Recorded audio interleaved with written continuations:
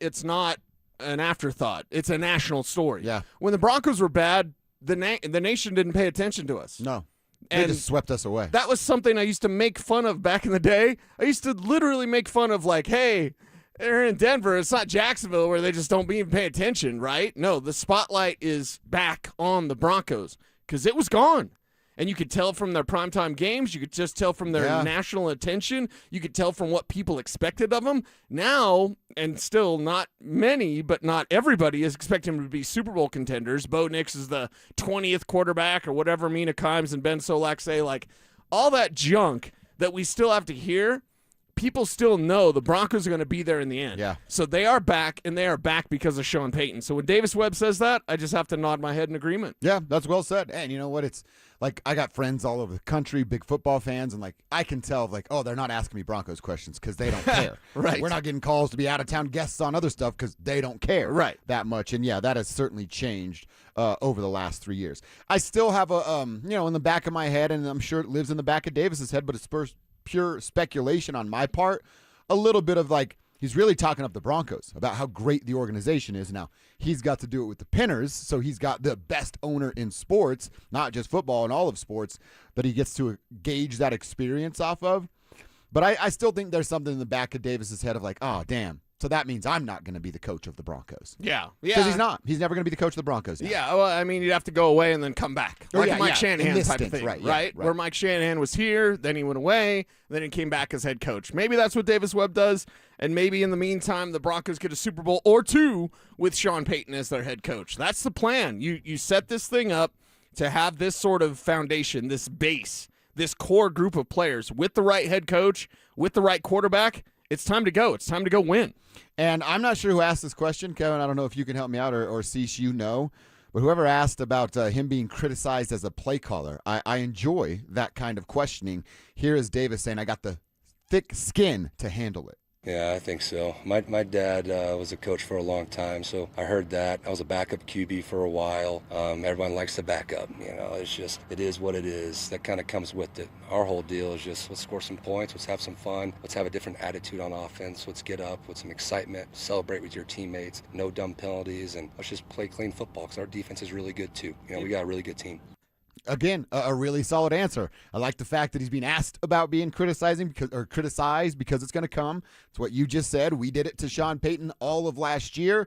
I think the two of us, and you might have to keep me in check on this, to be honest. Yeah. We'll give him like a 6-week period of like, hey, figure it out. And don't come in here and kill him for his play calls the first handful of weeks, because just like every NFL team, as our new play callers, getting real on-the-job training in real time. Yeah, real on-the-job training, and that's what you're going to break some eggs to make an omelet. Yeah. It's not always going to look perfect. It's not always going to look the way maybe even Sean Payton would want it to look. I want Sean specifically. I believe that we will. I know that Bo Nix will, and I believe that many fans will. Like, if it is a little bit rough as this offense gets its footing with Davis Webb calling those plays, let it have some time. I would say at least a month, if not two, into the regular season. Now, that doesn't mean they could be 0-8 and everything's fine. No. You're going to have to win an appropriate amount those first 6 games. If you're 3-3, whatever, we've had the conversation. But with Davis Webb calling plays, it's going to just take time to get him into a rhythm. What does he like? How does he work best with Bo? Now go forward and do that without Sean maybe grabbing the wheel too much. That was going to be my next question. We're going to give the grace. Yes. Will his boss give said grace in Sean Payton? Or, I mean, what if, talking about that 6-week schedule, there might be a couple losses in a row there. Right. Will Sean get desperate early and go, oh, we got to get a win? Right. I'm going to call the plays this game, and then it's this back and forth all season long where Davis doesn't know what his role is. Yeah, and that's the thing. I don't want that. And in fact, I bet Sean would tell you in a private moment he doesn't want that. And here's why. To take it back, you mean? Yeah, because Davis Webb will be a head coach someday, provided that this season goes well. Sean likes it when and he's got a lot of trees, a lot of coaching roots out there. I saw that video. He does. He does. He loves trees. Yeah. Then I look at it and I go, okay, well, Davis Webb, if it falls apart and his play calling's taken away, he'll be like Johnny Morton. He'll just go somewhere else or, kind of go back into the background. And That kind of makes me afraid that Johnny Morton would be the next play caller if Davis Webb succeeds. But either way, Sean wants the success so that Davis Webb can move on and go do his own thing somewhere else. Well, we think Davis Webb will be a head coach at some point of his NFL life, maybe sooner rather than later, probably not at least first go around here in the Mile High City. Vance Joseph got that shot and is still looking for another. Will it take a Super Bowl for him to get that chance? And what did he say about his plans to replace John Franklin Myers? We're going to check in with the guy we like a lot, Vance Joseph, coming up next.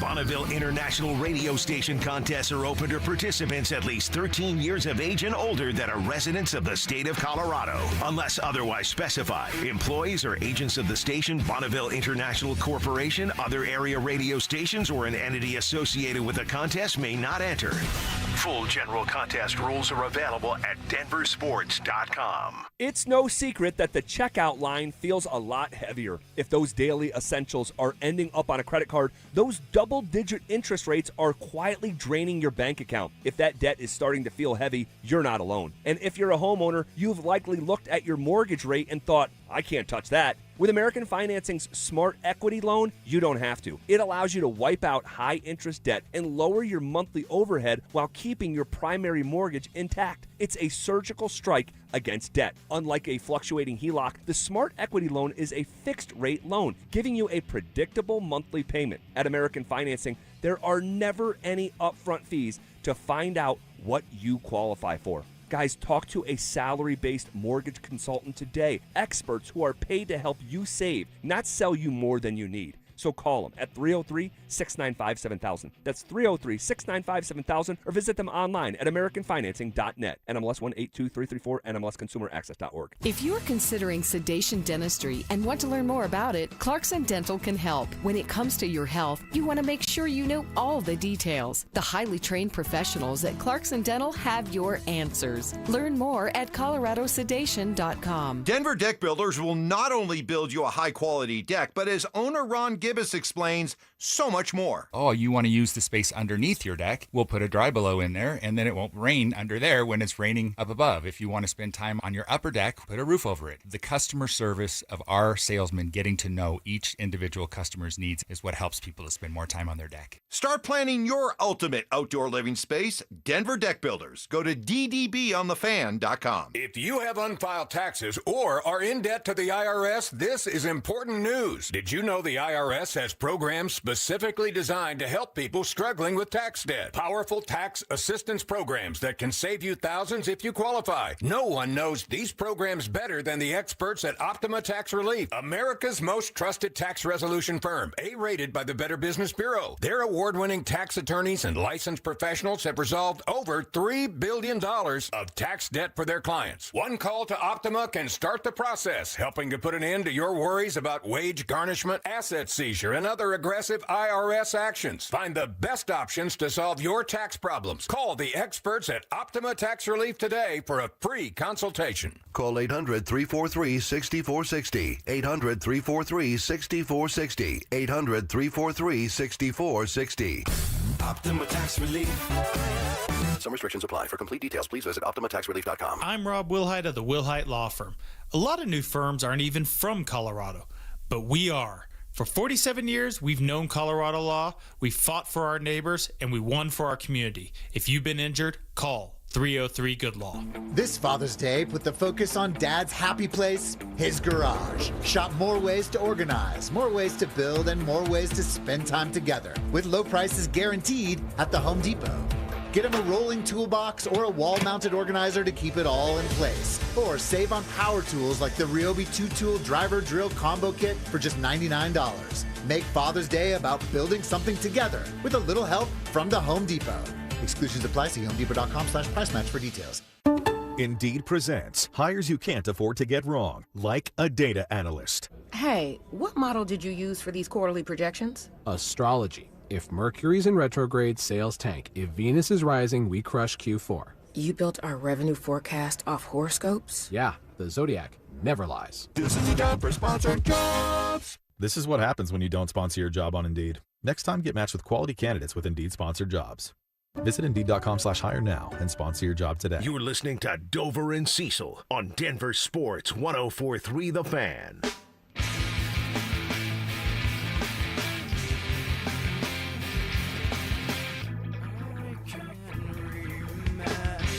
All right, we heard from D-Webb. We're going to hear from VJ here in a second. Don't forget, we want to hear from you guys for Tribe and Trucker Roll Call. Always want you guys to hit us up. 303-713-1043 is the RamosLaw.com text line. Hit us up there, and of course, put your name on the end of your text. Give you a better shot to get that text read.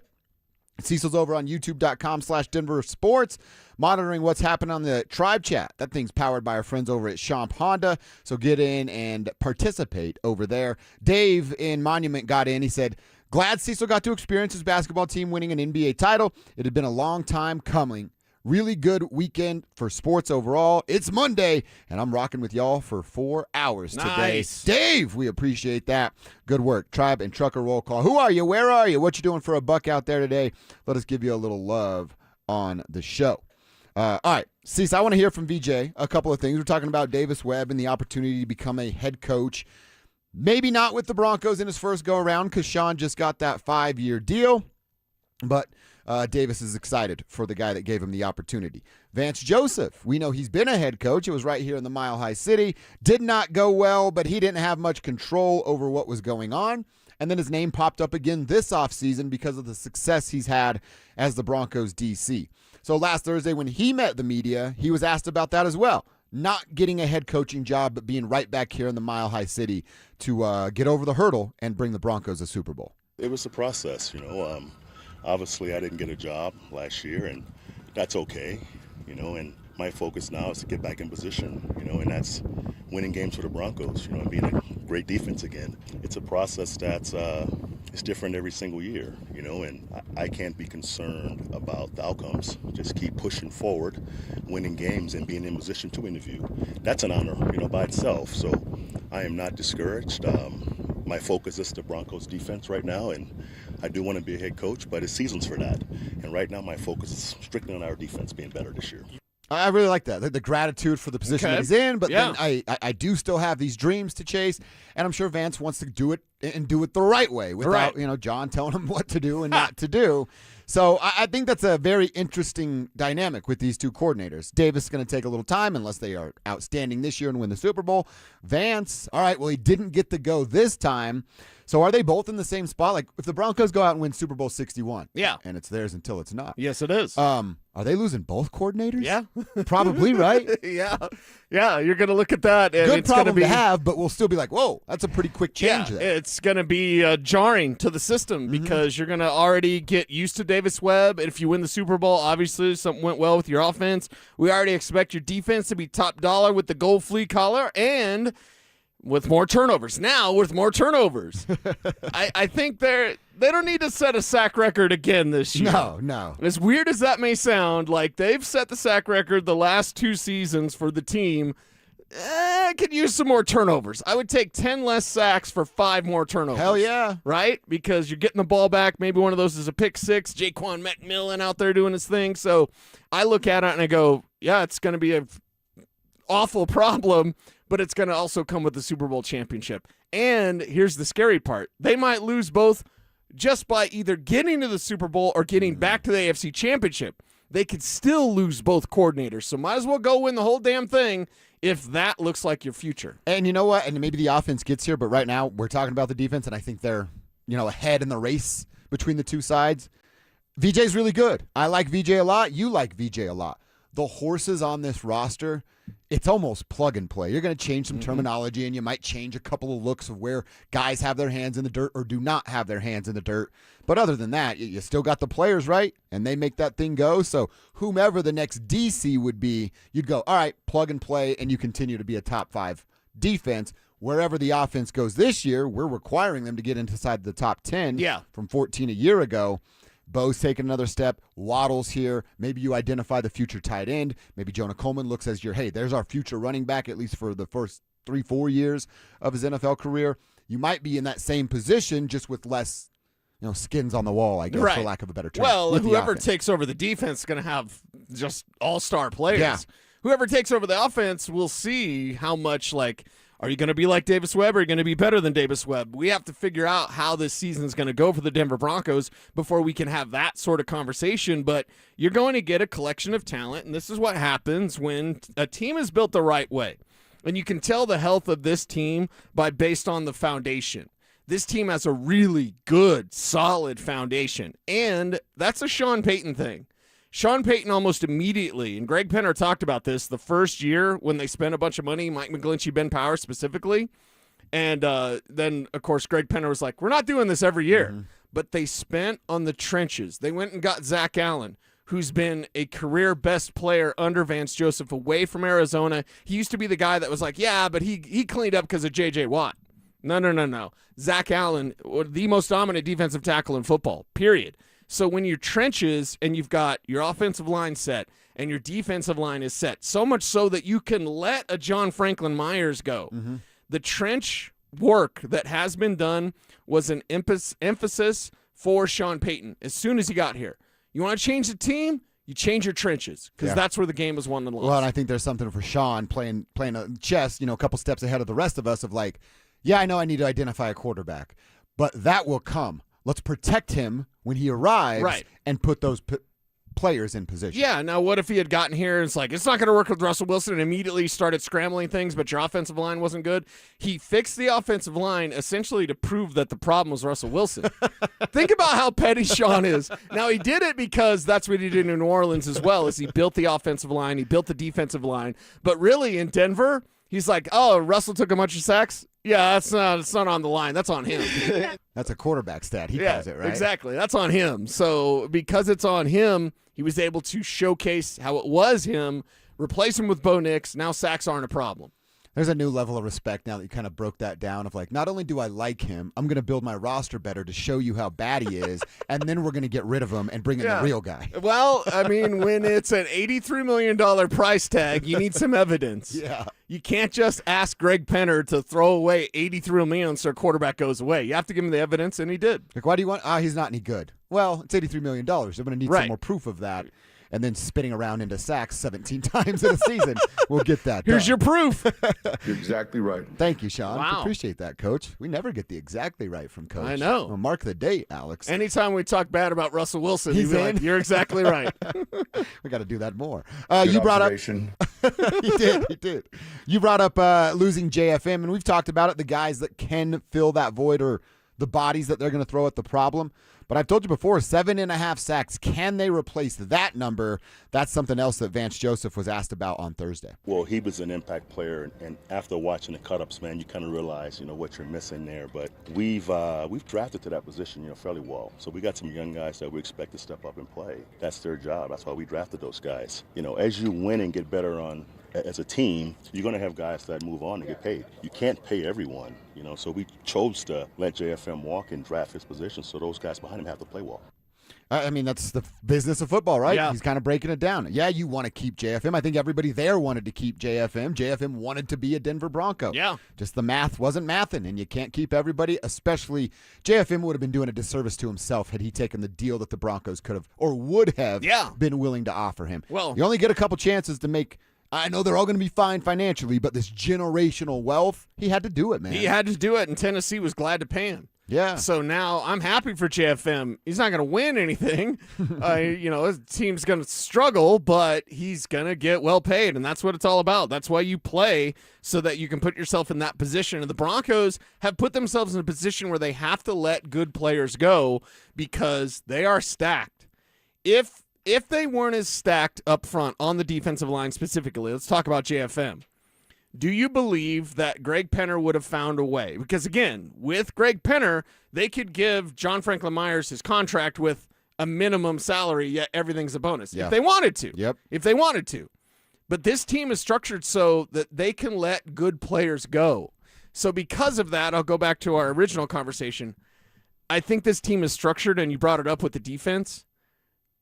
They're good enough to let good coaches go if they have to. After the season, after a Super Bowl win, I think they're structured well enough. Sean Payton's, got enough around him that it's not Vance Joseph who runs the defense next year. It's somebody else, Jamar Cain or whatever. Like, okay, that's not as good as VJ, but it also isn't this, precipitous drop-off. Yeah. Because you don't have Vance Joseph. No. You've got the talent. You've got the players. VJ's doing a great job putting it together.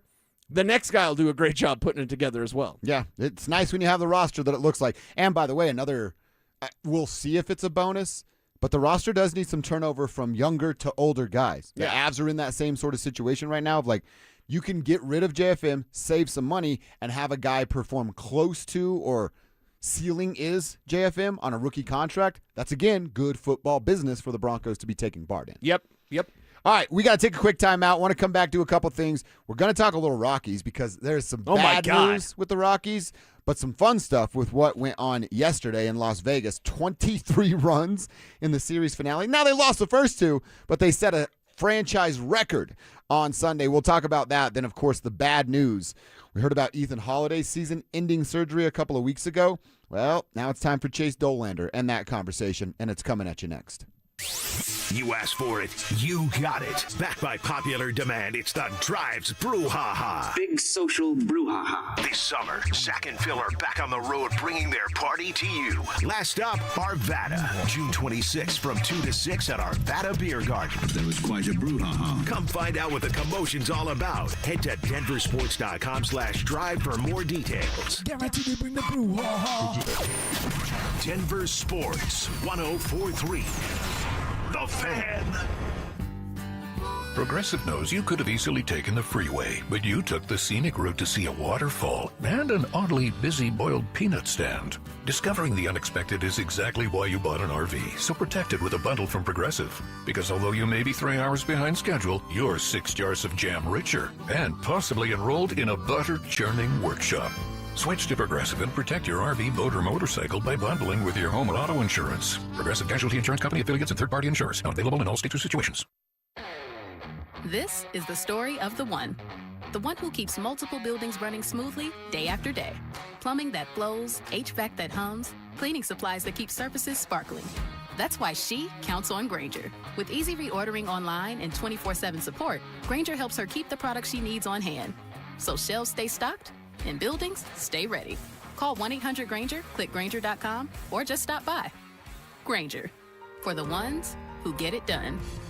Right now, it's Siltahar certified pre-owned vehicles starting at $10,980, backed by a 90-day warranty and a 5-day exchange. Too big? Swap it. Too red? Swap it. Any reason. Get top value for your trade-in instantly at sthmotors.com, then put that money towards hundreds of vehicles on the lot. New car buyer. Ford and Lincoln employee pricing. You pay what they pay. 66 years, family-owned, no games, just deals. sthmotors.com, Highway 36 in Wadsworth. Siltahar Motors. Get everything you want out of a dealership.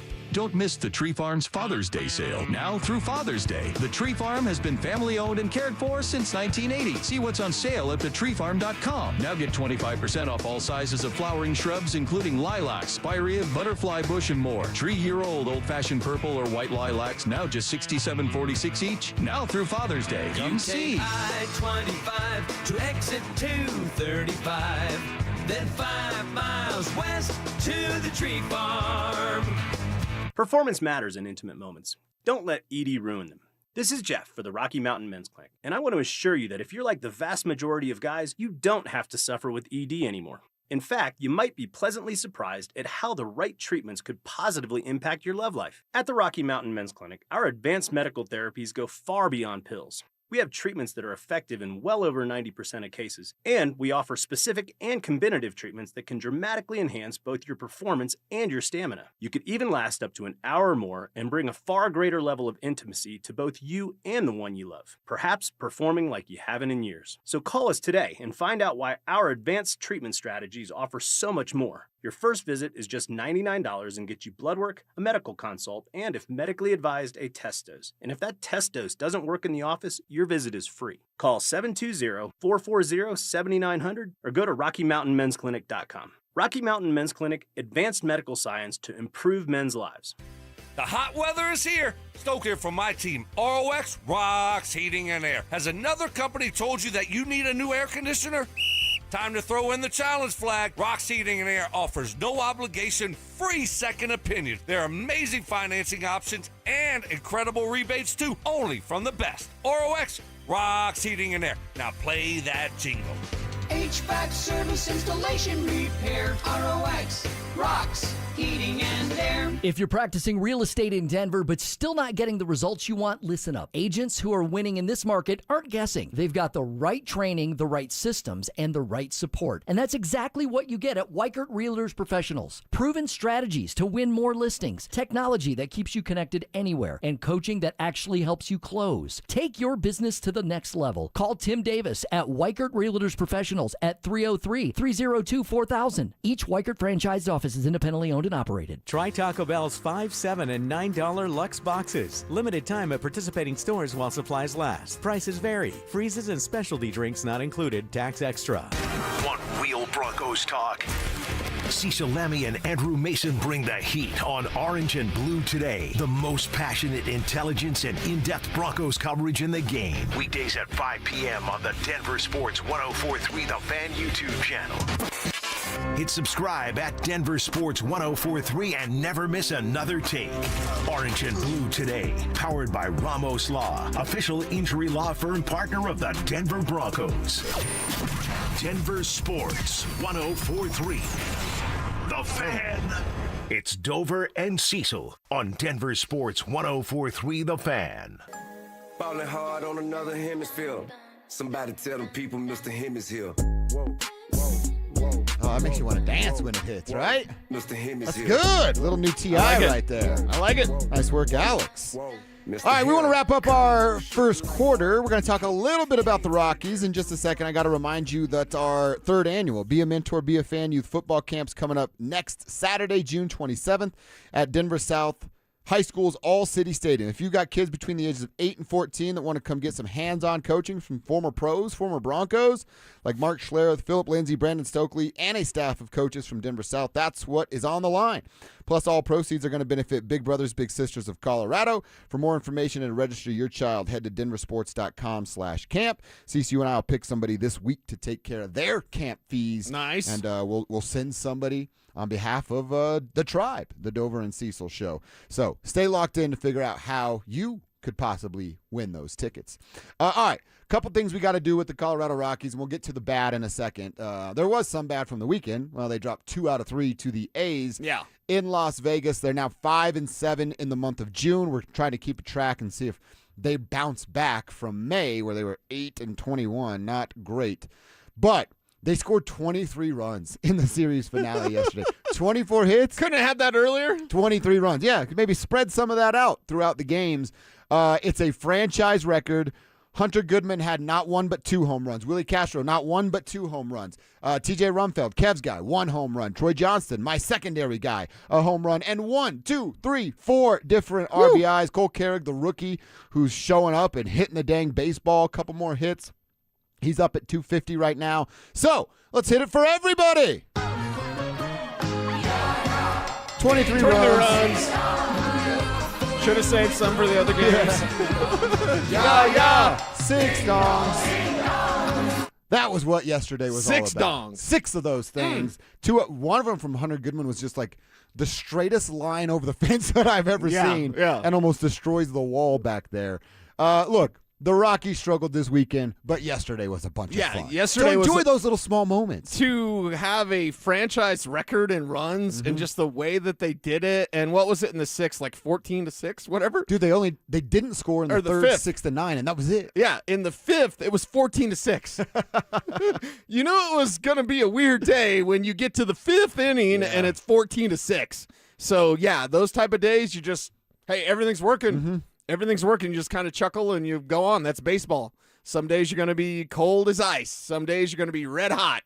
And the Rockies, for whatever reason, were red hot out there in that Vegas sun. Avoid the sweep from the A's. That's a good position. Obviously, you want to win a couple more. But avoiding the sweep and setting a franchise record is a good little start to kick off the week.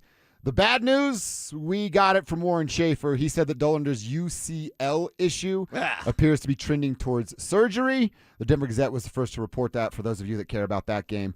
Again, that sucks. We've talked about, the Rockies being this little baby that's growing up in front of our eyes. Alex, I like your conversation about how are they laying down foundational pieces. Chase Dollander was certainly one of those. Oh, yeah. And now his season is over, and that's probably going to Maybe not too long, but I would imagine that drags into next season a little bit too. Yeah, we'll see how it goes in rehab and recovery and spring training next year. It's not ideal, but this is also a part of sports. As we mentioned, it's injury rate. You got to deal with it, and you've got to be ready. Now without Dolander, we'll see what the Rockies can do, and then next year will be next year. Are you building the right way so that next year we're even more excited about the Rockies and that they are better on a month-by-month basis? And I kind of like that. We can go month by month and then hopefully next year just series by series of like, okay, this team's a really good team. They're a solid team. I think we're probably still a couple years away from that. And see, now that there's no basketball, there's no hockey anymore, I'm going to get back into watching some Rockies. Yeah. But if they give me an 8-win month again, I'm out completely. Like if they start to trend in that direction of, oh, this is ugly again, yeah, I'll watch Law and Order until I go to sleep every night. That's what I'll do. Okay. So hopefully, like I said, 8 wins in May. They're already at 5 with 1 win coming yesterday. I think they'll be a little bit better. And just show me these little foundational pieces that I can start to hang my hat on and go, yeah, but next year, there's some expectations for this guy, this guy, and this guy. This guy, and this guy, and this guy. And that's what we're looking for is like, okay, we want the expectations to continue to grow. They're very low right now. Sign of life, sign of growth is the fact that we'll be expecting a little bit more from the Rockies next year. We should be, unless this thing falls apart here from June on. If they have the right manager, and which we're trying to be optimistic that they do, if they have the right front office, which we're trying to be optimistic that they do, then you will start to see some of these things, and it can create an expectation for the club as soon as next year. Again, that for me, that won't be, we'll go make the playoffs, go find a wild card. No, that's still a few years away, but you can see them walking, crawling sometimes in the right direction. Yeah. That's all we're looking for with the Colorado Rockies. Just progress. Just progress. That's it. Little baby steps in the right direction, and I think we should all be okay with that given what the last 3 years were. All right, you know what else we didn't get to talk about yet? What's that? Was what we watched on Friday night. A little World Cup, Team USA action. Alex, you were right about the atmosphere and the environment. It was really cool. I went out fishing a little bit, so I missed the beginning of it, but then went back to just see the opening ceremonies, I guess. And it was awesome. The kits that they're wearing are pretty freaking sweet as well. And then the play, they go and score 4 goals in one game, which was the most that Team USA has ever scored in a single World Cup match. I don't know what's going to happen on Friday versus Australia, but I was entertained, and I'm not soccer guy. I'm not play soccer guy, watch soccer guy, but I was thoroughly entertained, and there was like this, again, a feeling on the TV, not just in the stadium in Los Angeles there, but like, all right, maybe they're going to get me, and I'm a fool this time around, but it's like, wait a minute. USA Soccer feels and looks a little different right now. Yeah, and I think it's the goals scored, right?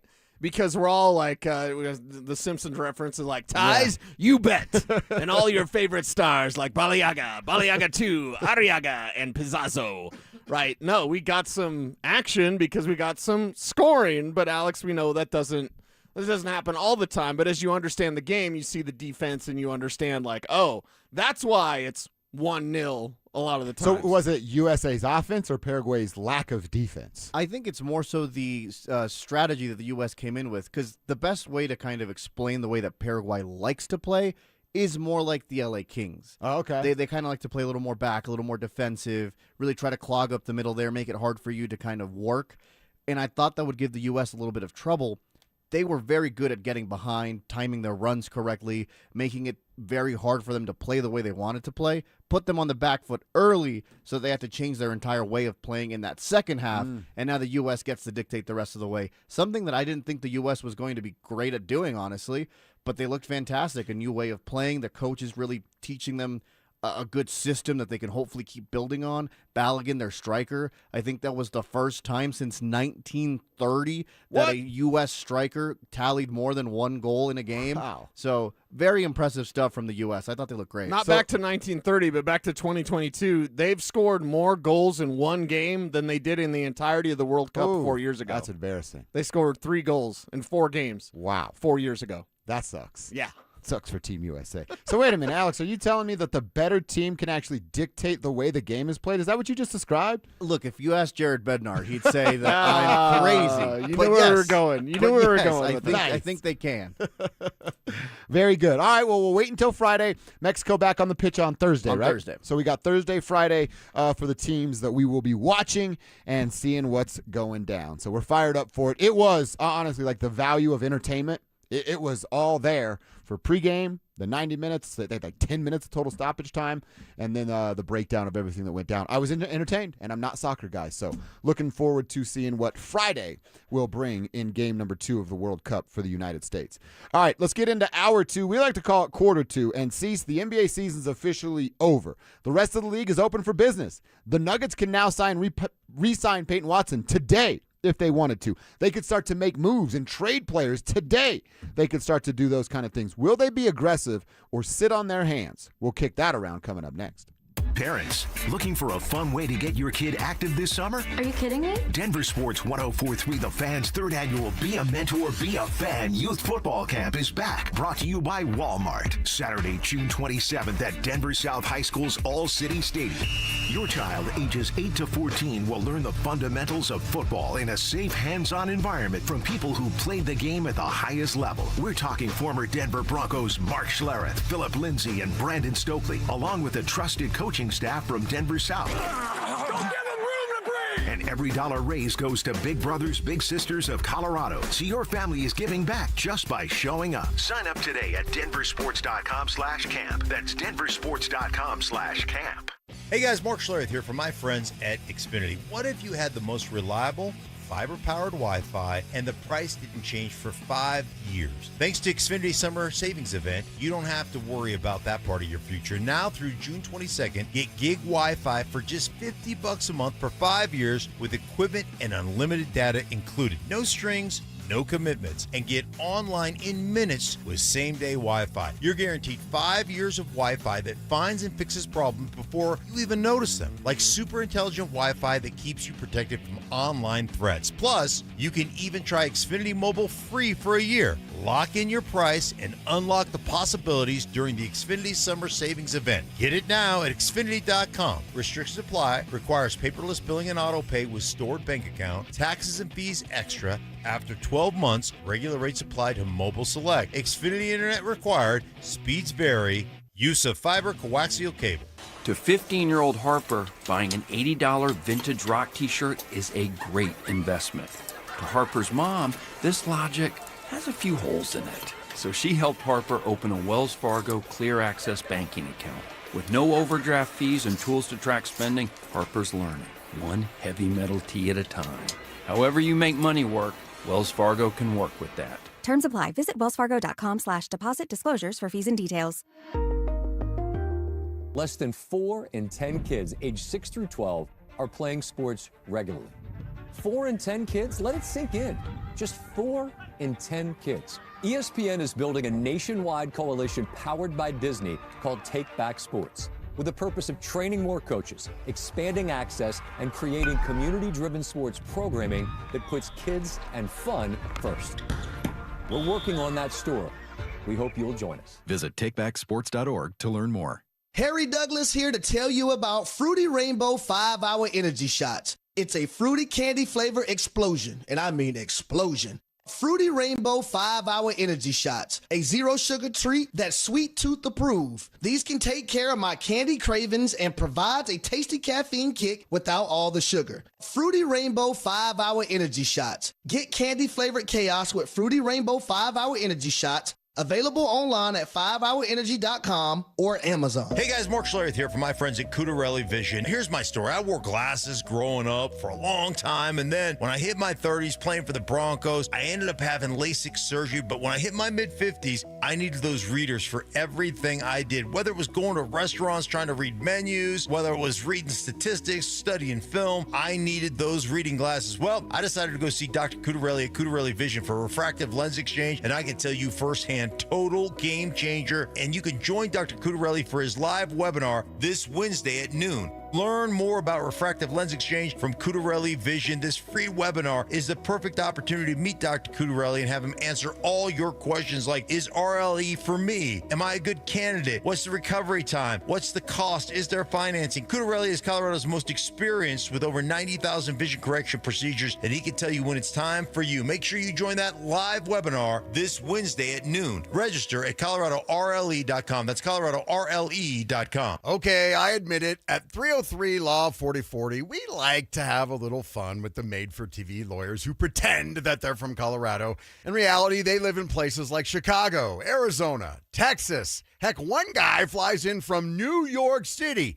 New York City! Just so he can do his commercial and fly back home. Crazy thing happening here in Colorado. Outside private equity funds are pouring millions of advertising dollars to prop up these guys and get them to pretend they are local voices that you can trust. So what really happens when you call one of those pretend made-for-TV lawyers? Here's an example. A young man was hurt. He called one of those guys. The insurance company said, nah, we're denying the claim. No money for you. His made-for-TV lawyer said, sorry. So his friend said, you need to call 303 Law 4040. We took the case and told the insurance company their denial was BS. And they said, you're right. Here's all the money. If you've been injured, don't waste your time calling a pretend made-for-TV lawyer. Call 303 Law 4040. Go ahead, save that number in your phone. It's 303 Law 4040. Hey, Colorado, do you hear that? Not really.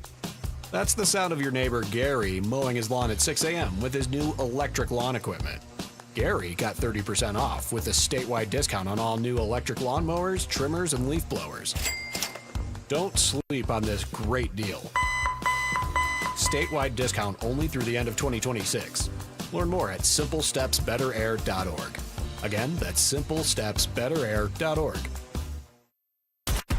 KKFN and KKFN HD1 Longmont, Denver. You're listening to Denver Sports 104.3 The Fan. Denver Sports 104.3 The Fan presents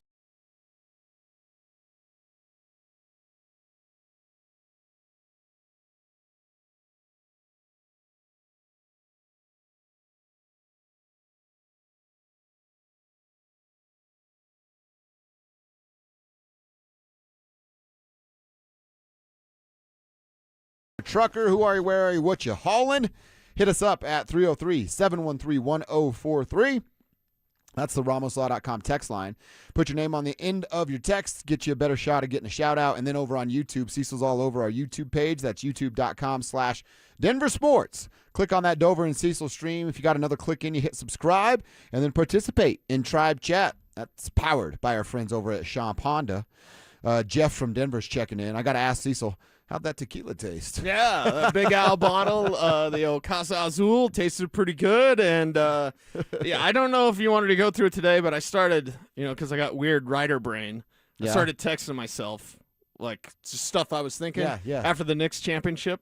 So, I just interesting things. When I go back and I look at the stuff I was thinking about, I was like, huh. I must have been feeling pretty good that night. That's for sure. Yeah. All right, we're going to get into a conversation about these Denver Nuggets, and their offseason is officially here. The day after the NBA season comes to an end, teams can start to re-sign their own guys, make calls about trades, and then all this stuff will become official when the league year starts. The little tampering window on June 30, and then into July when it really gets going. So, will we hear about any offers for Payton Watson? Will trade calls be made to move a guy like Christian Brown? I was just telling you, Cease, during the break, with the seasons being officially over, I dove deep into last night and this morning that article from Jake Coyne, who's the stat squatch on Twitter and is a stat guy but loves the Denver Nuggets. It's 73 pages, but it's really, really good information. Right. And I got through it all today. Well worth your time. We'll start to kind of break that down tomorrow. He's got a breakdown of what the offseason is going to look like, including how you can keep Payton Watson, move Christian Brown. All of those things will be coming throughout this week. But you know what I saw on Twitter that I thought was very, very strange? What's that? We all know Mark Cuban, right? Former owner of the Dallas Mavericks. He now has nothing to do with the Mavericks. He's on Shark Tank, and he's making prescriptions affordable for people across the United States, which is great. But over the weekend, Mark Cuban on Twitter and his 8.5 million Twitter followers saw what I saw. He simply posts a YouTube link. And that YouTube link is a highlight of Jamal Murray dunking the basketball in the NBA Finals. And then before anybody could respond, Mark responds to himself and writes, "Just a reminder, I have absolutely zero to do with Mavs basketball. Nothing. Nada." End of the tweet. So then the whole world's going like, well, why are you sending that out? What's going on? That's are you weird. Do you have any pool there? Like, so here's a question. Now, will the new owners listen to anything Mark Cuban has to say? I don't know how aware you've paid attention to what's going on in Dallas. Christian Clark covers the team. He's a buddy of mine, so I kind of got an insight as to what's happening. Okay. The new owners don't really want to do with Mark much because Mark's kind of Dallas, and he's the city, and he cares about that. They don't. Those owners want a casino at their stadium. Dallas and the city are against that, and they've talked about like, well, we'll go somewhere where they are open to that. Right. So there's this internal debate and things that are going on with They Dallas. want a casino at their basketball stadium. They do, yeah. That's stupid. Oh, it's coming. It's coming to all the stadiums sooner rather than later. Yeah. Nobody will be in the stands. They'll all be chasing their mortgage up there. My But love of sports does not come from sports gambling. no, it does not. So there's my question. Like, how much pull does Mark have, if any? And if he likes Jamal Murray, does he have a big enough voice in there to go, hey, guys, the Nuggets need some change. We need some help around Cooper Flagg. Yeah. That's not necessarily Kyrie Irving, who's a little bit older. So is there any interest between these two teams to do a trade? And, of course, all the conversation starts with Jamal Murray and Kyrie Irving. I messed around with the trade machine last night. You could do that straight up easy. Jamal for Kyrie, and the Nuggets actually save $9 million. Or we can continue to flirt with this second apron, and by the repeater tax has nothing to do with the cap. That's only money out of Stan's pocket. So I don't care about that. Stan should spend his money. You could go trade Jamal for Kyrie straight up. I don't know that I'm interested in that. In fact, I know I'm not interested in that. You can add Caleb Martin onto that deal too. The Mavs will try to tell you Caleb Martin's a 3-and-D. Take the 3 away. He's just a defender that might make a couple of jump shots in the corner. Yeah, but they need a defender. They definitely Doesn't do. matter if he only makes a couple of jump shots. So that's the conversation. Kyrie and Caleb, for a guy like Jamal, it puts the Nuggets in the same financial spot that they are, but you're getting a 2-for-1. You're getting a 2-for-1, and I kind of like that based on where this team's at, and I don't want to get rid of Jamal Murray. Full stop. Like, right there to begin the conversation. I want Jamal Murray and Nikola Jokic here. You got the best two-man game. Go. And put better around him. Pay for Payton Watson, whatever the answer is. But if the answer is a trade and it happens to net you Kyrie, well, how much is left with Kyrie? Have we seen the best of? Have we seen? Yes, I believe we have seen the best of Kyrie. So how much does he have left compared to what we're just starting to see with Jamal? So it's interesting. It's odd that Mark Cuban would do that. But if the ownership, which, by the way, the Mavs obviously getting worked all the time because they drafted Luka and Jalen Brunson in the same draft and then got rid of both of them. Basically told Jalen, you're not good enough. Traded Luka for nothing. Yeah. Like, ugh. The returns on those are unbelievable, and none of them are still on the Dallas Mavericks. Woo! So the returns they got aren't even on the team anymore. Wow. Okay. Well, good luck with that. So maybe Jamal's part of their plans, but if they're not listening to Cuban or if they don't want to listen to Cuban, then it just seems like that would be something that doesn't work out. But it's one of those things that until we get a little bit further in this offseason, it's going to be part of the conversation, right? Until we see what this new look Nuggets team can be. Are they just run it back with David Adelman? God, I don't know how that could be your plan, but outside of massive changes like a Jamal move, I don't know what your plan exactly is. When you say run it back, you're including P-Watt? Probably not. Probably not. Like, if you run it back with P-Watt, that one makes a little bit more sense to me, but it means they have to get in the second apron, which they seem like they're never going to do. So run it back with Payton Watson, okay, I get it, still not going to work, but it's going to be better than run it back without P-Watt. There is a scenario where you run it back with P-Watt and you're just under the second apron, but it's with, I can't remember the number, 5 or 6 like veteran minimum contracts that you'd have to go find. And then that means out of your 15-man roster, 5 of 6 of them are on a veteran minimum contract. Wow. You think they're going to be any good? Right. And help the Nuggets win a championship? Right. The answer is no to that. The answer is no. And again, just kind of looking at what do the Knicks have and how could that reflect on the Denver Nuggets? Do you know what Mike Brown did that old Tibbs didn't do. Tibbs didn't want to go to his bench. You have to have a bench. If you're telling me there's 5 guys with minimum contracts, I'm like, ooh, okay, that's a little bit scary. But you have to be able to utilize. You've got to have that bench depth. And honestly, and I would love your short answer on this because I think it is a short answer.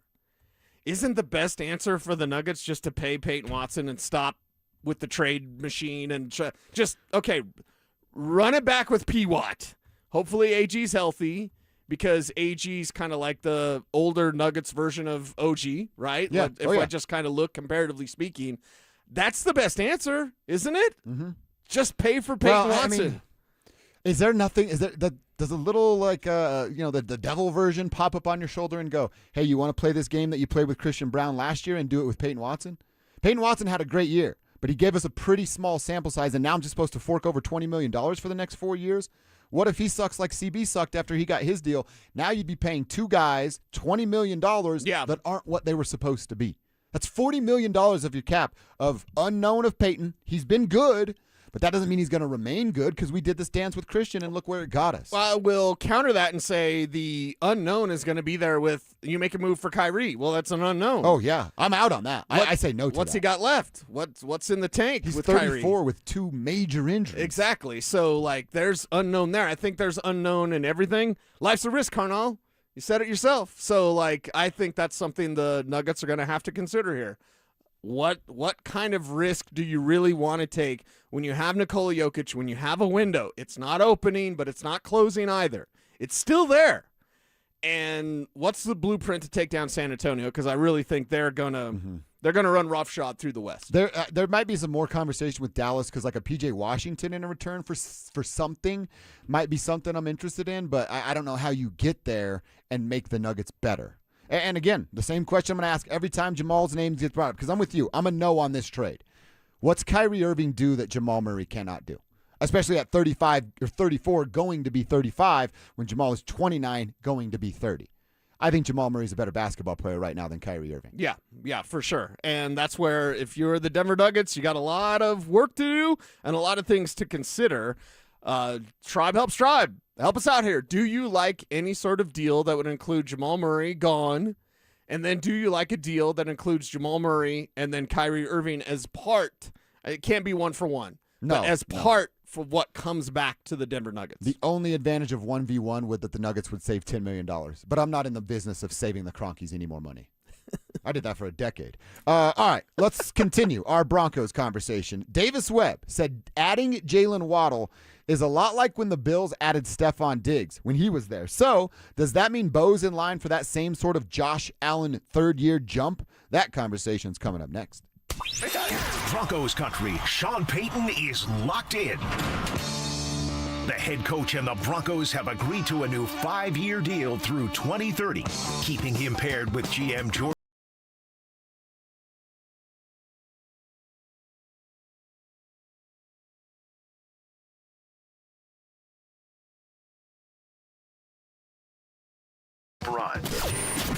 Denver Sports 104.3. The Fan. If you have unfiled taxes or are in debt to the IRS, this is important news. Did you know the IRS has programs specifically designed to help people struggling with tax debt? Powerful tax assistance programs that can save you thousands if you qualify. No one knows these programs better than the experts at Optima Tax Relief, America's most trusted tax resolution firm, A-rated by the Better Business Bureau. Their award-winning tax attorneys and licensed professionals have resolved over $3 billion of tax debt for their clients. One call to Optima can start the process, helping to put an end to your worries about wage garnishment, asset seizure, and other aggressive IRS actions. Find the best options to solve your tax problems. Call the experts at Optima Tax Relief today for a free consultation. Call 800-343-6460. 800-343-6460. 800-343-6460. Optima Tax Relief. Some restrictions apply. For complete details, please visit OptimaTaxRelief.com. What's up, everybody? Philip Lindsay here. Reclaim your freedom to move, explore, and live life on your own terms. If degenerative joints are trapping you in pain, Regen RX's natural stem cell or PRP therapy sets you free, using your body's own natural ability to heal. Regain the freedom you've been missing. Get your totally free consultation today and see if it's the right move for you. Give my friends at RegenRx a call today at 303-630-9770 or visit them at regenrx.co. That's regenrx.co, and let them know that Philip Lindsay sent you. This is the story of the one. As a maintenance engineer at a beverage manufacturing plant, he starts his day knowing every line is ready to run because Grainger delivers the industrial-grade products he needs to keep mixers, conveyors, and packaging equipment moving. With Grainger's vast selection of bearings, belts, and motors, he keeps operations running smoothly, so nothing grinds to a halt. Call 1-800-GRAINGER, click Grainger.com, or just stop by. Grainger, for the ones who get it done. Wesley Financial Group is not a law firm, and Chuck McDowell definitely not an attorney. This is Chuck. If someone talked you into buying something really silly and you want to get out of that silly little thing, my advice, get the facts. Call me and I'll send you our timeshare exit kit absolutely free. Inside, you'll learn how timeshare works and all your options for cancellation. Call Wesley now for your free exit info kit. 800-572-3344. That's 800-572-3344. In the playoffs, games are won and lost in overtime, where the pressure is at its highest. In your facility, overtime starts the moment the power goes down. That's when experience makes the difference. For over 40 years, Piper Electric has delivered expert electrical construction, service, and maintenance, including fire alarms and large-scale power distribution. Their licensed electricians are built for high-pressure situations and complex projects. Starting something new? Make the call that keeps you out of overtime. Include Piper Electric. Visit piperelectric.com. If you have to deal with pain that causes you to struggle climbing stairs, can't kneel down, or even raise your arms, that means you don't play with the kids, golf with the guys, or get through a workday without exhausting pain. Hey, it's Mike Evans, and I'm here to celebrate what you can do. And that's exactly what QC Kinetics patients are doing, not bracing for the next jolt of pain. It's gone. They've moved on, back to living their lives. You've heard me talk about the team at QC Kinetics, and so many of you have been through their game-changing regenerative treatments, done right in the office. No missing work, no surgery, no long recovery. The inflammation calms down, the pain backs off. And they love hearing from you, how we here at The Fan help you dig out from under that long list of can'ts and get back to living your best life. So go find out what you can do. It's a good life out there, folks. Go live it to the fullest. Let's get rid of that pain starting now. The consultation's totally free to see if you're a good candidate. Call 303-900-8986, 303-900-8986, with locations in Aurora, Superior, Highlands Ranch, and the Springs. It's QC Kinetics. This segment on 104.3 The Fan is brought to you by Biondino Law Firm. Names that rhyme, takes that hit different. Shapiro and Piro is happy hour sports talk built for the modern fan. Local stories, hidden gems, and the mustache monologues you never knew you needed. Weekdays at 3 p.m. on the Denver Sports 104.3 The Fan YouTube channel. Subscribe now at Denver Sports 104.3 and get in on the action. Denver Sports 104.3 The Fan. Denver Sports 104.3 The Fan presents Dover and Cecil.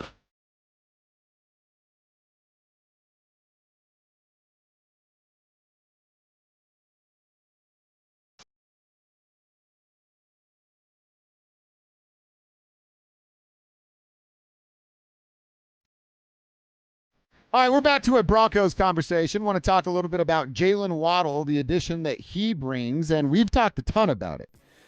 But what did Davis Webb have to say about their brand new weapon and his first year calling plays, having Jalen Waddle to get things to and get Bo Nix going his direction? He had some big words for who Jalen Waddle reminded him of. He's good. He's a really good player. There's some similarities when I was with Josh Allen going into year 3, similar to Bo going into year 3, and we traded for Stephon Diggs. And that was a good year. That was a good 2-year run in 20 and 21 when I was together with them. Just seeing the growth from both players that time, there's some similarities of what started to happen here. It doesn't mean it's going to. We got a long way to go. But man, he's good, and I've just enjoyed the person and just watching him work. He is a blessing to be around. He is a multiplier. He's a thermostat. Very, very good. That's a credit to George. That's a credit to Sean. We don't bring in bad people here. We got really good players, and we got great team chemistry. All right, so he talks about the addition of Stephon Diggs to Buffalo. We know it flamed out before anything significant happened there, but The numbers for Josh is really what we're looking at. First couple of years for Josh Allen, not good, right? 11 starts as a rookie, 5-6 record, only 2,000 yards passing, 10 touchdowns, and 12 interceptions. The following year, he was the guy. 10-6 in his 16 starts. Completion percentage still under 60, but 3,000 yards, 20 touchdowns, and 9 interceptions. They go get Stephon Diggs. So he had only thrown for over 3,000 yards by 89 yards. And in that next season, he went 13-3. His completion percentage bumps up 11 percentage points at 69%. Real nice. Throws for 4,500 yards. Cease 37 touchdowns and 10 interceptions, 284 yards per game. Bo Nix, in his first couple of years, his yardage has been better than both of Josh Allen's first and second years. His completion percentage, better than Josh in both his first and second years. His record, better than Josh in both his first and second years. Touchdown to interception ratio in year 2, not the same. And his yards per game, Josh has the advantage in that category. But if his completion percentage is going to go up 11%, we're going to talk about Bo's in the 70 percentile. That's probably not going to happen, but it can raise. What I'm really looking at is touchdown number and yardage total. He jumped up 1,500 yards by one player. It's the number you keep talking about, what Jalen can achieve, and he threw 17 more touchdowns in one season. Yeah, and is that all going to be from Jalen Waddle if, in fact, Bo Nix does that? Whew. I mean, that's going to be a hell of an explosion of offense if that's the case. And I look at this and I go, you know what? I'm not going to say it's not. I'm not going to say he can't do what Josh Allen did in year 3. And by the way, your number for Jalen, Diggs' first year in Buffalo, 127 catches, 1,500 yards, and 8 touchdowns. Okay. Could Jalen Waddle do that? He could. Yeah. The 1,500 number scares me a little bit. Right. But he could. Yeah, he definitely could. I think the floor for Jalen Waddle is 1,100 yards, and I think the ceiling is about 1,400 or 1,500 yards. I think that's what we should look at when it comes to the situation with this Broncos wide receiver group. Wide receiver group is awesome. Jalen Waddle is the best of the best. And that's going to be significant for the Broncos this season is you're going to see a different offense. You're going to see a better offense. You're going to see a more explosive passing game. And, yeah, those numbers for Bo Nix could look somewhat similar to what we saw from Josh Allen in year 3. And if he takes that kind of jump, I mean, dude, we know what the defense is. If Bo is throwing for an extra 15 touchdowns, 15 to 20 touchdowns, and has an extra 1,500 yards on his resume, that's getting ahead of myself here. That's an MVP conversation for Bo Nix. That's what that leads to. Yeah. Because the team, we both say they're not going to win 14 games, but if you're winning 10, 11, 12, and you're fighting for the AFC West, and you're still in contention for the number 1 seed in the AFC, and you have that kind of numbers in QB next to your name, that's default MVP conversation. Okay, well then MVP Bo Nix has a nice ring to it, doesn't it? Kind of like how that sounds. MVP Bo Nix, Super Bowl MVP Bo Nix. I like how that sounds better. That sounds really, really good, and that's what's going to be on the docket if you have this type of explosion. Again, y'all think you know Bo Nix. Y'all think you know the Sean Payton offense. I am here to tell you, as I've been saying, you have not seen the best of Bo Nix. You have not seen the best of Sean Payton's offense. You've seen about 60% of what Sean wants to do. Get ready for the 100%. Mm-hmm. Get ready for the full Monty. Everything out there on display for the Denver Broncos and their offense to be pushing to be the best in the league. Bo Nix, baby. Let's go. That's right. That's a good one, too. We got to get that one more involved. That's the best one. And then we talked about, it was numbers that Kevin found about the last 11 Super Bowl winners, about what wide receiver 2, all the stuff we did last week. In that first year with Stephon in Buffalo, it was the ripple effect, the butterfly effect for everybody else. Cole Beasley had 82 catches for 967 yards that year. That sounds exactly like what we're expecting out of Courtland Sutton, right? Yeah. The formula was like 700 and something yards. I think Courtland's still an 800 to 950 yard wide receiver with Jalen Waddle on the roster. Yes. Their third guy, this is where it really drops off. Is their tight end in Dawson Knox, 24 catches for 288 yards. I think we both want more out of a tight end than that. But if you have a wide receiver going for 1,500 yards and another one flirting with 1,000, there's some room for, okay, we didn't get what we needed out of the tight ends. Right. Plus, if I go back, I don't think Dalton Kincaid was on the roster yet in year 3 of Josh Allen, but know that they've always used a form of tight end by committee. So it's not just always Dawson Knox. Again, I'm not sure if Dalton Kincaid was there in that year or not, but they always use multiple tight ends, and that's why that number's a little bit lower. But if you're telling me 1,500 for Jalen Waddle, this sounds kind of bad, but I don't really care. What if it's $1,500 for Jalen Waddle and it's $1,000 for Court? Then yeah, scraps for everybody else. Sorry. And by the way, Dalton was not there yet. Okay, yeah, I didn't think so. But either way, like I look at it and I go, you know what? $1,500 for Jalen and $1,000 for Court. Everyone else is going to have to pick up the slack because there's not going to be a whole lot after that. We're talking about 2,000 yards, but 2,000 yards split between Troy Franklin and Pat Bryant and R.J. Harvey and Evan Ingram. And by the way, Troy and Pat themselves almost combined for 1,000 a year ago. Yeah, exactly. So for people saying he's not going to hit 4,000, bump that number up.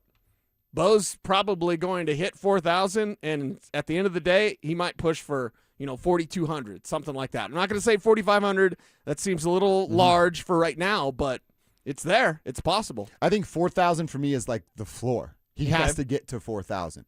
4,500 would be the ceiling for this year. And again, that's right. That's without me saying that Waddle can get you that 1,500. I'm in the 11 to 1,250 range for Jalen Waddle. Yeah, and that's all fair. That's about what he should be projected this year. An 1,100-yard receiver to go along with what I anticipate Court will be 900 to 1,100 yards himself.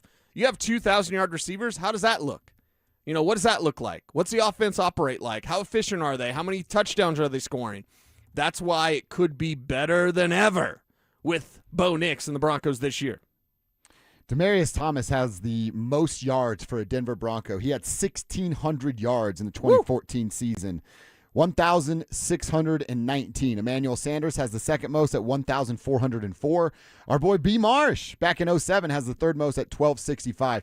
That's where I'm living. Like that 1,265 is something I think he can certainly achieve this year. Yeah. And then in the future of Bo and Jalen growing together and this offense growing together, that 1,400 number isn't as elusive as I think it once was. No, I don't think people, and you're not doing this, I don't think a large part of Broncos country is doing this, but I think people just can't be nervous about what Bo Nix is going to do. Can't be scared of what Jalen Waddle's going to do. It's going to look completely different.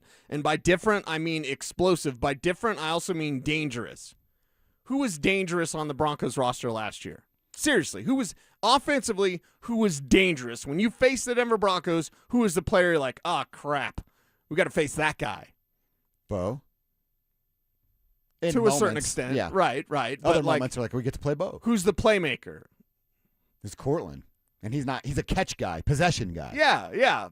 I think your danger factor is a lot higher with Jalen Waddle. I love it. Can he do it? Can Jalen Waddle be the 2026 version of what Stephon Diggs was back in 2020 for Josh Allen and those Buffalo Bills? Just this time around, Bo has the clutch factor, where Josh has the choke factor. So maybe it turns out a little bit different. All right, I want to go back to the Avalanche. The Avs are getting older. Kale's going to get paid this offseason. We're going to talk about that Kale extension and how soon the Avs should be thinking about roster turnover and getting younger to build around Kale. Our Kale 2.0 conversation is coming up next. You asked for it, you got it. Backed by popular demand, it's the Drives Brouhaha. Big social brouhaha. This summer, Zach and Phil are back on the road bringing their party to you. Last up, Arvada. June 26th from 2 to 6 at Arvada Beer Garden. That was quite a brouhaha. Come find out what the commotion's all about. Head to DenverSports.com/drive for more details. Guaranteed to bring the brouhaha. Denver Sports 104.3. The Fan. A noisy garage door is a cry for help. Hi, I'm Tommy Mello, owner of Don's Garage Door Service. Most repairs are simple, but if left untreated, they can turn into costly repairs. Your garage door works hard every day, and a little maintenance goes a long way. We fix garage doors fast with quality parts designed to last a lifetime. Over 90,000 five-star reviews don't happen by accident. They happen by putting people first. Fixing your garage doors is what we do. From repairs to upgrades, call Don's Garage Door Service today. Progressive knows it ain't easy navigating the open plains of home insurance, but there is one man who can help tame that wild herd of options. The Home Quote Explorer.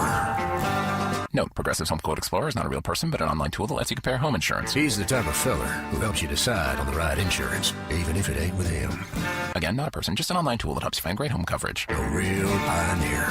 Okay, fine. Just do the thing. Progressive Casualty Insurance Company affiliates and third-party insurers. Comparison rates not available in all states or situations. This is the story of the one. As a maintenance engineer at a beverage manufacturing plant, he starts his day knowing every line is ready to run because Grainger delivers the industrial-grade products he needs to keep mixers, conveyors, and packaging equipment moving. With Grainger's vast selection of bearings, belts, and motors, he keeps operations running smoothly, so nothing grinds to a halt. Call 1-800-GRAINGER, click Grainger.com, or just stop by. Grainger, for the ones who get it done. It's hot out there. Stoke here from my team, ROX Rocks Heating and Air. Are you ready for one of the hottest summers we've ever seen? It might be time to cut your air conditioner and draft a new high-performing air conditioning system that will keep you and your home cool and comfortable. There are amazing financing options and incredible rebates too, only from the best ROX Rocks Heating and Air. Now play that jingle. HVAC service, installation, repair. ROX Rocks Heating and Air. Walmart is proud to sponsor the Be a Mentor, Be a Fan football camp in partnership with 104.3 The Fan. Walmart is helping to invest in the next generation by bringing together Broncos alumni on-air hosts and South High School football coaches for a one-of-a-kind camp experience, benefiting Big Brothers, Big Sisters of Colorado, because every young person deserves encouragement, guidance, and the chance to reach their full potential. Walmart proudly supports Big Brothers, Big Sisters of Colorado and their mission to build life-changing mentoring relationships for kids across our community. Hey guys, your boy Stink here, and if you're a guy over 50 dealing with an enlarged prostate, you need to know about PAE, prostate artery embolization. It's minimally invasive, done through a tiny pinhole, and you're back home the same day. Most men who have PAE don't experience any sexual side effects associated with conventional prostate surgery. At Colorado Advanced Endovascular, their experienced team offers specialized prostate treatments with near zero impact on sexual function. Top-tier radiologists, boutique setting, personalized care in Lakewood. Go to coloradoae.com. Robbie Dino here at BeatTheDA.com. I've handled over 7,000 cases, 300 trials. Let's face it, divorce is really impactful. You may have a controlling spouse. You may have a violent spouse. You may have been a victim of a domestic violence. You may be wrongfully accused of domestic violence. This all affects parenting rights. And let's face it, the kids are the most important. These are the things that need to be handled. They need to be handled appropriately by someone that's going to protect your kids and protect your rights. Hit me up at BeatTheDA.com, 720-706-5151. What's going on, everybody? Philip Lindsay here. Denver's recent hailstorm hit hard. Golf ball size hail, to be exact. Damaged shingles, cracked siding, dented gutters. You might not see it from the ground, but your roof took a beating. And I don't want you to wait around for a leak to find out. Call Monarch Construction and Roofing today for your free no-obligation storm damage inspection. Monarch works directly with your insurance company, so you don't have to. Monarch Construction and Roofing, your local Denver storm damage experts. Visit monarchroofing.com to schedule your appointment today. Monarch Roofing is your official roofer of the Denver Broncos. Choose one of Wendy's new Biggie deals. For a pretty Biggie deal, gotta be Wendy's. U.S. price and participation may vary. This segment on The Fan is built by Denver Deck Builders. You're listening to Dover and Cecil on Denver Sports 104.3 The Fan.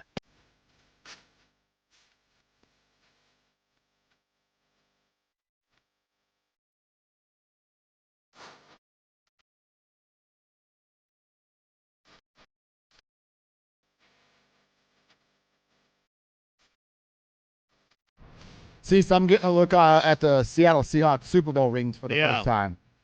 Those are pretty nice. Pretty nice there. Comes out, little stadium risers. Now, screw the Seahawks, but that's pretty cool. When does the pendulum swing back the other way and they just go little tiny class rings from 1984 class at Northland? Yeah. Probably never, right? Probably never, because, that's not the way things are going. More gaudy, more large and in charge, like that just get as ridiculous as you can, and that's what the Super Bowl rings are going to be. Yes, they are. You have your Avs ring. You didn't get a ridiculous. Nuggets ring, which they still owe you, by the way. Yeah.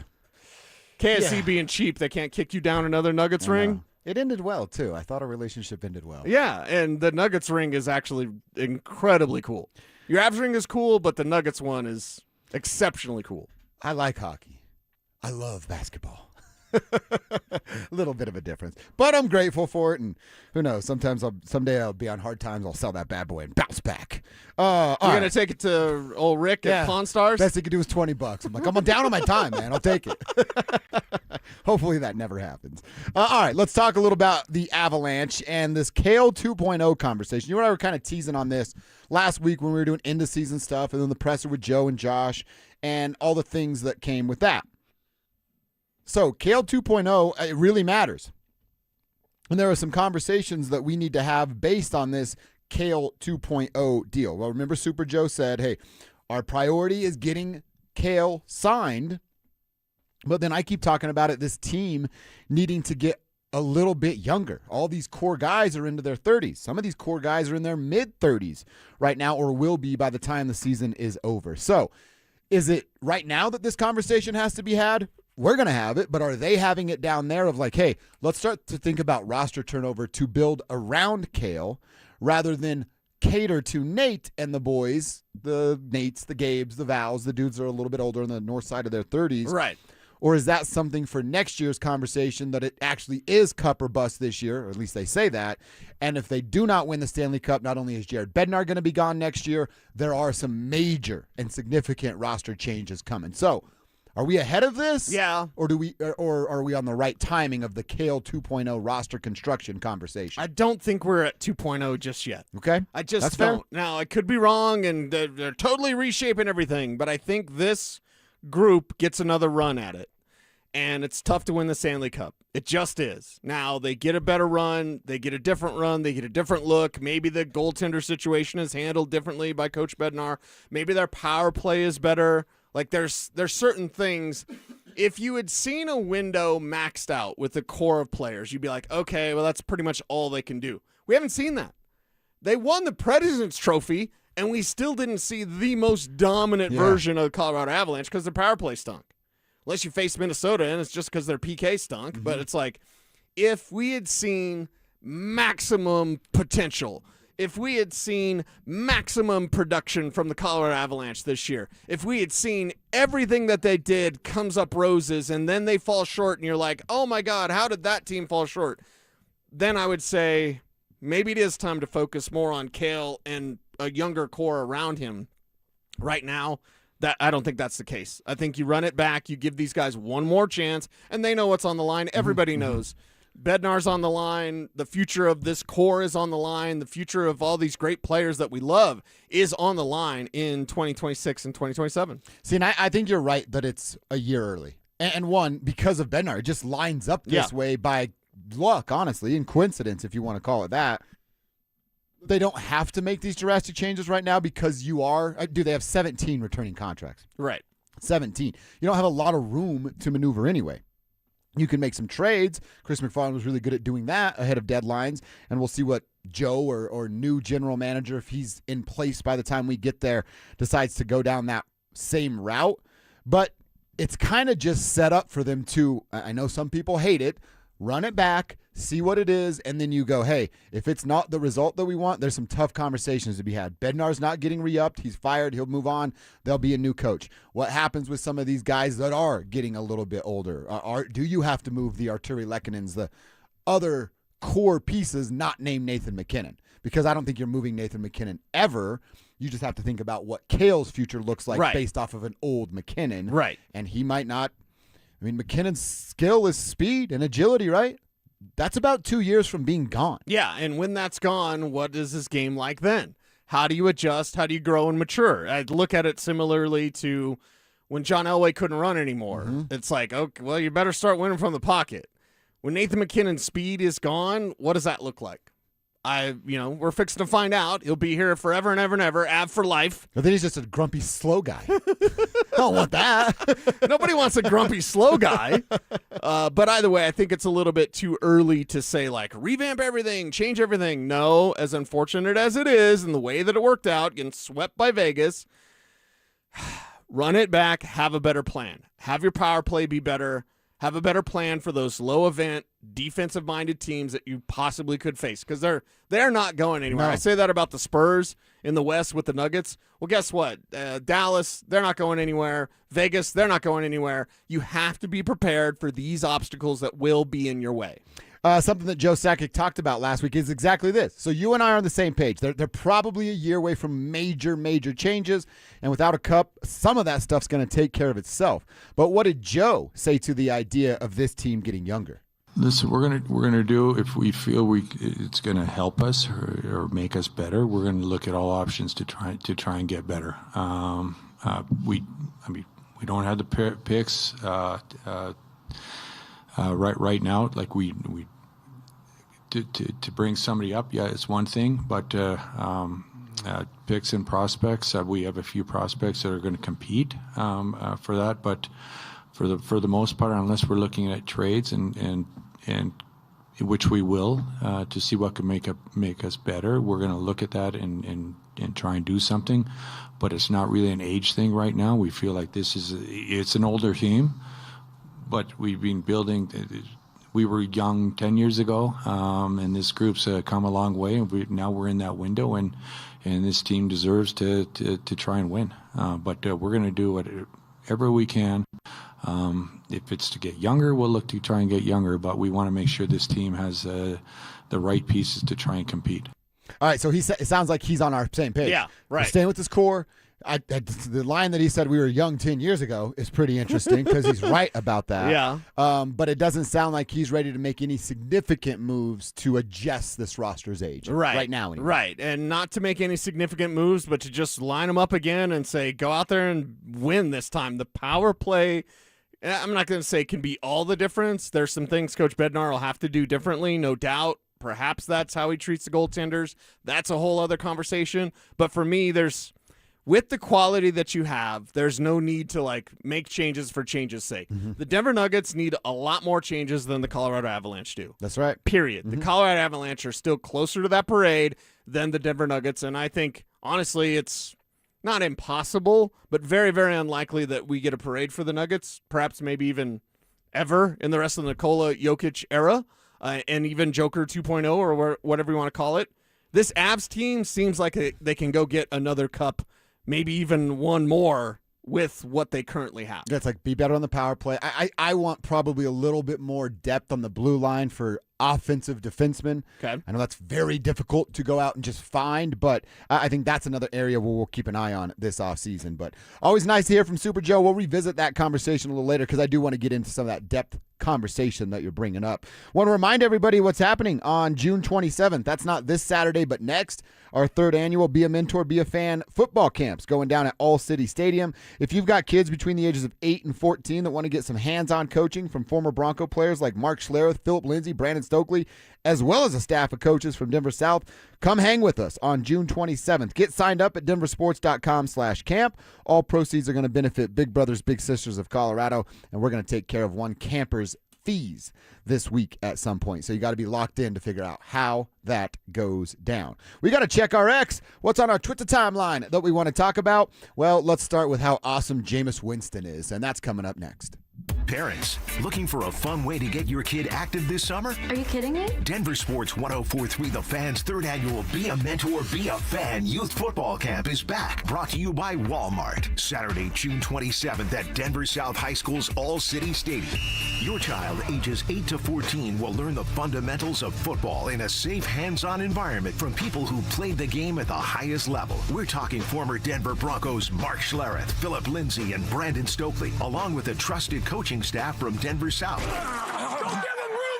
And every dollar raised goes to Big Brothers Big Sisters of Colorado. So your family is giving back just by showing up. Sign up today at DenverSports.com/camp. That's DenverSports.com/camp. We all hear the radio ads about the IRS. They tell you to be afraid, to be scared, and they try to frighten you into calling. I'm not here to do that. Tax Relief Advocates is different. TRA is here to tell you that if you owe money to the IRS, whether it's $5,000, $50,000, or $500,000, we have a solution. It doesn't matter if you're sitting in your car, at work, or with your kids. No matter where you are, call now. 800-575-8157. Don't lose hope. TRA can eliminate or reduce what you owe to the IRS. Generous programs are now available that can give you a fresh start. Our passion is taxes and helping individuals fix their IRS problems. We have over 1,000 5-star reviews on Google and an A+ with the Better Business Bureau. You don't need to be afraid of the IRS any longer. End your tax nightmare today by visiting us online at TRA.com or call 800-575-8157. That's 800-575-8157. Tax Relief Advocates. Real solutions for real people. Hey guys, Mark Schlereth here from my friends at Cutarelli Vision. Here's my story. I wore glasses growing up for a long time, and then when I hit my 30s playing for the Broncos, I ended up having LASIK surgery, but when I hit my mid-50s, I needed those readers for everything I did, whether it was going to restaurants trying to read menus, whether it was reading statistics, studying film, I needed those reading glasses. Well, I decided to go see Dr. Cutarelli at Cutarelli Vision for a refractive lens exchange, and I can tell you firsthand, total game changer. And you can join Dr. Cutarelli for his live webinar this Wednesday at noon. Learn more about refractive lens exchange from Cutarelli Vision. This free webinar is the perfect opportunity to meet Dr. Cutarelli and have him answer all your questions like, is RLE for me? Am I a good candidate? What's the recovery time? What's the cost? Is there financing? Cutarelli is Colorado's most experienced with over 90,000 vision correction procedures, and he can tell you when it's time for you. Make sure you join that live webinar this Wednesday at noon. Register at ColoradoRLE.com. That's ColoradoRLE.com. Performance matters in intimate moments. Don't let ED ruin them. This is Jeff for the Rocky Mountain Men's Clinic, and I want to assure you that if you're like the vast majority of guys, you don't have to suffer with ED anymore. In fact, you might be pleasantly surprised at how the right treatments could positively impact your love life. At the Rocky Mountain Men's Clinic, our advanced medical therapies go far beyond pills. We have treatments that are effective in well over 90% of cases, and we offer specific and combinative treatments that can dramatically enhance both your performance and your stamina. You could even last up to an hour or more and bring a far greater level of intimacy to both you and the one you love, perhaps performing like you haven't in years. So call us today and find out why our advanced treatment strategies offer so much more. Your first visit is just $99 and gets you blood work, a medical consult, and if medically advised, a test dose. And if that test dose doesn't work in the office, your visit is free. Call 720-440-7900 or go to RockyMountainMen'sClinic.com. Rocky Mountain Men's Clinic, advanced medical science to improve men's lives. Shop Honda keeps car buying simple. One price, one person, 1 hour means no games, no back and forth, and no dealer handling fees ever. Upfront pricing and one dedicated advisor who handles everything from start to finish. It's straightforward, stress-free, and honestly the way car buying should have always been. At Shop Honda, the experience is just as good as the vehicle you're driving home. Discover the Shop Honda difference for yourself. Visit Shop Honda today, proud partner of the Dover and Cecil Show. Colorado weather can be unpredictable, but your roof doesn't have to be. When hail, wind, or storm damage strikes, trust Colorado's best roofing. Locally owned and operated since 2012, and a proud GAF Master Elite contractor with an A+ BBB rating. They provide expert roofing solutions for both residential and commercial properties and work with all insurance companies. Don't wait for a small problem to become a costly repair. Schedule your free roof inspection today and get the peace of mind you deserve. Visit roofingcolorado.com. Ditch the bland, flavorless sports talk and tune into Freshly Grated, where Will Peterson and Marcello Romano serve up piping hot takes and bold opinions with no filter and an extra side of sarcasm. Every weekday at 2 p.m. on the Denver Sports 1043 The Fan YouTube channel. Like and subscribe today at Denver Sports 1043 and come along for the ride. Denver Sports 1043 The Fan. Don't at me, bro. It's time to check your ex. Why are you stalking me? No, not that ex. Twitter, unfollow. Here's Dover and Cecil to help you swipe, scroll, and screenshot your way through today's top headlines. Power of social media. I'm on Team Gets It. All right, what's happening on your Twitter timeline? Our Twitter timeline that we want to share with you guys. We always have fun with this at 11:45 every day. Checking our ex. All right, we've got some Jameis Winston fun to have. See, so Jameis Winston, who's like the greatest of all time. He is the greatest of all time, and he's helping with World Cup coverage. Fox Sports has put him out amongst the people. He's a man on the street, and Jameis is always good at that job. I'm sure it doesn't pay the same, but at this point, can you just be man on the street, not backup quarterback anymore for our entertainment purposes? We're going to hear some of the stuff. Well, based on what McAfee got, didn't McAfee get like $60 million a year or whatever? Or he's working on that. Jameis could do that. Jameis would be more entertaining than McAfee. Hell yeah, I would. Jameis is the entertainer. As a backup quarterback, he ain't making $60 million a year. No, he's not.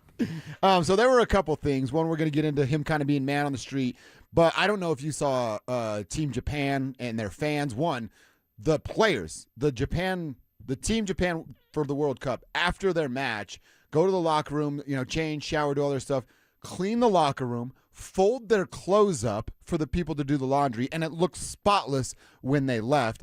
And then their fans bring their own trash bags to the stadium and start cleaning up trash on their way out so that the stadium workers don't have to do it all themselves. Okay. Jameis saw it, went down, grabbed a trash bag, and started helping people out. Again, really, really fun stuff. But we found the audio, and Kevin's got it for us, of him being out and about and just on the street. I mean, I think a pretty fair question amongst World Cup fans is this one. Win the World Cup. So tell me, what's the best cup that you sipped out of over the world? The what? The best cup that you sipped out of during your excursion over the world. What's the best cup that you sipped out of during your excursion over the world? Now, we think he's talking to a famous TikTok person or somebody famous on the internet. Yeah. But he wants to know what your favorite cup is that you've drank out of in the history of the world. Yeah. Cease, do you have that list? A favorite cup Yes. of what you've drank out Yes. of? It's probably some sort of Star Wars glass, if I were to guess. That's just an odd question with an interesting answer, and that's what Jameis Winston gives you. Yes. So favorite cup, do you have some sort of chalice? Do you have some sort of I got to drink Stein? out of the Stanley Cup. Oh. I don't want to be that there guy. you go. But that's no, a pretty no. good You one. should be that guy. Okay. Dude. Every time Hockey Gandalf walks around here with a stick, I'd be like, you ever drank out of the cup? Because I have. I would throw it in everybody's face. So, yeah. It was a fun Go moment. ahead. It Go was ahead. a pretty fun moment. Yeah. I was at Eric Johnson's house, and I got to drink out of the Stanley Cup. It was a what the hell am I doing here? I don't deserve this moment for me. But I did it. You were there. Yeah. And you know what? We got these cool cups from Andy's. Kevin, do you guys ever get the plastic Andy's cups that they put ice cream in? Oh, the big one. Yeah. Perfect for a nice soda on a Sunday. Oh, I never thought of that. Crushes, too. I always just keep all the Bronco cups that I get at the stadium. Those are good, too. Yeah. Got a couple of those from Morgan. Charge me $20 a cup. I'm keeping the cup. That's right. Jameis, now, you don't like hot dogs. I'll eat a hot dog from time to time. I understand why you don't. I just choose to ignore it. Jameis was put in a do you want a hot dog situation. I got you a gift. Here's a wiener dog. Oh, I don't want a wiener. He was not interested in said hot dog from the lady offering said hot dog. Now, you know he gets fired up, right? Get the crowd going. He did it with his own chant. USA all the way. USA came to play. Oh! USA master the day. Hey! Mastered the day? Is that what that was? Yeah. Mastered the day. I'm glad he finished that one. At the end. And then the last one. He's having a good time. He's laughing a lot, see? Okay. I'm smiling so hard, my cheekbones is cramping. They're cramping up. The cheekbones are cramping. His cheekbones my God. are cramping up. Our guy, Jameis Winston, a national treasure. He's Kevin, the greatest. great work. He's the greatest of all time.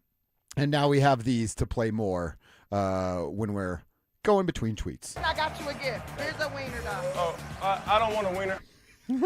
All right, Cease, what's happening on your timeline? What's happening on my timeline is a lot of Knicks likes. Of course, over the weekend, as you see downtown, you see the moments. Someone had a cityscape.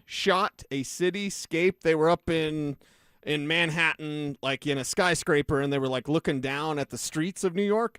You can tell the moment.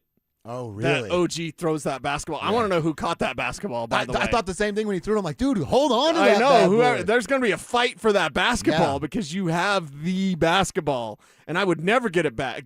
They might ask for it back, but like when OG throws that ball, I'm you like, better give me something if you want it back. What are we trading yeah. here? So the moment, it was just cool because you see, New York City, and you see the streets from a skyscraper point of view, and then when OG throws that basketball and the Knicks win, it was just like excitement in the city. Like you could hear it through the streets over all the noise of Manhattan. You could hear the celebration of Knicks fans. So yeah, I think most of my timeline is that. Most of my timeline is some Latina baddies, of course, mixed in. Not wrong with that. I love what Josh Hart said, by the way, though. I'll give this one to you. Josh Hart in the post game. And we know about the Nova Knicks, right? And we know about Josh Hart. I made fun of him last week. Like, I don't want him shooting at all. What he said, I think, hits home for all of us in our careers and our lives. Everybody wants to be the guy that scores the most. This is from Josh Hart after the game. that puts the ball in the basket, and that's not everybody's path. That wasn't my path, and sometimes that's a tough pill to swallow. But when you embrace that, when you're a star in your role and you take pride in doing the little things, that breeds winning basketball. For me, as embraced as I was with the city wearing this jersey, the sacrifice was easy. Some days it was tough, don't get me wrong, but if you sacrifice for moments like this. Dude, that's more of my respect to the Knicks of, like, be a star in your role. Yeah. How many people have a hard time doing that in everyday life, let alone this guy who has achieved his dream of being in the NBA? And I know I've done it. When I'm out in my driveway at Northland growing up, I'm not practicing my defense, Cease. I'm practicing my game-winning three-point shots, right? Like, the fact that he can accept that. And honestly, it feels like every player on the Knicks understands that. Yeah. From Jalen, who is the guy that has to put the ball in the basket, to Josh, who has to get rebounds. And remember what he said in after Game 2? I get the kind of rebounds that rip mother bleepers' hearts out. Exactly. And I was like, oh, I love that, and I hate them, but I love it all together. Yeah, you it's should just so love much it. respect for the Knicks, dude. They are everything you want your favorite basketball team to be. They were the ultimate team. Yeah. Right? The power of friendship. So analytically, take whatever, Cleveland analytically, and then, of course, Wemby. I had this one. Give me another one. I got another one for you. We're the overdogs. Okay, we're the overdogs. Me liking every Wemby slander tweet. Sitting there doing the eye test of, like, touching the TV screen, right? Like, every single Wemby tweet, because he's a big baby, man. He's absolutely a huge baby, and not shaking hands after the game. Like, we were taught sportsmanship. They teach that over in France, because we were all taught sportsmanship, even when you lose. Yeah, and even when you lose a championship game. You walk across that court, that field, that pitch, whatever, and you shake hands. What's one of the coolest things in hockey playoffs? Handshake line. Yeah. Series over. We just beat the hell out of each other, but I respect you enough to get in this line, shake your hand, and tell you congratulations or keep your head up, depending on what side of the line that you're on. Yeah, I'm with you, man. I like Wemby. I think he's a star in the making, already arrived, but leaving the court in that fashion without – congratulate those guys, man. You just went to battle with those dudes. How would he feel if roles were reversed? Right. And he won the championship, and everybody ran off and didn't congratulate him. Well, and he's doing it before he's won anything. When the Pistons and Isaiah Thomas didn't shake the Bulls' hands, when the Bulls finally got past the bad boys of Detroit, that was a different story. That was a veteran team. That was multiple championship winning team, and I believe bad boys went back-to-back, correct? They did, yep. So that was a back-to-back championship team that got beat by the team that they had normally punked in the Chicago Bulls. So when they walked off the court, which is still Mitch Bade. Yeah, there you go. Got it right this time. When they did that, that was a different story. This is Wemby not winning anything. And by the way, we all watched those series, or at least have studied those series. They are literally punching guys in the face. They hated each other. Mm-hmm. This is a basketball rivalry on the court, not like it was between the Pistons and the Bulls. Well, there's legit hate for those guys. I still don't think it's okay, but it's more of a pass than Wemby just being in his feelings. Okay, and I'm going to say this, and you're probably going to strike me down, but that's okay. Who wants a rematch? Spurs and Knicks? Yeah, because as soon as Wemby did that, I was like, all right, you little punk. Let's do it again. Yeah. Let's play another best of 7. Let's see what you got. Right? So if this does become a rivalry, and I've said it, hey, once the Spurs gets one, they're going to get like 3 of the next 4. Mm-hmm. The Spurs could be dominant in a way that, we haven't seen in the last 8 years to the NBA with a different NBA champion each of the last 8 seasons. The Spurs could get back to that dynasty that we saw them with the big fundamental. Yeah. That's if Wemby gets it and stops being a punk. And I don't ever see Wemby like embracing the black hat. He's not going to be the villain. But I think that's good for sports. Somebody that he already says, I don't care if people like me or not, right? So maybe lean into that and make that his role outside of course, San Antonio. All right, I want to keep this conversation going. We brought it up a little earlier when we were talking about both teams winning championships this weekend. Knicks did it Saturday. Canes did it on Sunday. Let's look back and see how the Avs and Nuggets would stack up against those teams and what they look like moving forward with that conversation Cecil just teased of what next year can bring in both leagues. We're going to do both of those things and hear from Davis Webb next. Broncos country, Sean Payton is locked in. The head coach and the Broncos have agreed to a new 5-year deal through 2030, keeping him paired with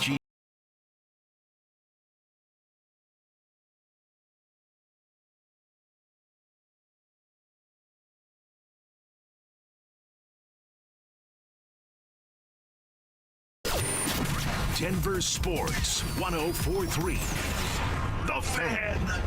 Your roof's the single most important part of your house. Snow and high winds can damage your roof. Don't trust your roof to any fly-by-night roofing companies. Call the professionals at Golden Spike for a free roof inspection and tell them you heard about it on The Fan. They're a locally owned company and a Team Dave Logan member. Call Golden Spike Roofing when your roof needs a fix. 303-942-1386. Golden Spike Roofing. Ent is becoming Wings. It's a big change. But we're not changing the way we show up for our communities, or our personal service, or the people who provide it.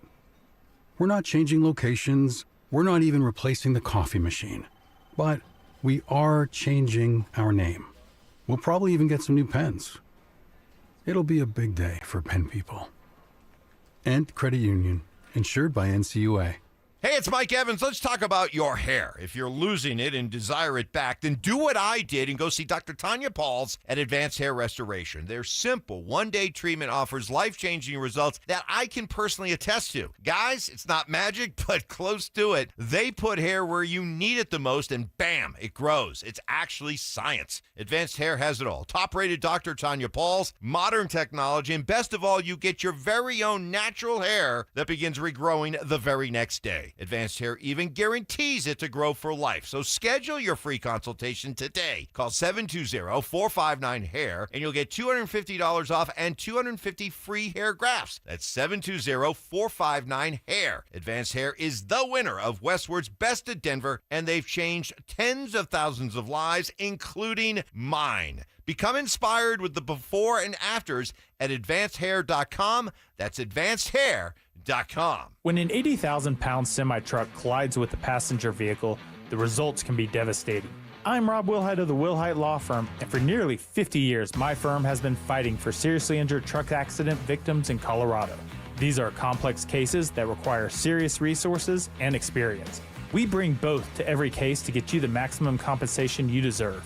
If you or someone you love has been seriously injured in a trucking accident, don't wait. Call the Wilhite Law Firm, 303-GOOD-LAW, or visit wilhitewins.com. Colorado, it's time to take our recycling to the next level. That's why Recycle-On Colorado is bringing you more curbside and drop-off service from peaks to prairies. Guidelines as clear as our skies, so you know what goes where. And the price? As free as gawking at bighorns on I-70. You deserve a recycling system you can count on, like your puffiest winter coat. And we're here to give it to you.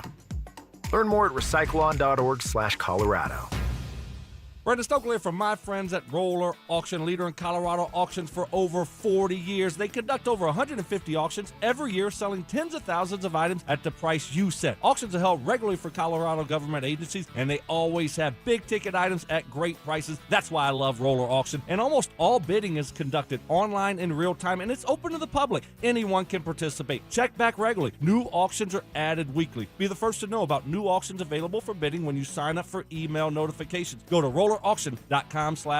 8 seconds. Adrenaline unleashed. Man versus beast. Every second counts. The most talked about event at Cheyenne Frontier Days returns. The PRCA's Extreme Bulls Tour explodes into the legendary arena for 2 nights only, July 20th and 21st, where the rankest bulls buck hard and the world's most elite cowboys ride into history.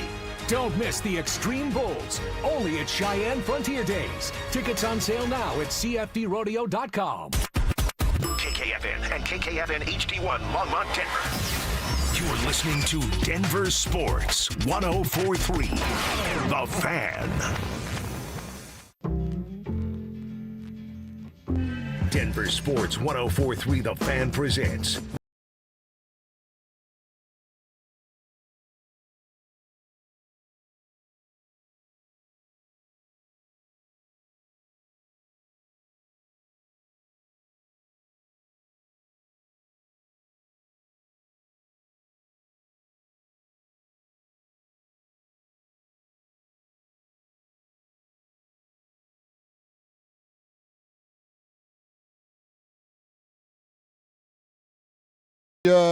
doing on your route. If you're a trucker, who are you, where are you, what you hauling, you can hit us up there as well. We were having some fun asking people what their best cup was. Yeah. Somebody said they drank out of a skull. It was lovely. I have eternal life now.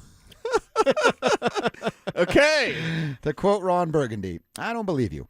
Another one. Oh, this is a good one. The red tall cups from the Pizza Hut buffet. Of course. Doesn't it just taste better out of that plastic red cup? Where did I see? I think we might have talked about it. Somebody's bringing back the Pizza Hut with the buffets. Multiple people are. Here in Colorado, yeah, too. People want that. Yeah, and there is one. Is it Brighton? I think there is one that remains and has remained in Brighton. So those are fun texts. Trucker roll call, tribe roll call, all those good things. And Jameis asked the question, what's your favorite cup that you've ever drank out of? So maybe we'll have some fun with that as well. Hit us up on the text line powered by Ramos Law. Hit us up on YouTube, youtube.com/DenverSports. Tribe chat over there, fueled by our team over at Champ Honda. All right, we were just talking about it. The Knicks winning the NBA championship. The Carolina Hurricanes winning the Stanley Cup last night in complete dominant fashion, beating up on the Vegas Golden Knights. Brind'Amour was the captain 20 years ago when Carolina won it. Now he's the coach of the team when they won it.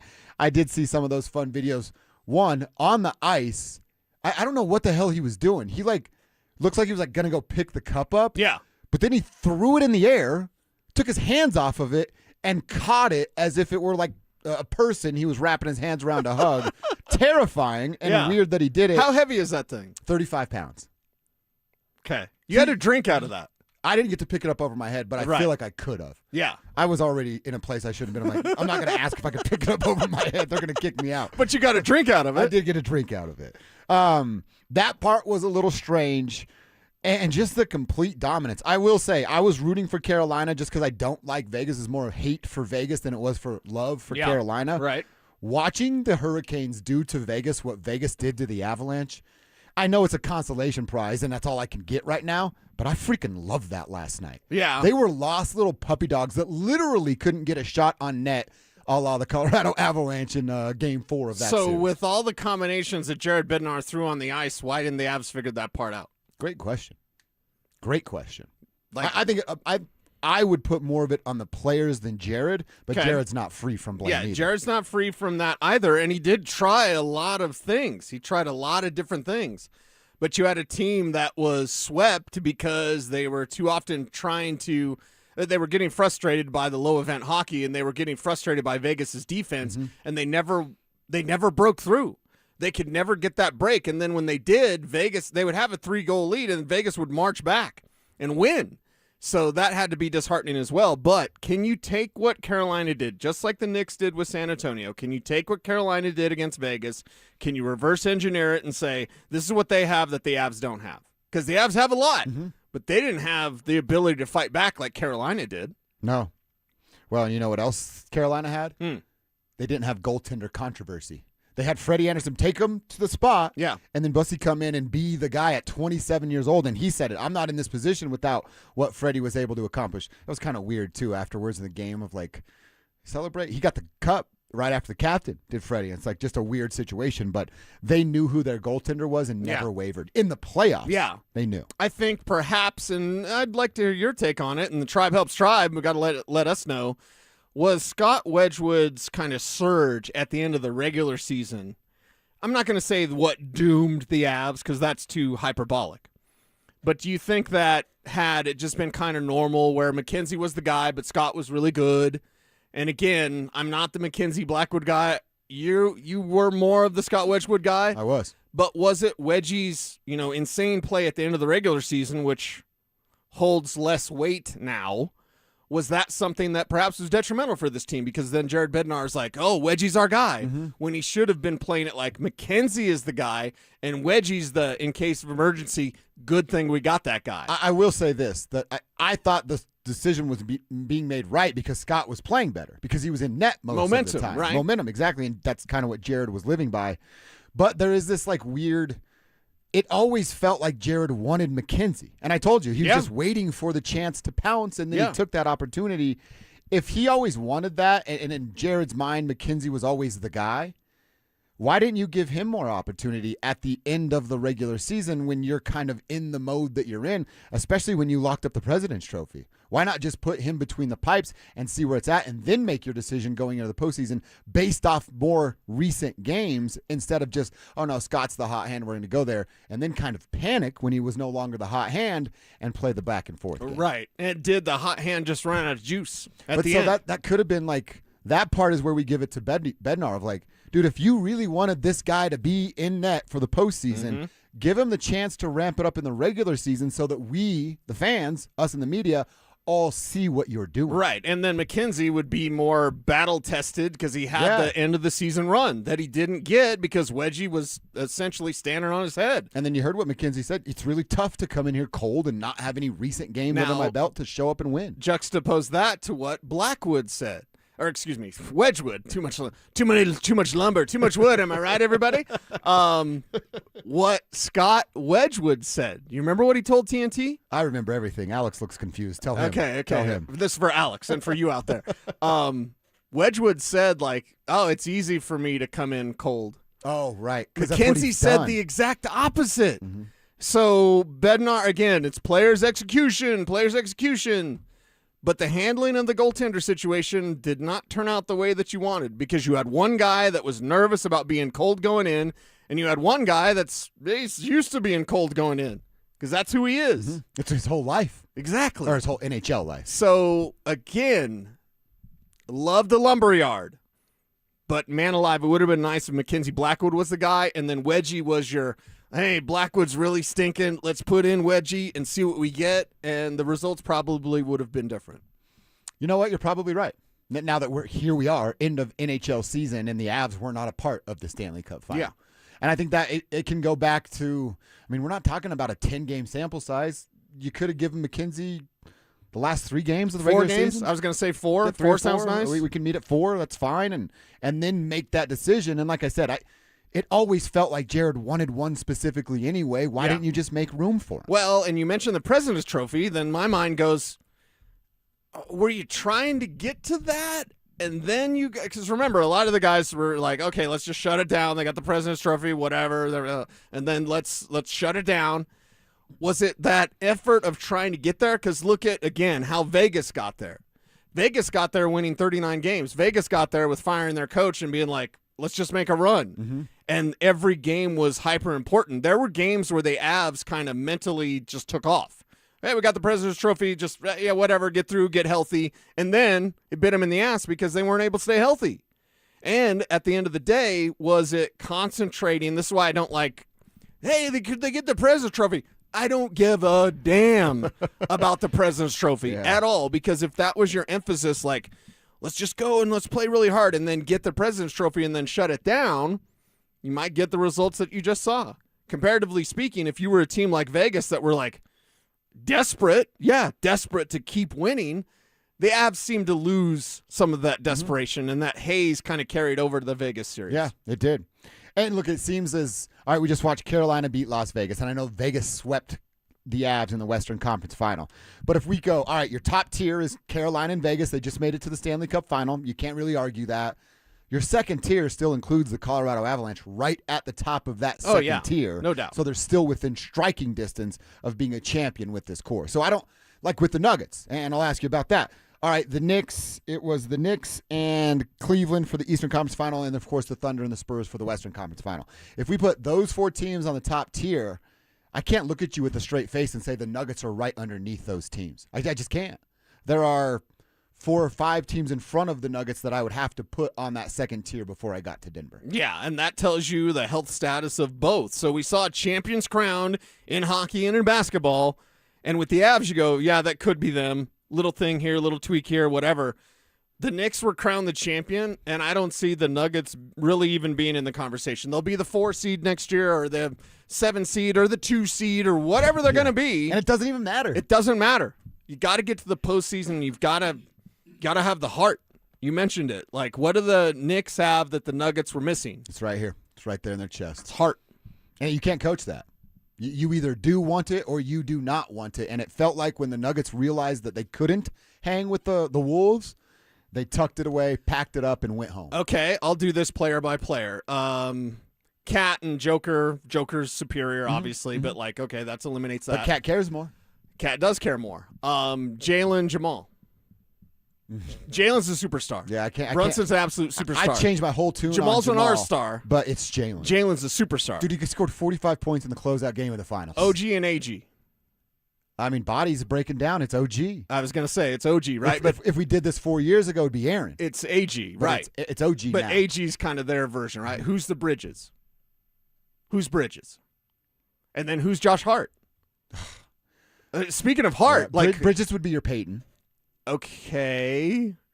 I don't. They both have weird shots. Yeah, they have weird shots. Bridges' shot seems to he has this thing go in like, more. He cocks his left hand at release, and it's the Yeah, ugliest, it's strangest. very, very but it goes weird. in. So what? I can't say anything. Yeah, about don't change it because it goes in. And then who's their Josh Hart? It's supposed to be CB, right? Yeah, and he's not that. Is it Josh 'cause of Hart injury? is that. I get offensive rebounds that rip people's hearts out. Uh-huh. Christian don't do that. Yeah. So was it that injury? Was it that ankle? Like, where is that sort of heart? Because it should be CB. So if you look at the pieces, we can say the Nuggets have some pieces. They don't have the bench. But why aren't those pieces able to play better collectively? Why wasn't it better this last year? You can say injury. You can blame injury. That's something. Mm-hmm. But I don't think it tells the true story. I don't either. Honestly, like you had to tell me, hey, what's one thing the Knicks are better at than the Nuggets? It would be heart, care, want to, like your job, like the people that you work with. Yeah, fight for the guy next to you. Star in your role. I love that term that you threw out earlier. Star in your role. We should all do that. Yeah, I said it last week. None of us are Denzel in Man on Fire. We all think we are. We're the side character. Yeah. What was it in video games? Oh, NPC. NPC. We're mostly NPCs. Most of us are that. I'm that most of the time, right? Like, we're not the star character of the movie or the show. Star in your role, and you're going to go places you never thought you'd go. Yeah, star in your role, and that's what the Knicks did all the way to an NBA championship. Can the Nuggets do that? And where's that care at? All right, I bet Jalen Brunson is going to take maybe a day. Maybe a day. He's probably back in the gym. I mean, they were on Good Morning America this morning. Looked like they hadn't rested much, but I bet you they rest within the next couple days and then right back at it. Then right back at it. And I go back to, like, Becky Hammond's getting worked, and we love Becky here, but, like, she's getting worked on social networking because she did he's not a guy. Jalen Brunson, he's too short. You didn't see that clip? No. Oh, dude, Becky went at him. I'm doing my best to stay off bad. socials. She went at him bad on the ESPN. Oh, wow. And Alex, grab the audio if you can, because we got to play it, because she just straight up's like, he's not, because, of course, and I hate this because Perkins got the best of it, but he's like, it's Jalen Brunson. And she's like, no, he's too small. She said, when your best player is a small guy, you don't win. Wow. Look at Steve Nash. Look at that. And then someone brought up Steph. She's like, yeah, but Steph's the best shooter of all time. yeah, Becky Hammond again. And Jalen was asked about it after the game, not about Becky's comments specifically, although they did use Becky's term. What did he say? What did she say, Alex? Like, he's not a dude.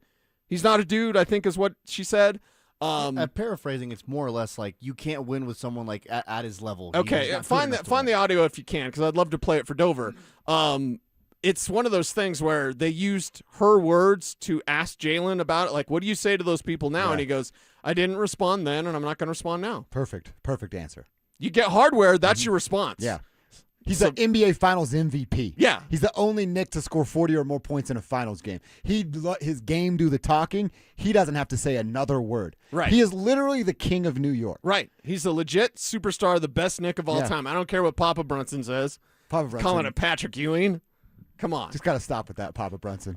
Maybe ride the coattails of Son a little longer, okay? I fell in love with the Knicks because of Patrick Ewing, and he's not the best Knick of all time. That is clearly Jalen Brunson. Clearly. I don't know that you can argue with what he was able to accomplish. So, yeah, the Nuggets are a long ways away from the champions that we just saw be crowned, the Eastern Conference, Western Conference, and then, of course, the Knicks as the champion. The Avalanche, I don't feel the same way. I don't think there's this – it feels like there's a Grand Canyon gap between the Nuggets and the top-tier teams in the NBA. It feels like there's a quarter mile between the Avalanche and the top-tier teams in the NHL. Did we get the best hockey in the Stanley Cup final? I mean, they're pretty good games. Last night was good for me because I hate the Knights. Right. So, like, I'm a hater. But was it and good I watch with my hockey? hating eyes. I'd say a couple of the games were good hockey. Yeah. Games 1 and 3 were outstanding. Yeah. Don't you think, and the reason I bring this up is merely this, because we've had the conversation of like, how did Colorado could do what Carolina did against Vegas? Okay, that's interesting. But my mind also says, how could Colorado have put up a better fight than Vegas? What would Avs Hurricanes look like? You know what I mean? Yeah. We'd probably go 7 games. Speed would have been crazy. It'd have been both speed. sides. It'd have been scoring. It'd have been fun. It'd have been electric. But you look at what Carolina did to Las Vegas. That defense was there for the Canes too. What Vegas did to Colorado, Carolina could have done it as well. 2 shots in 30-something minutes for Vegas. That's what Carolina's defense was doing. Well, last then night. I'll go back and say, would a tougher path, because taking care of Minnesota was too easy. You weren't tested. You were tested in ways, and Minnesota, even though that was a gentleman's sweep, it was a little bit more at hand than you would think by a 4-1 finish. Yeah. You're like, oh, they got him. Like, big deal, whatever. Maybe a larger test along the way. I'm always the tough path guy. Mm-hmm. So maybe the easier path for the Avs didn't get them as battle-tested as they needed to be against Vegas, because had they made it through Vegas, Carolina would bring that defense, like you're saying. But then you have a blueprint. You have a blueprint because Vegas is better at it. Yeah. Vegas is better at it than Carolina is. If you would have got through Vegas, they would have tried that, and you would have had the answer. Yeah. And, I mean, who knows what the approach is from Brindamore on that side of like, hey, let's go win the game by goal. Let's go outshoot them, outscore them, out-avalanche them, and see if that's the kind of game that they would have played. Right. It's an interesting conversation, and now we won't know until next year, but the Avs will be a favorite early in this, next year's early championship predictors, all of that good stuff. ZB will have those numbers for you coming up later, but I'm sure they're going to be an early favorite, and the Nuggets will still be, hey, looking up or on the outside looking in, because like I said, I think it's a Grand Canyon type of gap. That includes who David Adelman is. That's a big part of the gap. Yeah. And it's about a quarter mile for the Colorado Avalanche. That's the only gap that they have to close, and they can do that real easily. Yeah, the Avs are much closer to the championship than the Nuggets are, and I don't think it's even close. We're going to talk about a team that legitimately can push for a championship next year. Mm-hmm. We're going to talk about that with the Broncos. They are a Super Bowl contender. The Avs are Stanley Cup contenders easily. And the Nuggets just aren't. I do not believe that this current version, especially with David Adelman as head coach, unless there's some sort of move that does something, I guess, and you trade Cam or trade Jamal or whatever they're going to do, I can't look at the Nuggets as currently constructed, especially if Peyton Watson's gone. Or Aaron. Keep in mind, there's a lot of reports floating right now that around the league, it's Aaron that teams want off of the Nuggets. I love Mr. Nugget, but at the same time, when I heard that report, I was like, why? He's broken. I think it's almost the Shap thing of like, you guys don't have a practice facility, your training staff isn't good. We'll treat you like an NBA player, and we'll get your body right. Okay. Yeah, I can every see team that. thinks that, though. Yeah, every team does think that, but AG's so broken. Like, he's old. So if that's the case and it can help out the Nuggets, then I'd hate to see Mr. Nugget leave. But again, I can't look at what they had. They could even bring back Peyton Watson, and because of David Adelman, I can't look at that team as actual championship contenders. You and me both. I said it the day after the season ended. If he's coming back as the coach, they will not be in a championship series a year from now. Yeah, they might not even be in the second round a year from now. Right. You might be a play-in team, like whatever that is. And the thing is, that's somewhat discouraging because we got to sit through 82 of them. The regular season doesn't mean a damn thing. No, it doesn't. If you're the Nuggets, win 50 games. What do you do in the playoffs? That's all that matters. You could win 55 and we'd all go, great, what's next? You could win 58, set a franchise record, and we'd all go, cool, what are you going to do now? Yeah, and then Minnesota would beat you in the first round. Yeah. And it's like, oh, you won 58 games, and Minnesota takes you out. Oh, by the way, can I share a fun we hate on Minnesota fact? Yes. Because we hate all things Minnesota Timberwolves and Wild. I'll hate the Vikings if you want to. They're pathetic, so whatever. Okay. Karl Anthony Towns wins a championship after leaving Minnesota. Yeah. Kevin Garnett won a championship after leaving Minnesota. Yep. Kevin Love wins a championship after leaving Minnesota. Andrew Wiggins wins a championship after leaving Minnesota. You're right. Yep. Ant, if you're within the sound of my voice, good luck, bro, because you're not winning anything unless you leave that hellhole that is Minnesota. Okay. Where could Ant go? I love that stat. Hopefully to the east. Yeah, I was going to say, get him out of here. Get him out of the West. Hopefully not in the West or in the Northwest Division where the Nuggets have to play him 6-7 times every single year. All right, I want to talk to you about something that happened yesterday, but real quick, I got some of these texts on cups.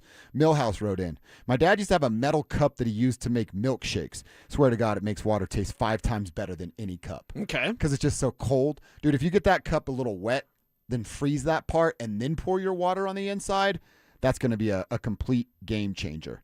Kevin, I don't know if you have a burner phone that starts with 619, but someone texted in the Batman Forever cups from McDonald's. They just make things taste better. Whoa. That's pretty good, right? Give me one of them. It's like, is it Coca-Cola that tastes Batman different? Forever's the Val Kilmer one, though, right?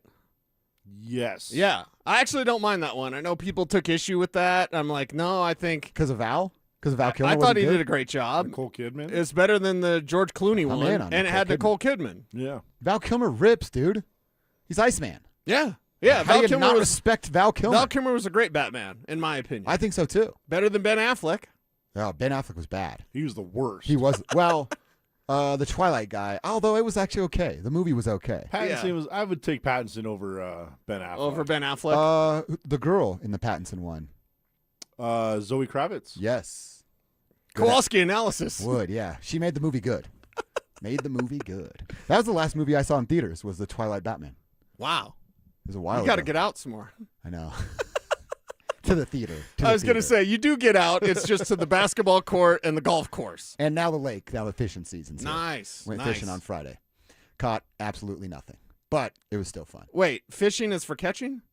No, it's for catching something. A buzz? Not a fish, though. Yeah. Dude, you guys have all met my wiener dog, Bruce. Yes. So we take him out on the kayak, and he's a little wiener dog. And got this little life vest for him. And he's looking cool, looking awesome. He's terrified of the water. Right. Like, he won't go in the lake water. He won't go in our friends' pools and all the other dogs do. Yeah. We've brought him to the ocean. He's terrified of that.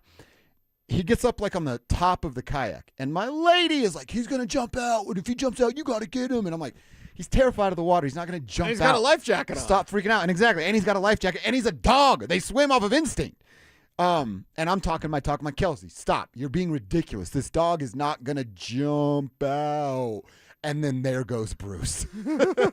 Jumping out of the kayak into the water. Nice. Because he wanted away from my kayak and he wanted to be in hers. Oh. So he jumped off of my kayak and beelined it right to her He kayak. swam over there? And climbed his ass up in it. It Wait. was impressive, dude. So she was all worried about him jumping in, and then he jumps in, swims over, and then gets climbs in her out? kayak. Wow. It was pretty sick. Wow. Your wiener dog is impressive. Yeah. It was pretty sweet. By the way, I didn't even text you guys this. Like 10 minutes before we went into the water on Friday, Yeah. I saw a full-on, real-live Jerry Springer moment between a mother and daughter that were at the beach or at the lake, little beach area. Clearly, were drinking all day, and I thought they were going to fist fight each other. And Kelsey's like, "Are you going to go there and do anything?" And I'm like, "I'm going to record it on my phone. I'm not going to do it. It's a family beef. You know, if something dangerous was going on, I'd step in. But if mom and daughter want to throw a little hands as adults, then I'll take the free entertainment." Okay. It was crazy. Yeah, all over a decision that the mom had made the night before. Real life Jerry Putting her Springer business in stuff. the streets. It was awesome, dude. Okay. It was awesome. So, yeah, had some fun over there on the weekend. All right, keep your text coming, Tribe and Trucker Roll Call, and we've just stumbled upon your favorite cups, so you can keep that coming as well. We're going to hear a little bit from Vance Joseph. CC always gets the best out of defensive lineman Zach Allen, but I want to ask a question you ask. Have we seen the best of Zach Allen under VJ, or is there still room to grow? Let's kick that around next. You asked for it, you got it. Backed by popular demand, it's the Drives Brouhaha. Big social brouhaha. This summer, Zach and Phil are back on the road bringing their party to you. Last stop, Arvada. June 26th from 2 to 6 at Arvada Beer Garden. There was quite a brouhaha. Come find out what the commotion's all about. Head to DenverSports.com/drive for more details. Guaranteed to bring the brouhaha. Denver Sports 104.3. The Fan. Fellas, what's going on? Josh over here to talk to you about your body, your weekend, your life. Now that we're all getting a little bit older, I was just talking about being out at the lake, playing a little hoop this weekend. I would have had no energy for that about 2 years ago.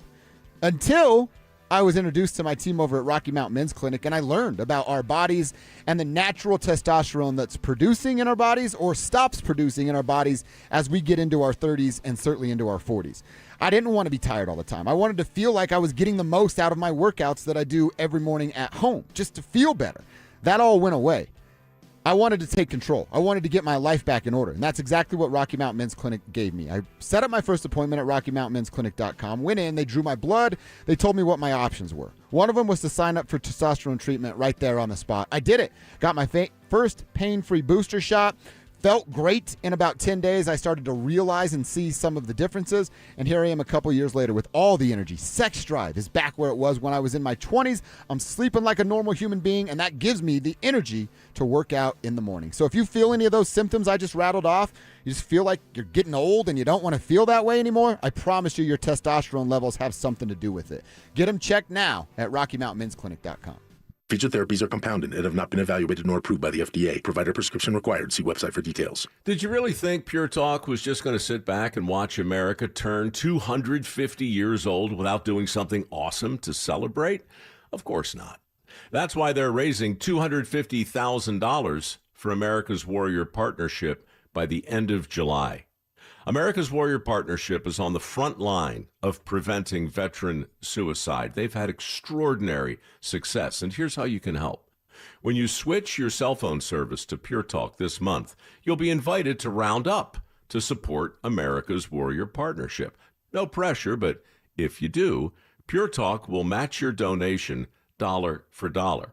And to further celebrate 250 years of our extraordinary democratic republic, Pure Talk is offering unlimited talk, text, and data for just $34.99 a month.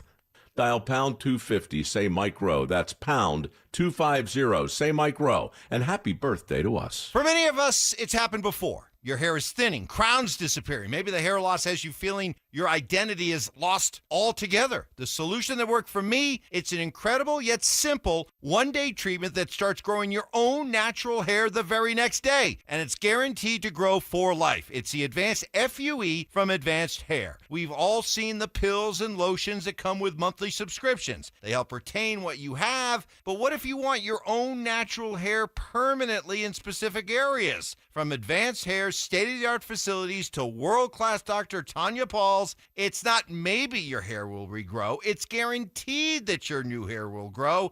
You decide how much, how thick, and where. It's why Advanced Hair is the winner of Westward's Best of Denver. For your free consultation, $250 off and 250 free hair grafts, call 720-459-HAIR. That's 720-459-HAIR or advancedhair.com. Hey, Robbie and Dino here at BeatTheDA.com. I've handled over 7,000 cases and 300 trials. My entire family's military, and I want to carry that legacy over to helping you grunts and officers out. If you've got a divorce going on, or you got a domestic violence, or heck, if you've even been put in handcuffs, give me a ring immediately. I've never lost a DV trial. That leads me to be a beast in a courtroom, in a divorce case, in a custody case. Let's face it, the paper-pushing telephone softies can't compete. Hit me up at BeatTheDA.com or give me a ring, 720-706-5151. Hey guys, your boy Stink here. And if you're over 50, there's a good chance you're dealing with an enlarged prostate. Waking up at night, weak stream, all of it. Here's the good news. PAE, prostate artery embolization, is minimally invasive,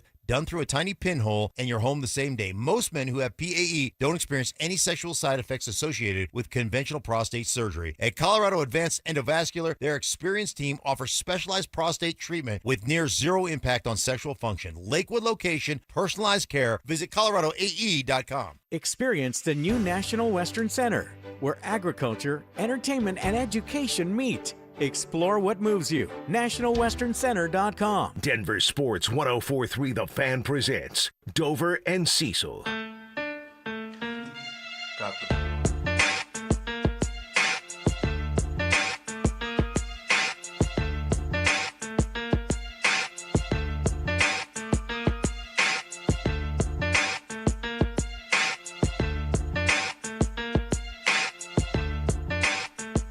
All right, we're in our lunch hour on a Monday edition of the program, reacting to champions being crowned over the weekend. We got to get set for Broncos, no longer OTAs, but mandatory minicamp is what we are on to, Cease. That's going to start tomorrow, so we'll certainly be all over that coming up on tomorrow's show. We got a chance to hear from the coordinators this last week. Yeah. When they were out at OTAs, VJ, Davis, Webb. We've heard from VJ a lot, but we hadn't heard from Davis much. So wanted to get to a couple of these things, and I wanted to start with a about Zach Allen. And you said it earlier in the show, and you're 100% right. Nobody can really give you any pushback that VJ gets the most out of Zach. That's why it was great when VJ came from Arizona, as did Zach Allen.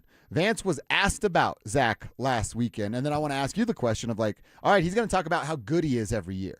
When does that stop? When does he hit that ceiling? How far away are we from that for a guy like Zach Allen? But first, here's VJ talking about how he gets better every year. I think improving every single year. I was with Zach from his rookie year to now, and he's gotten bigger and stronger over time. He's played the run game better. I mean, his rush IQ's gotten better. So just improving, and that's the toughest thing for players when they have success.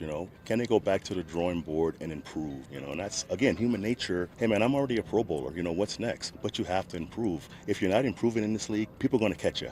So even defensively, we have to improve in all areas to be the same we were last year. And that's something that I really respect about football players specifically. Not that all athletes don't do it, but you could be a top tier athlete. Zach Allen is a top 3 player at his position in the league, right? Top 2 player at his position in the league, and he doesn't settle on that. If you settle on that, guess what? You're not the next year. A top 2 player at your position. Right. I really respect that about guys in this league that I'm a multimillionaire. I have a contract that is guaranteed, can't be cut, bought out of it, none of this stuff. But I don't want to settle for me. That's just a different breed of guy, and Zach Allen is certainly that. Yeah, Zach Allen is that guy because he was well paid when he showed up with the Broncos, and then he got more well paid. Why? Because he took his game to the next level. And that's what you can expect from Zach Allen. Now, is he at his peak? Yeah, pretty much. I would say, have we seen the best of Zach Allen? Yeah. And it's really good. But how long can he stay at that level? Exactly. He's only 28 years old. Yeah, so we're probably talking about another year at least, if not 2 years. And once you hit 30 and your body breaks down, he plays the most physical position at defensive tackle. He's got a lot of big bodies leaning on him all the time. So how much longer can he be at the top of his game? It's probably a couple of years. Okay. Maybe max a couple of years. But right now, he's locked and loaded, man. He's good to go. So line him up and let Zach Allen go dominate because that's exactly what he does. I mean, he might be in position for, I'm not necessarily saying he's coming from the Broncos, but he might be in a position for another major contract before his NFL career is over. I would say as long as Vance Joseph is here, Zach Allen will be here. So if VJ gets another head coaching job somewhere else, he might try to, get a trade implemented where you could bring Zach Allen with him. They're a package deal. They work so well together, and if I'm Zach Allen, I kind of want to follow Vance Joseph. That's what I was going to say. You've made me all this money. I'm going to go wherever you go. Thank you very much. You can continue to help me achieve everything I'm trying to achieve. Right. So, yeah, we'll see what that looks like. But I thought that was interesting of hey, how much life is left on this level, this version of Zach Allen. But I'm with you. I mean, always used to talk about from 28 to 32 in athlete's prime. He's going to be 29 in August, but that still gives you 2 or 3 years of a runway of Zach to be this kind of player. Yep. I also want to go to something VJ said about his linebackers, and specifically Justin Strnad. You and I became big fans of Justin last year because he learned how to cover people. He can cover a tight end in the middle of the field. He can cover a running back coming out of the backfield. VJ was asked about, hey, you had to let Greenlaw walk, or you decided to let Greenlaw walk so that Strnad could get his starting spot. Part of it was just football business. We love Dre, but the business of football, again, you can't sign everyone, right? And you have to have guys to step up and play for you. Obviously, Justin's played for us for 2 seasons, and he's earned the right to have a chance to start. I mean, he played well for us 2 years ago. Last year, he played really well for us. So it's his turn, and he was drafted to do that. And he's ready for it. Again, we believe in that. We're both big on who Justin Strnad is. Yeah. Is he going to lead the team in tackles? I don't know that, but I still think he's going to show how much better of a linebacker he is than Alex Singleton. Coverage specifically. Alex might be a run stuffer and close out those rush gaps, but I think Justin Strnad is going to make a bigger impact on this team. You want to talk about takeaways? Yeah. This guy can step into a passing lane in front of the tight end. This guy can hit a running back, put the ball up in the air to create an interception opportunity for some of his teammates around. Alex is still going to have big tackle numbers, but Justin Strnad is going to be the best linebacker on this team, and I don't know if it's going to be close. Yeah, and that's the thing with him flying around the field and his coverage ability. You look at who they're going to have to face. And especially you look at early on, you've got some tight ends of note, including Travis Kelce and George Kittle within the first 4 weeks of the season. Yeah. Then you got David Njoku in week 5. And, of course, the Rams can throw out, Terrence Ferguson at you, including Tyler Higbee, Brenton Strange with Jacksonville, who's better than some people might think. So in your first 6 weeks, which are a big test, and you might be 3-3 after 6 games. Oh, by the way, week 7, you get Trey McBride. Oh, yeah. I have a feeling Trey McBride's going to get his against Yeah. Justin Strnad, but you've got a run roughshod with all these tight ends coming up. You got to be on point. If you're Justin Strnad, the responsibility will be quite high.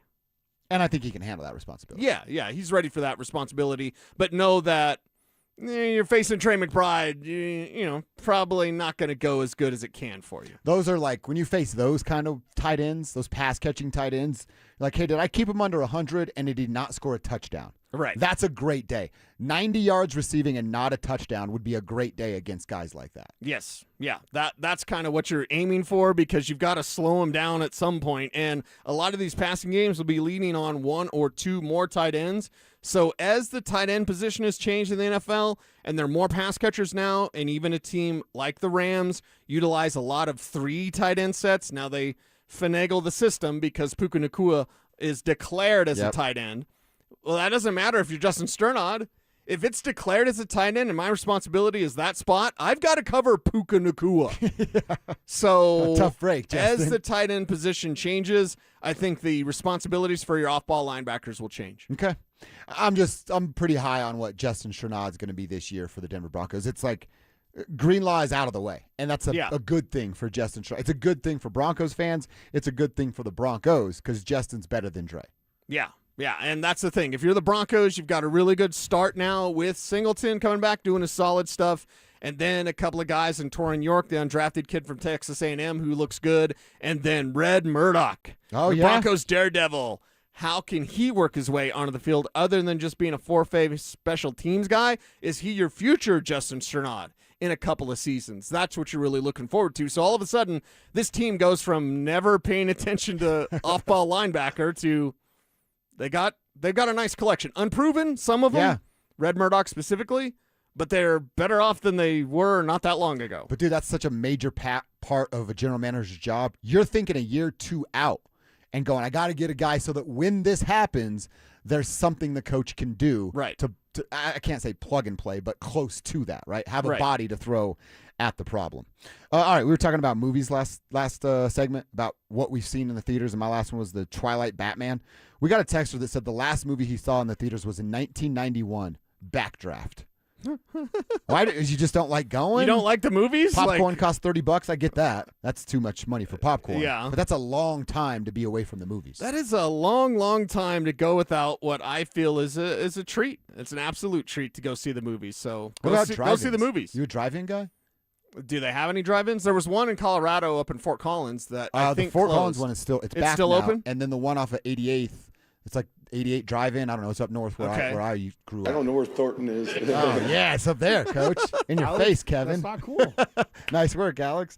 That one, the lady wants to go to 88. I figured throw air mattress in the back. We bring our little wiener dog and some snacks, and we're just posted up, dude. Well, be careful with your wiener dog at the drive-in. Can you bring dogs there? Would I have to hide it? I don't know. Why would they say no?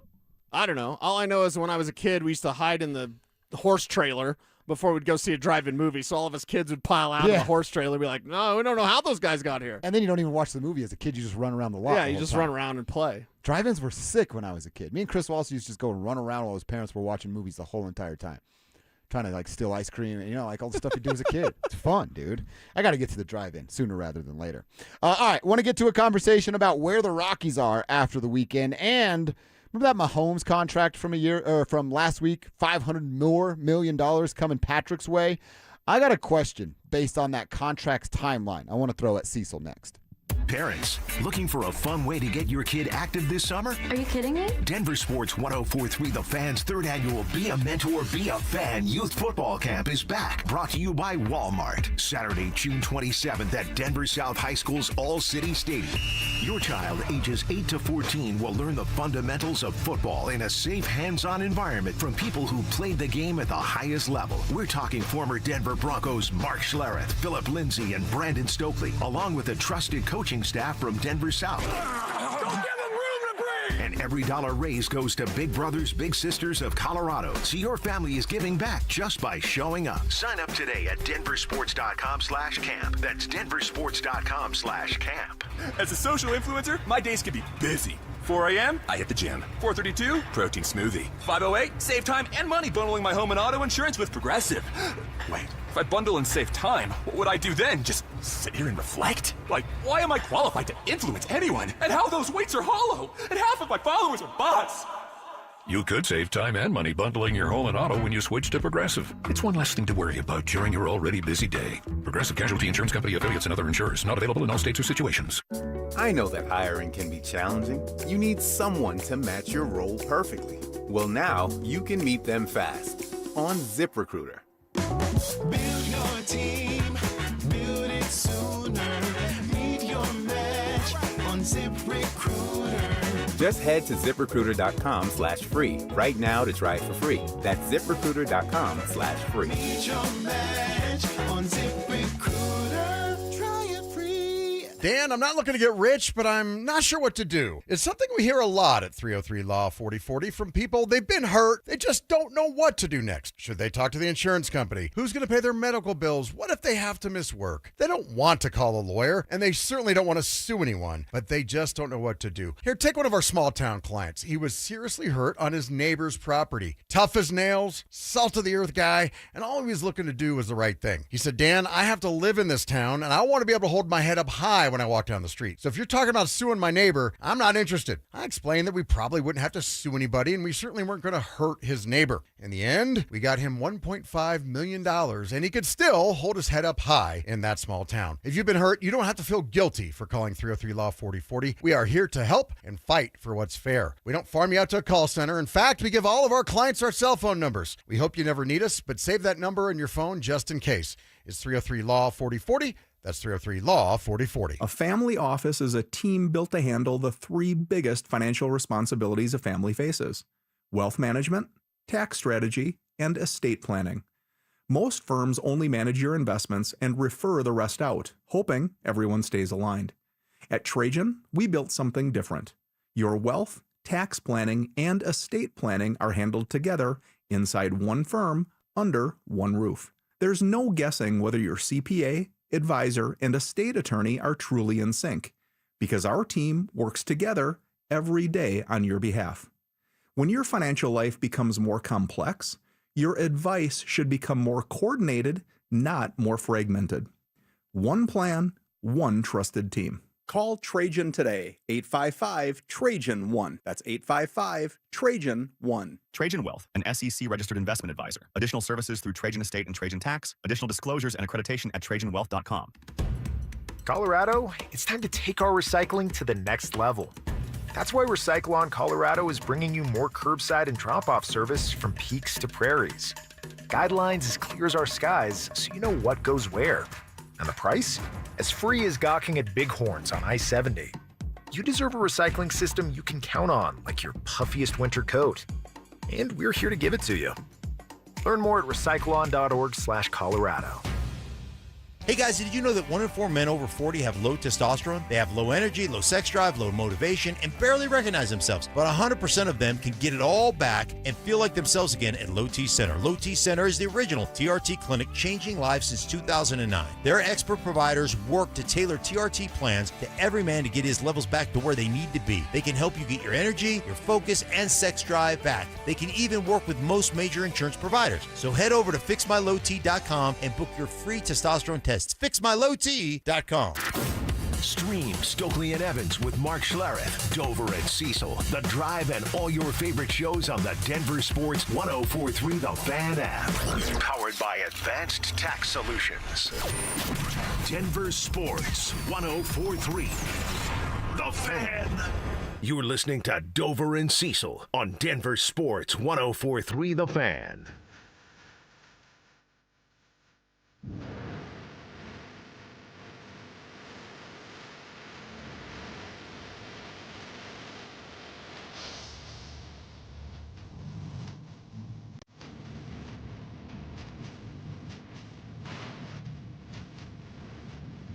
I'm not sure if you saw the text line or not, Alex, but someone on the RamosLaw.com text line said, hey, Bowling for Soup has a song about their wiener dog. This isn't the song, obviously, but it is Bowling for Soup. I'm going to assume you tied that all together. Nice work, Alex. It's a good producing back there. Not just luck, right? Not pure coincidence at all. Just happened. We know what we're doing at all times. That's right. That's right. You guys want to hit us up, be a part of the show? We'd love to hear from you. 2 ways to do so. RamosLaw.com text line's always open, always rolling. 303-713-1043. All we ask is that you put your name on the end of your text so we can give you a shout out on the show. And then the same deal on YouTube. YouTube.com/DenverSports. Get in on Tribe Chat and participate with the crew there. All thanks to our friends over at Sean Honda, proud partner of the Dover and Cecil show. Cecil, the Colorado Rockies, they dropped 2 of 3 this weekend in Las Vegas They lost in Las Vegas to the Sacramento A's, formerly known as the Oakland Athletics. Are we confused yet? They're now 5-7 in the month of June after dropping 2 of those 3. But a lot of fun to be had on Sunday where they had 24 hits and brought runners around 23 different times. 23 runs in the series finale, a franchise record. Hunter Goodman, not 1, but 2 home runs. Willie Castro, not 1, but 2 home runs. One of those a grand slam as well. He had 7 RBI in that game. Cavs guy TJ Rumfeld with another homer. Troy Johnston had 1 and 4 RBIs as well. They were absolutely dominant in Sunday's game. And those are the little things. Like, these are the moments I'm looking for this Rockies season. Did Friday and Saturday stink? Yeah, it did.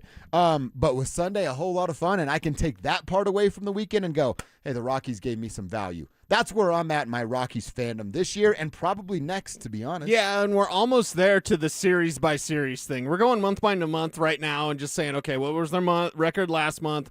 What's their record now? But within a series, do you show some life? And these aren't lowering expectations. It's the Rockies. The expectations are already incredibly low. But if you just say, did you show some life in a series?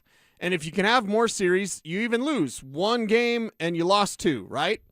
But did you show some life in that 1 game? I think we can look at it series by series and say, where are our clues? What are we assembling? How is this team getting better? And what does that look like? And I think in this instance, against the not yet Vegas A's, Not Oakland, kind of Sacramento, but in Las Vegas A's. Mostly Sacramento, but Vegas this time around. So there you go. I think we could look at it and say, we saw progress. We saw signs of life, and that's good enough for now. Yeah, that's all we're looking for. Signs of life. That's simply all we need. Now, for the bad news, it's not them dropping 2 out of 3. It's that all signs are pointing for young, hopeful phenom pitcher for the Colorado Rockies and Chase Dollander for a surgery that's going to end his season. The UCL is going to have to require surgery, according to Warren Schaefer. It looks like it's trending towards surgery. That's the word coming from Warren Schaefer. The Denver Gazette had that early this weekend, had it first. So that's the terrible news. It feels like this guy was just starting to come on, and we said it before, they are kind of handling him with kid gloves, but it's the best approach to it because you have the luxury of time and a 4 or 5 year runway to figure out what this version of the Rockies is going to be, and now that's all pushed back an entire year. Well, a couple weeks ago, Ethan Holiday's timeline got pushed back an entire year, and now here we are with Dollander having the same sort of situation. Yeah. So those 2 things, the foundational pieces that you can go, hey, those guys are who we're all watching, are now done for an entire year. Yeah, they're done, and we wait for next year, just like we do with most of this Rockies talk, is we're just like, all right, what are you building towards? What are you waiting for? And how long is it going to take? Now with Dollander, unfortunately, this might last into next season as well. Long ways to go. Got to see how the rehab goes and all that, but it's one of those disappointing things along the way. But it's a marathon, a literal marathon of baseball for the entire season, and they didn't get through unscathed. They weren't ever going to get through unscathed. Right. Unfortunately, it's a guy like Dollander who has to miss the rest of the year. I want to get to this Mahomes question. Yeah. I also want to ask you, Kevin's been all over it today. Did you watch any of the UFC fight at the White House? Any of the battles going on at the – Kevin, was it on the lawn? They fought on the lawn? I think the South lawn. Okay. You showed me a picture of it. It looked badass. I saw a video the day before of I forgot his name now. Nitro Circus guy.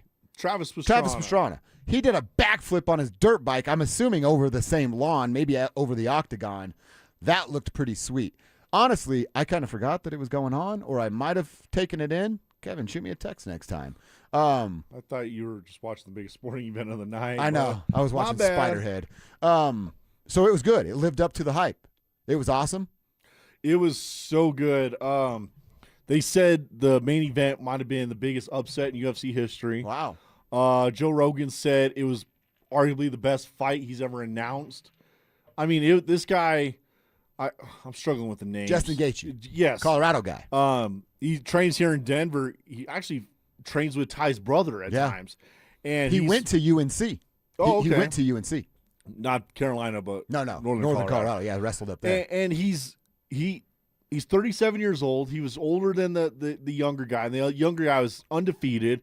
And this was one of those fights where if you want a really good UFC fight that's not going to end in 20 seconds like Ronda Rousey, go back and rewatch this fight. It was punch for punch, pound for pound. It was back and forth.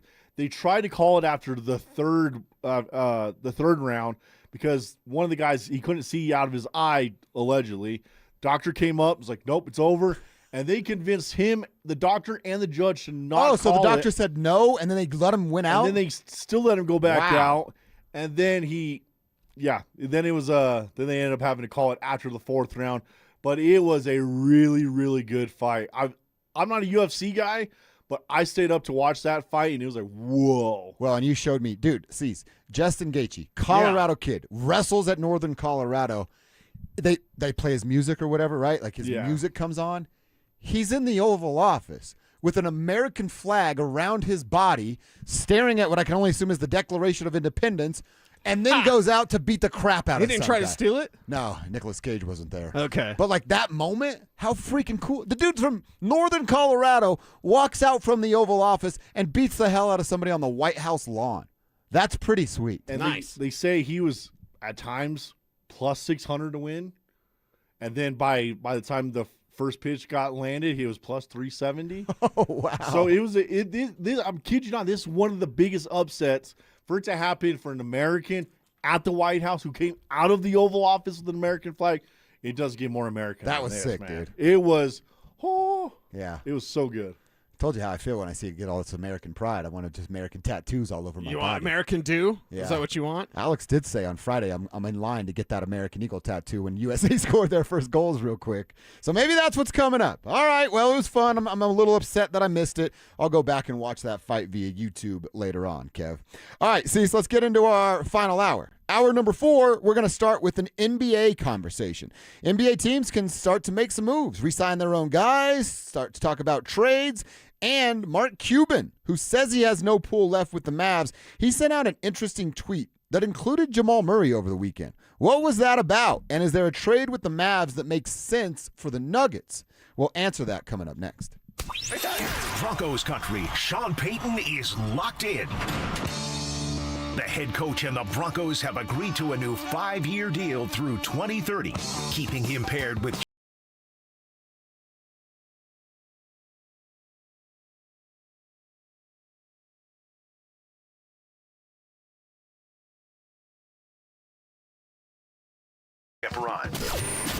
Denver Sports 104.3. The Fan. You can't always predict what's next, but you can be ready for it in a BMW SUV. The performance-driven X1 comes built for every journey, while the X3's sporty design and innovative technology keep your drive connected. The X5 blends performance with a commanding presence, or make it even bigger with 3 rows of luxurious seating in the X7. For every road, there's an X built to drive it. BMW, the ultimate driving machine. Gebhardt BMW, your trusted family dealer since 1975.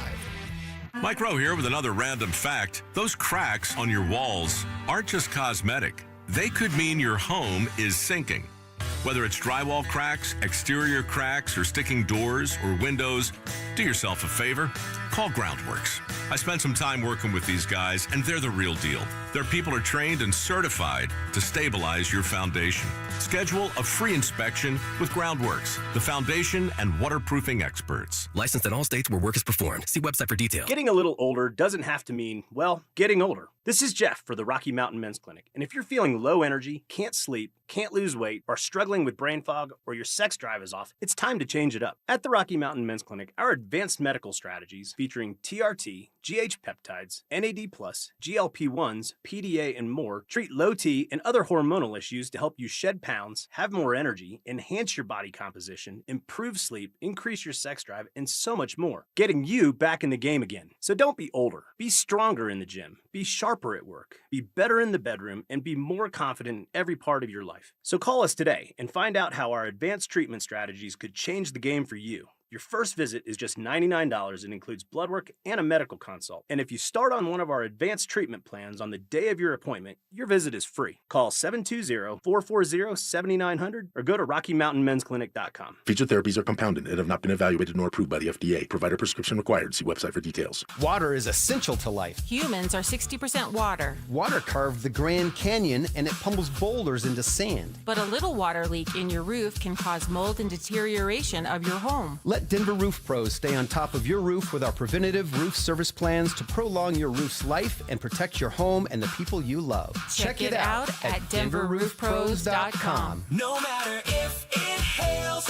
rains, or snows, nobody knows your roof like the Denver Roof Pros. Hey! I'm Rob Wilhite. For almost 50 years, Colorado has trusted the Wilhite Law Firm after serious car accidents. With over $1 billion recovered, we know how to win for our community. Injured? Call 303-GOOD-LAW or visit WilhiteWins.com. That's WilhiteWins.com. All right, Broncos country, listen up. Philip Lindsay here. And for stress-free summer travel, I chose Hermes Worldwide. Forget the airport chaos. Hermes Worldwide offers comfortable, reliable transportation for your airport transfers and more. They're dependable, they're professional, so you can focus on your vacation. Make your summer travel easy. Give them a call today at 303-577-7600, or you can visit them online at ridehermes.com/DenverSports. Again, that's ridehermes.com/DenverSports to book your next ride today. Don't miss the Tree Farms Father's Day sale. Now through Father's Day, get up to 30% off all sizes of evergreen trees, including pine, spruce, upright, juniper, and more. Or get up to 30% off all sizes of shade and flowering trees, including linden, maple, crabapple, honey locust, and a lot more. And get 20% off all ornamental grasses and thousands of hardy perennials to choose from. Come see. 25 to exit 235, then 5 miles west to the Tree Farm.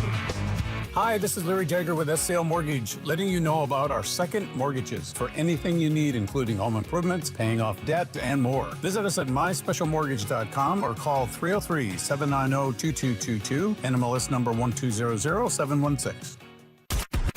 KKFN and KKFN HD1 Longmont, Denver. You're listening to Denver Sports 104.3 The Fan. Denver Sports 104.3 The Fan.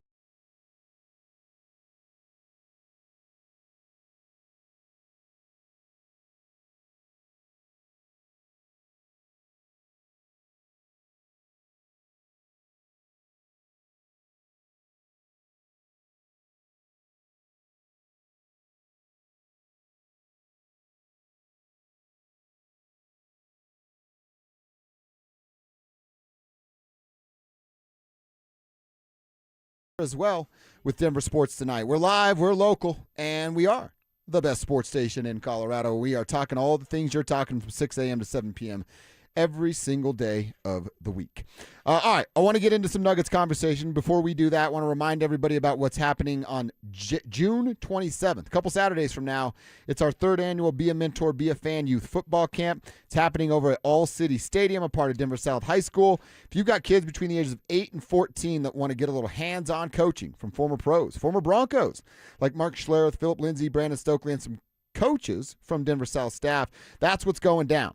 Get to denversports.com/camp for more information or to register your kids. All proceeds are going to benefit Big Brothers, Big Sisters of Colorado. And we get later on in the week, we're going to give somebody an opportunity to win a free entry into our football camp. So stay locked in right here on The Fan, specifically between 10 and 2, and you might get yourself a free shot at going to our football camp. All right, so I want to talk to you a little bit about the Denver Nuggets and specifically something I saw on Mark Cuban's Twitter account over the weekend. I saw it over the weekend going back to June 12th when he tweeted it out. It's just a YouTube link, and the YouTube link description is Jamal Murray dunk on a fast break and gets the foul. It's going back to the finals between the Nuggets and the Heat. So Mark Cuban, with no context at all, just tweets out this link.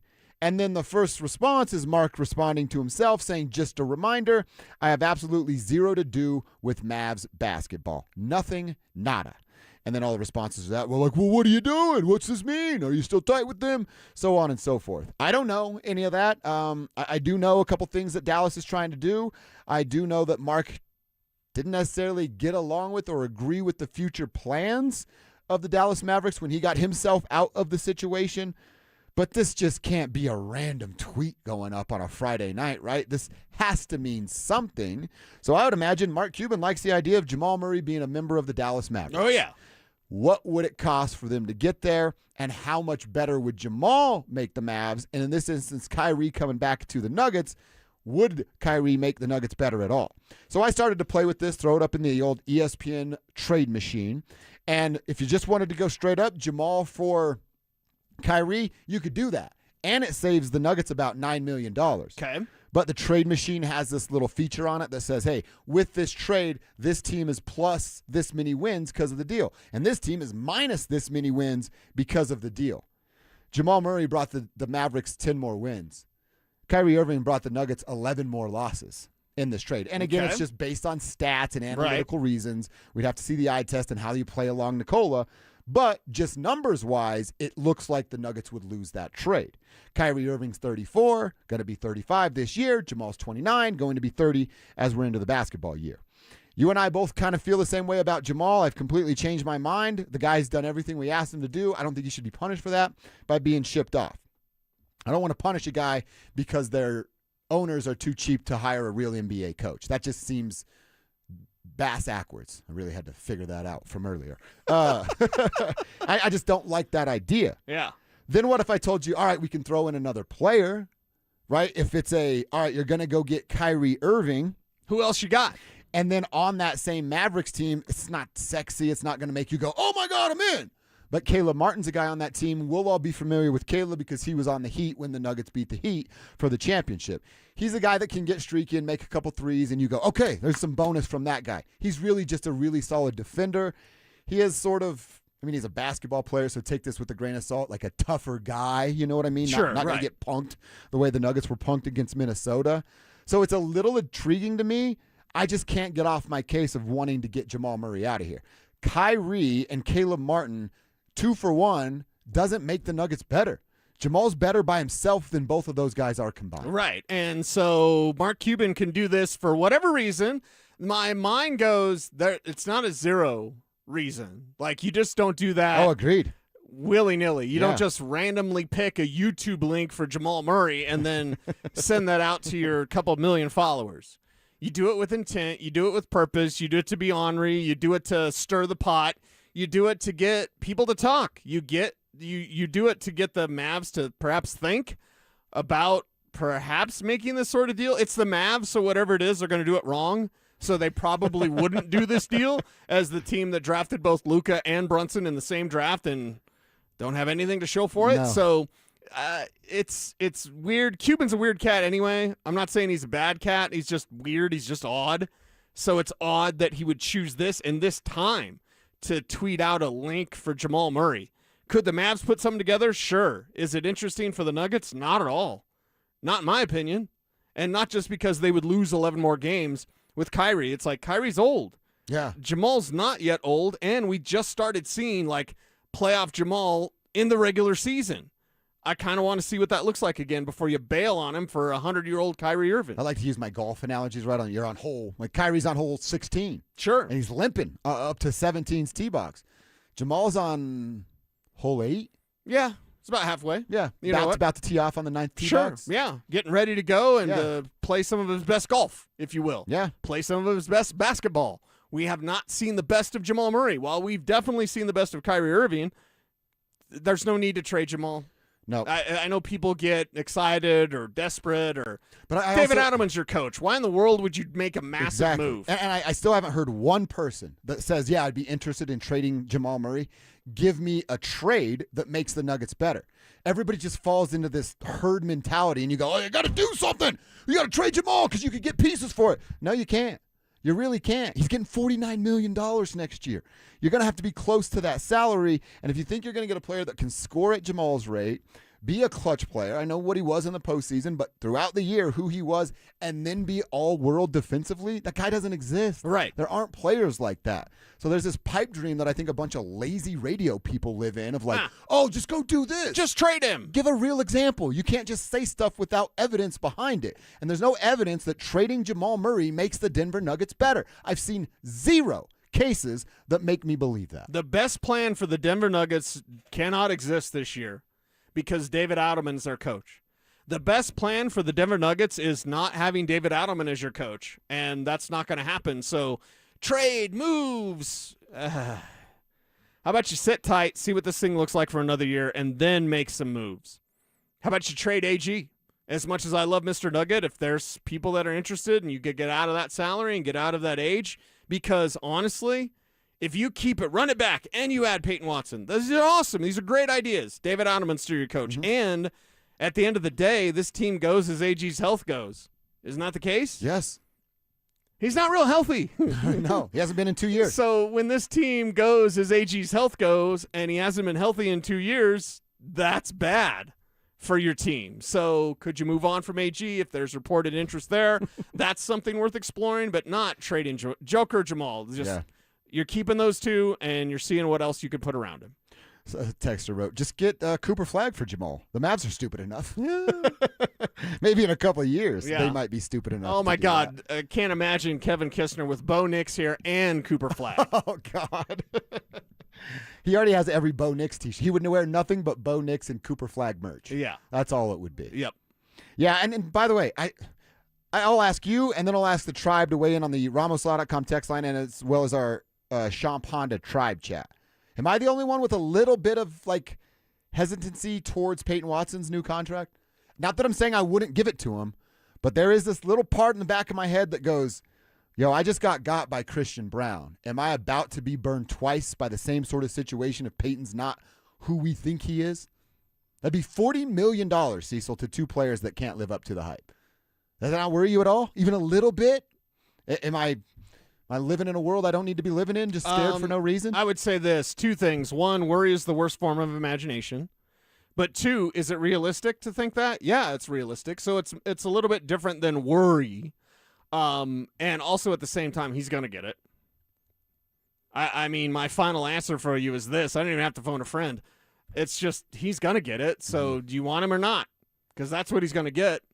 Whether it's you think the other teams are worried? Like, we're going to give him a deal, and he hasn't really done what he could do. Like, well, the Bulls who are really interested in him, they need to spend all the money. So they're just like, we'll give you money. Sure, right. And there will be teams like that. But the level of worry, I think, should be lessened based on the fact that we know he's getting that money. Yeah. This isn't the Nuggets going above and beyond to make sure that they get him. This is the Nuggets, if they were going to pay the appropriate price, just doing that. Paying the market value for Payton Watson. Our boy Creaky chiming in. What up, Creaky? One of our A1s from day one. I got a trade that would make the Nuggets better for sure. Mark Cuban for KSE. What was it? Mark Cuban for KSE. Just straight up, owner for owner. That'd be nice. I think we'd be down for something That'd like be nice. that. Mark Cuban's an Indiana guy, too. Plus, I just have a bunch of questions about Shark Tank. And I don't think Mark Cuban would be as cheap as KSE is. No. I'm sure there'd be reasons we'd find to nitpick. Sure, of course. He wants to win, and he's willing to pay the price. And I keep saying it. We're going to dive into it tomorrow with Stat Squatch's breakdown, 73-page breakdown of the Nuggets offseason. Everyone needs to remember that the repeater tax, which is something the Nuggets are desperately trying to avoid, has nothing to do with the salary cap. That only protects Stan's pockets. And who cares about Stan's pockets besides Stan himself? Right. So we got to get out of that conversation because it only benefits Stan and the Cronkies. Stanley. And nobody cares about them having the biggest benefits. All right, I want to get back to the Broncos. I want to have a conversation about how Webb will use Waddle in the Broncos offense coming up this fall. Let's find out from the new OC coming up next.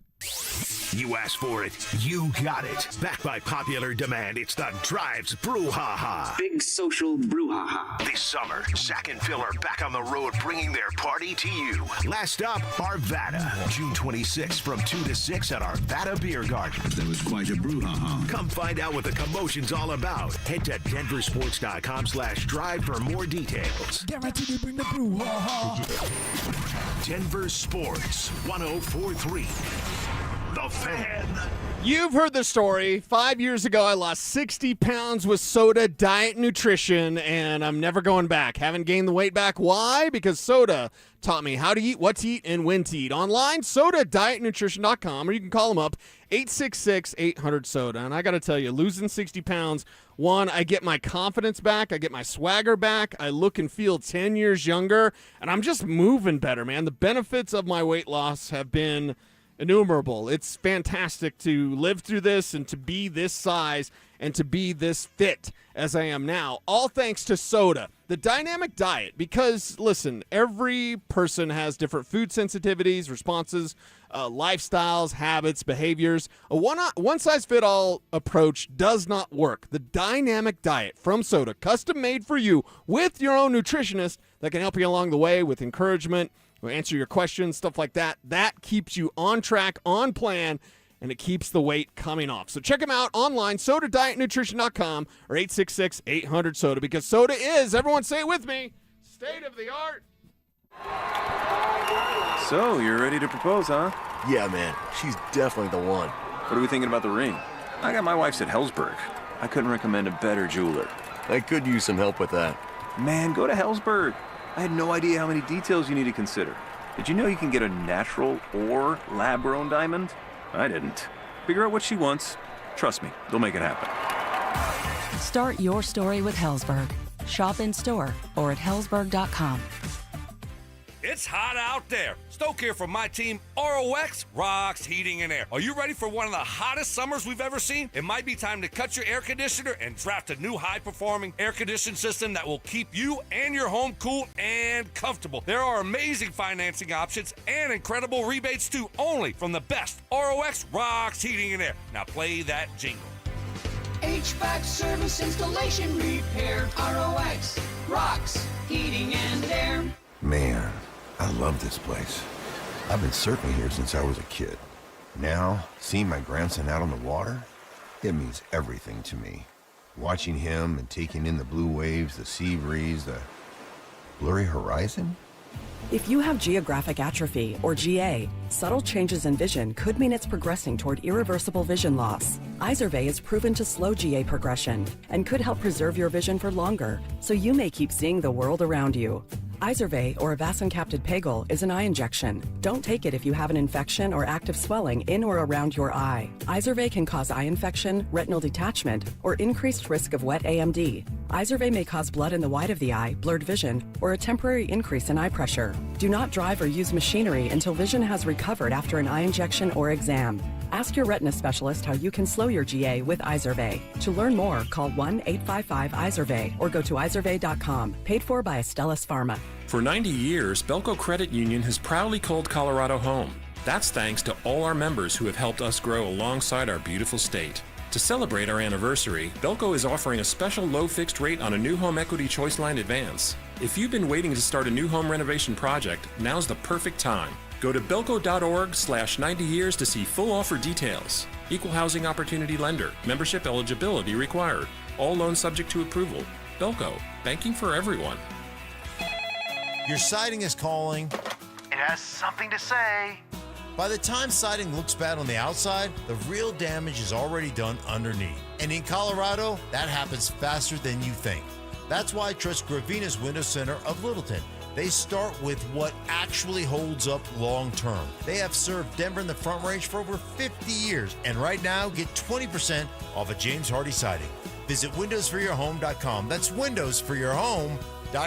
Hey, what's going on, guys? Rob Biadino here at BeatTheDA.com. My law firm's doing a ton of divorce cases these days, and the bottom line is I see a lot of controlling spouses. They try to control and threaten you with calling the police. They threaten you with taking the kids. But the worst ones are to control the money. The ones who control the money, we got to get to the bottom of. We got the investigators, we got the forensic guys, we got the experts, the bank guys. They can go find and track whatever's hidden. At the end of the day, hit me up at BeatTheDA.com or 720-706-59 5151. What's going on, everybody? Philip Lindsay here. Denver's recent hailstorm hit hard. Golf ball size hail, to be exact. Damaged shingles, cracked siding, dented gutters. You might not see it from the ground, but your roof took a beating. And I don't want you to wait around for a leak to find out. Call Monarch Construction and Roofing today for your free no-obligation storm damage inspection. Monarch works directly with your insurance company, so you don't have to. Monarch Construction and Roofing, your local Denver storm damage experts. Visit monarchroofing.com to schedule your appointment today. Monarch Roofing is your official roofer of the Denver Broncos. Want real Broncos talk? Cecil Lemmy and Andrew Mason bring the heat on Orange and Blue Today. The most passionate intelligence and in-depth Broncos coverage in the game. Weekdays at 5 p.m. on the Denver Sports 104.3 The Fan YouTube channel. Hit subscribe at Denver Sports 104.3 and never miss another take. Orange and Blue Today, powered by Ramos Law, official injury law firm partner of the Denver Broncos. Denver Sports 104.3 The Fan. Denver Sports 104.3 The Fan presents Dover and Cecil.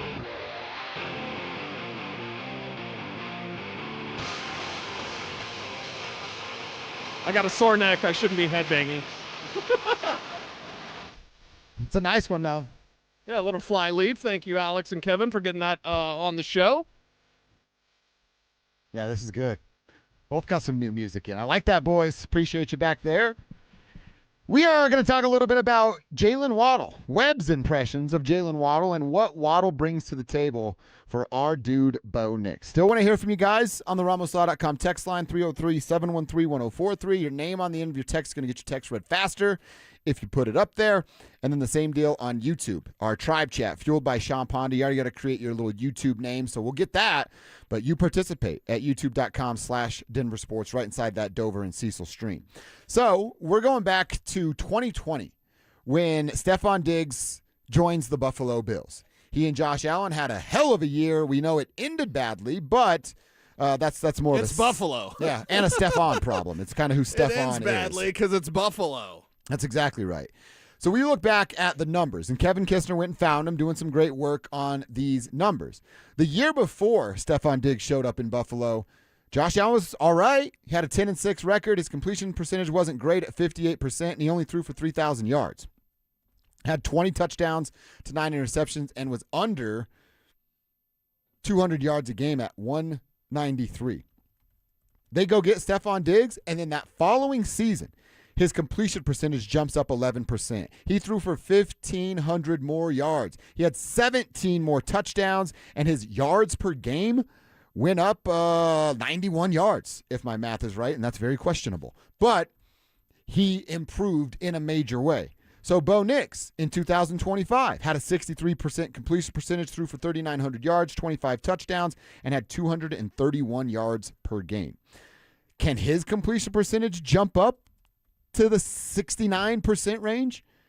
Can he flirt with 70% completions? He's already smarter with the football than Josh Allen is. He takes care of it and protects it better than Josh Allen does. Right. So can his completion percentage jump up 10 points? That's a huge jump from where he was at, but it gets him, into that percentage of flirting with or north of 70%, which would be outstanding.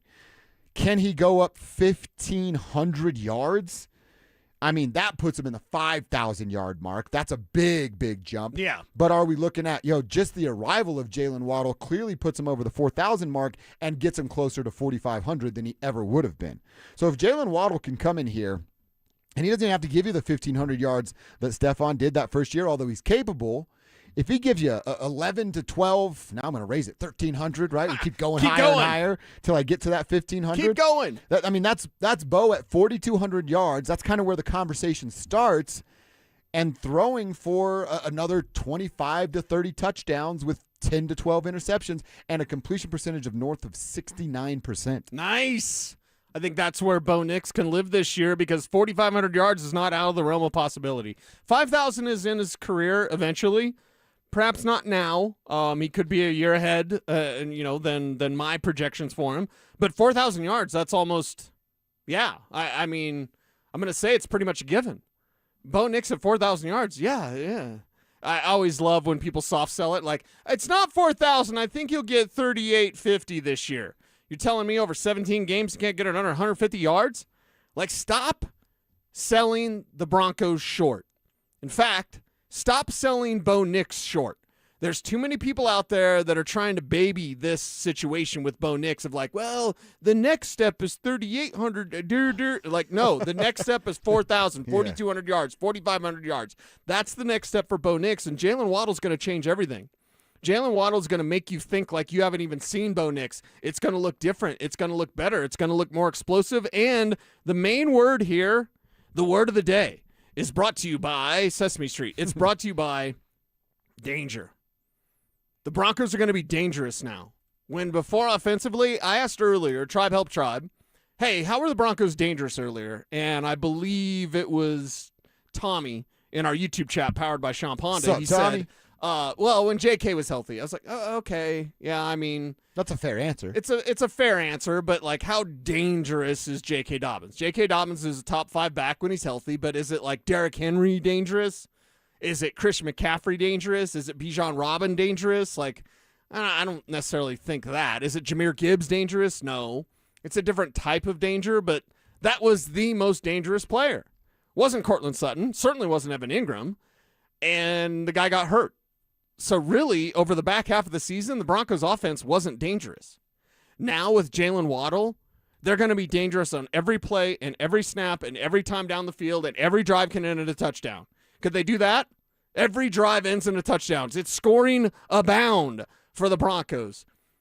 Okay, that's a little hyperbolic. It's a little bit excited, but can Bo Nix push for 4,000 easily? I mean, dude, I'm looking at stats, and Kevin just gave me the number. Only 6 guys had more than 4,000 a year ago. Matthew Stafford had 4,700, and that leads the league. But I didn't even realize this. I'm looking at the NFL player stats from 2025 on ESPN.com. Bo Nix was 8th in the league last year for total passing yards.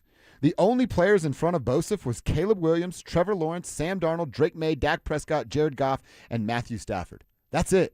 7 guys threw the ball more or had more yardage total than Bo Nix. And see, we look at that number of 39-31, 69 yards away from a 4,000-yard season, and we go, oh, he's got to get over that number. Dude, he was top 8 in the NFL in his second year in the NFL. Yeah. This guy's going to get to 4,500 yards. I'm talking myself into this. That 1,500 number, you said it when you first said it for Jalen. I'm like, there's no way. Now here I am, June 15th, and I'm like, oh, there's a way. There's a way. There's a way. Hey, Josh, who had more yards, Bo Nix or Justin Herbert? Oh, that would be Bo Nix. Bo Nix or by Josh, a couple hundred. Bo Nix or Josh Allen? That would be Bo Nix by a few hundred. Bo Nix or Patrick Mahomes? That would be Bo Nix by about 400. Bo Nix or Lamar Jackson? That would be Bo Nix. I can't do the math anymore. I rest my case.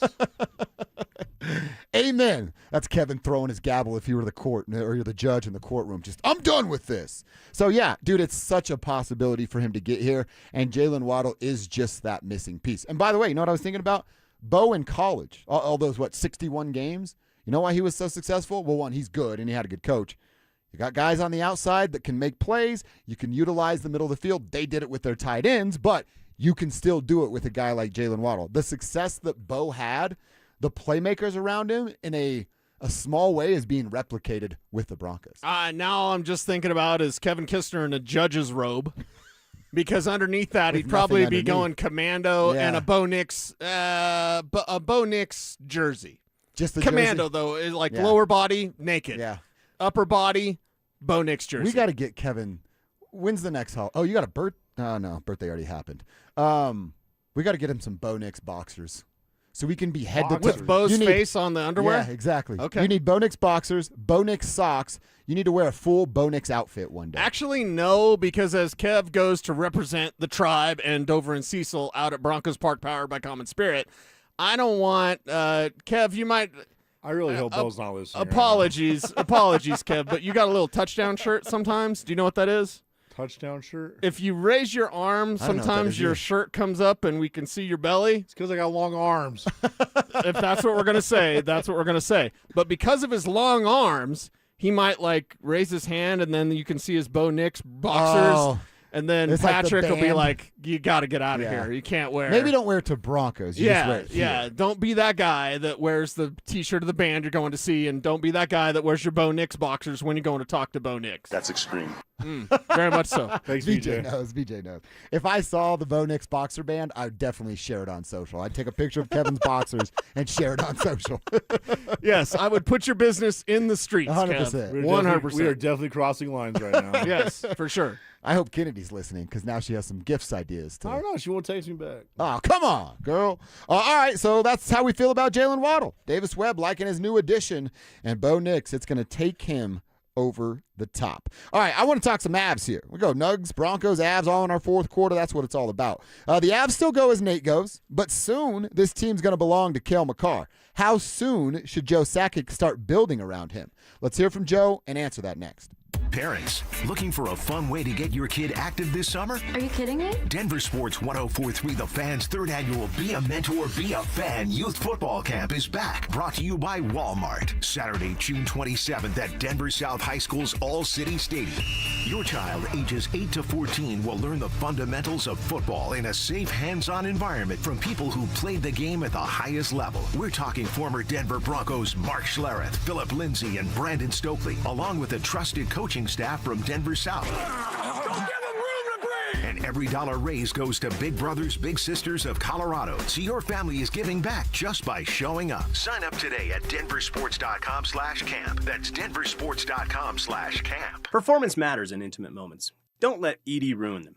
This is Jeff for the Rocky Mountain Men's Clinic, and I want to assure you that if you're like the vast majority of guys, you don't have to suffer with ED anymore. In fact, you might be pleasantly surprised at how the right treatments could positively impact your love life. At the Rocky Mountain Men's Clinic, our advanced medical therapies go far beyond pills. We have treatments that are effective in well over 90% of cases, and we offer specific and combinative treatments that can dramatically enhance both your performance and your stamina. You could even last up to an hour or more and bring a far greater level of intimacy to both you and the one you love, perhaps performing like you haven't in years. So call us today and find out why our advanced treatment strategies offer so much more. Your first visit is just $99 and gets you blood work, a medical consult, and if medically advised, a test dose. And if that test dose doesn't work in the office, your visit is free. Call 720-440-7900 or go to RockyMountainMen'sClinic.com. Rocky Mountain Men's Clinic, advanced medical science to improve men's lives.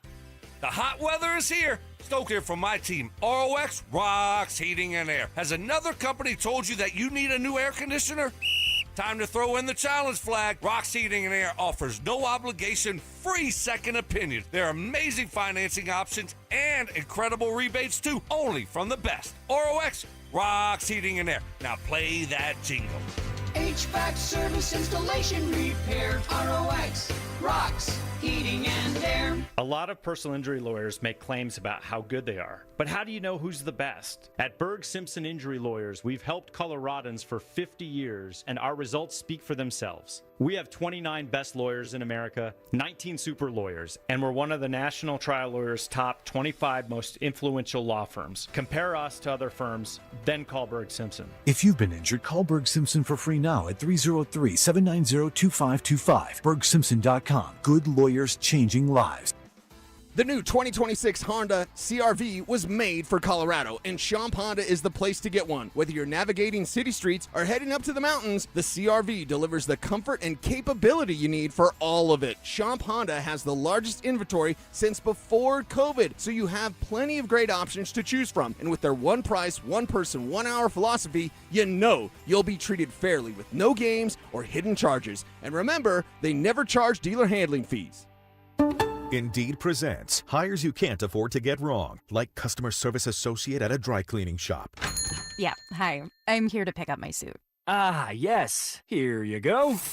There must be a mistake. This is too small. It shrunk a whole lot. Look on the bright side. Now you have a suit you can gift to a child. This is a job for sponsored jobs. This is what happens when you don't sponsor your job on Indeed. Next time, get matched with quality candidates with Indeed sponsored jobs. Visit Indeed.com/hire now and sponsor your job today. From the FIFA World Cup to competitive business environments, grand ambitions lead to game-changing achievements. At Bank of America, we're there to support businesses at every step, providing insights and expertise to help you gain an edge. He shoots, he scores! What would you like the power to do? Explore winning business solutions at BofA.com/gamechangers. Bank of America, official bank of the FIFA World Cup 2026. There's a difference between the cameras you buy at Home Depot and the cameras Vantage installs. Consumer cameras give you a grainy silhouette. Vantage cameras can read a license plate at the end of your driveway with full-color night vision, 24/7 recording, and no monthly subscription fees, so you never miss a thing. Invest in real security for your home. Schedule a free Vantage Threat Zone Analysis report for your property. Call Vantage at 720-366-7759 or visit vssicolorado.com today. He's a former coach with 2 sons who played professional basketball. Satch Sullinger's a competitive individual, but his golf game was suffering because of painful joints. Right, that's real important. The golf game. Right. As we get older, we create these bad habits because we're relegated to hit a certain way. QC Kinetics used regenerative treatments, all natural healing properties from Satch's own body, to restore those damaged joints and get his golf game back on track. QC Kinetics regenerative medicine is regenerating me, all natural. And that's what I'm about. I'm going to tell everybody why I'm better. Oh, and by the way, looks like the competitive Satch is back. We're all in the same boat, and I'm getting better, and I'm watching them stay old. Go to QCkinetics.com. Get relief and your game back. Call for your complimentary consultation. Call QC Kinetics, 303-900-8986. That's 303-900-8986. 303-900-8986. Plumline Services, serving Colorado since 1998 for all your heating, cooling, plumbing, and electrical needs. Service at home, servants at heart. You are listening to Dover and Cecil on Denver Sports 104.3 The Fan.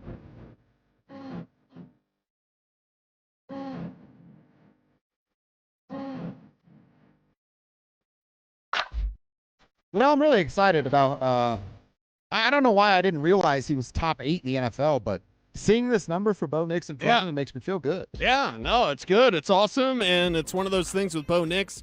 Get ready to get your doors blown off because that's what Bo Nix can do this year. He's got 24 wins in 2 years as an NFL quarterback and is already top 8 in the league in passing yards in year number 2. Mm-hmm. And there's some morons out there that don't think he's the guy. Yeah, or start to moron. doubt him. Hey, moron, I got a wooden spoon.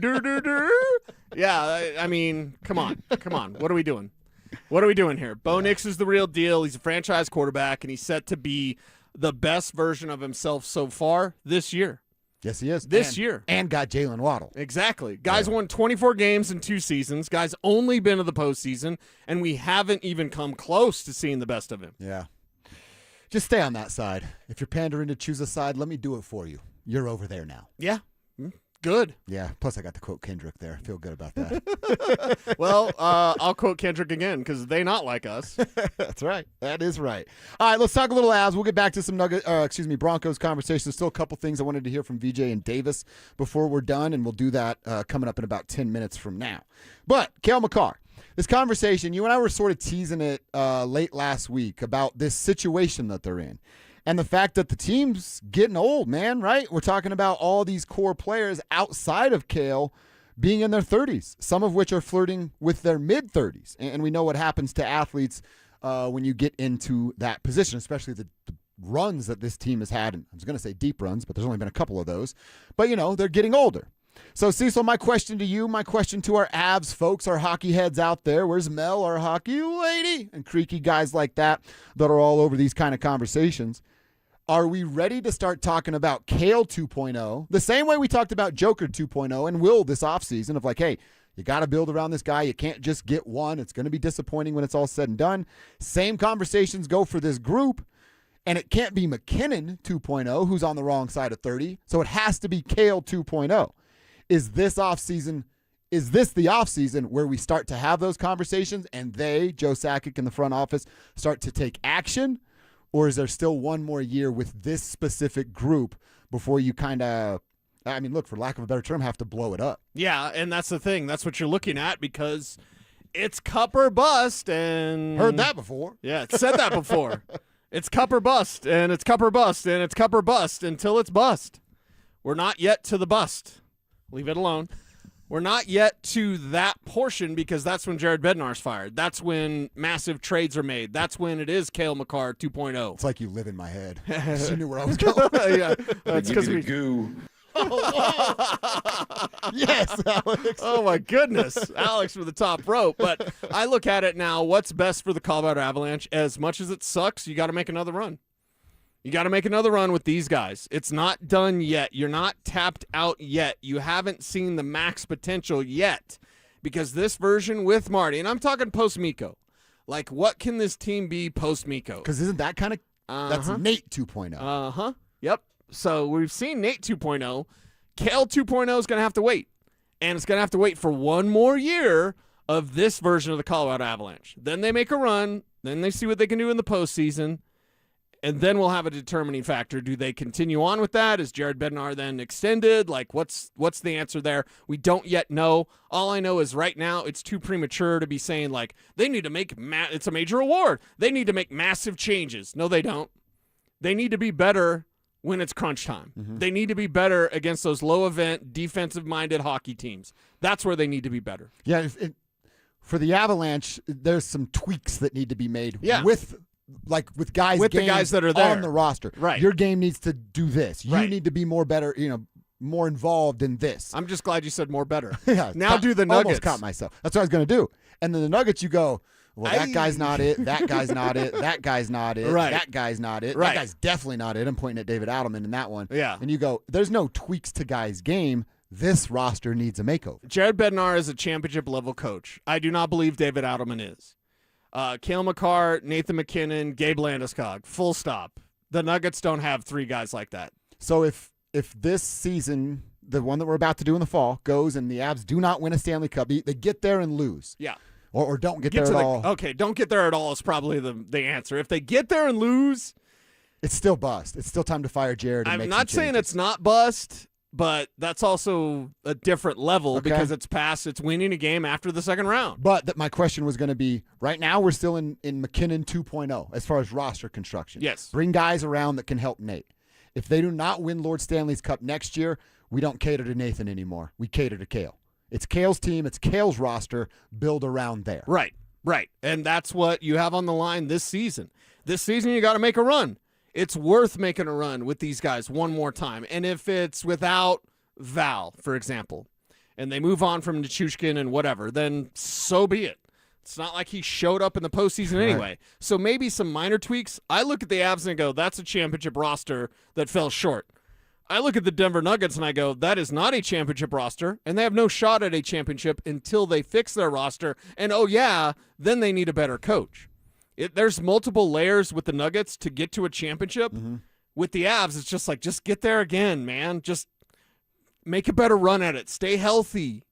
Cale's injury so devastating at the time that it happened, and that's why Vegas is sweeping you. And you talk about one player. Look at what William Karlsson not being available for the Knights did to the Knights in the last couple of games. So one player certainly makes a major difference. Joe was asked about this at his end-of-season presser. Is there any rush to change this team? Well, there's always changes, but we have the core guys here. We have the nucleus. We're a deep team. We feel we're strong in all the positions. Obviously, we have some UFAs that we're going to try and sign to keep the group together. But it's a great group. They care about each other. They want to win. They're very competitive. They're disappointed, but their expectations are to try and come back and try and compete and win a Stanley Cup. It doesn't sound like he's in a major rush to change what the core is or even a minor makeover of this team. Sounds like he's got a lot of faith in what this roster can be and is going to give them the grace of at least one more year. Right. And that's all it should be, is the one more year. Yeah, and that's all it's going to be. So make this run, go make a run at a championship that you are built to do. And it's obvious to see with the Avs that they're built to do that. With the Nuggets, much, much more work. Hey, last reminder for today about our annual Be a Mentor, Be a Fan Youth Football Camps, the third annual, coming up on June 27th.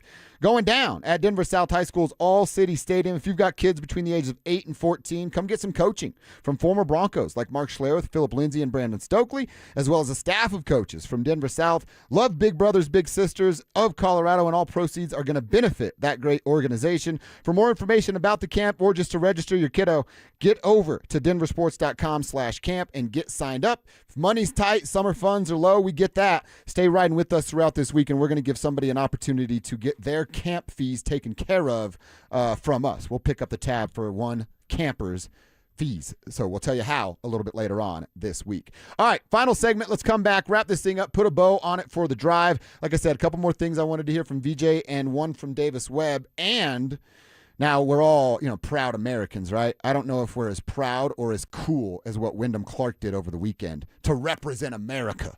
Details next. Broncos country, Sean Payton is locked in. The head coach and the Broncos have agreed to a new 5-year deal through 2030, keeping him paired with GM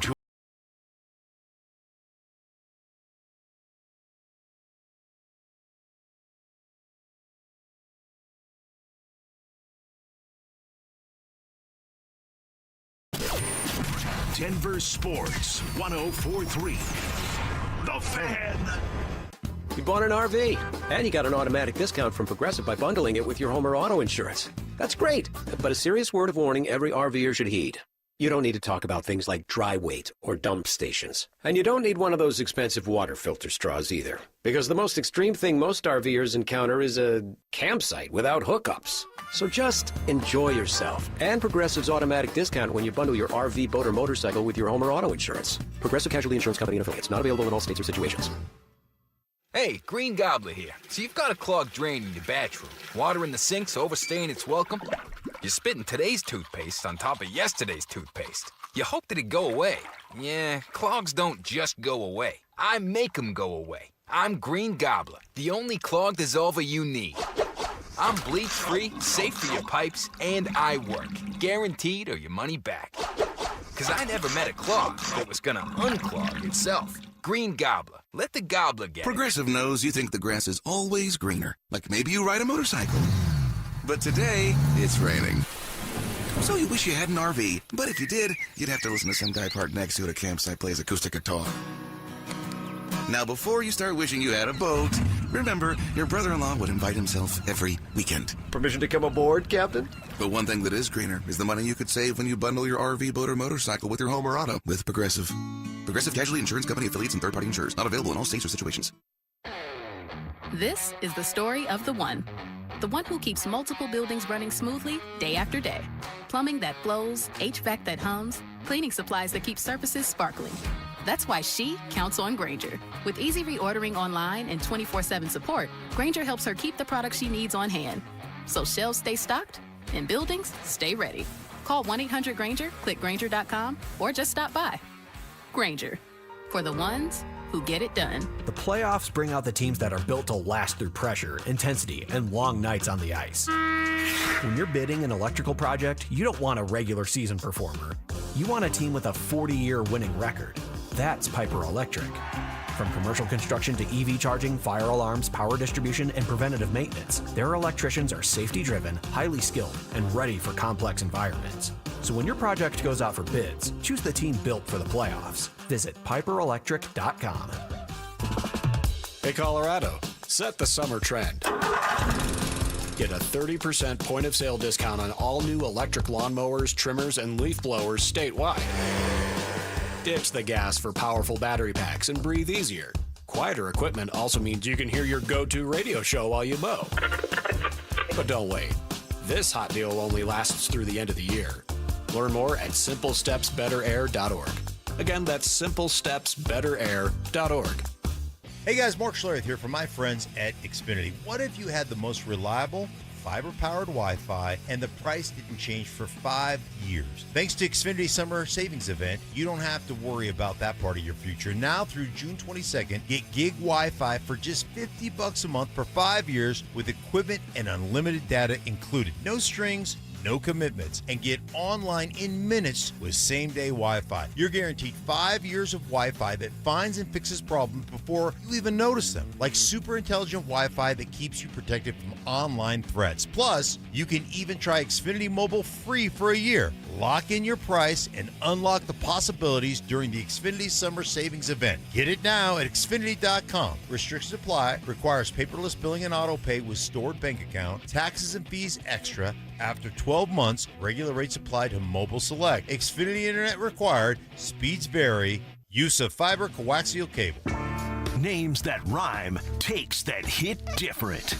Shapiro and Piro is happy hour sports talk built for the modern fan. Local stories, hidden gems, and the mustache monologues you never knew you needed. Weekdays at 3 p.m. on the Denver Sports 1043 The Fan YouTube channel.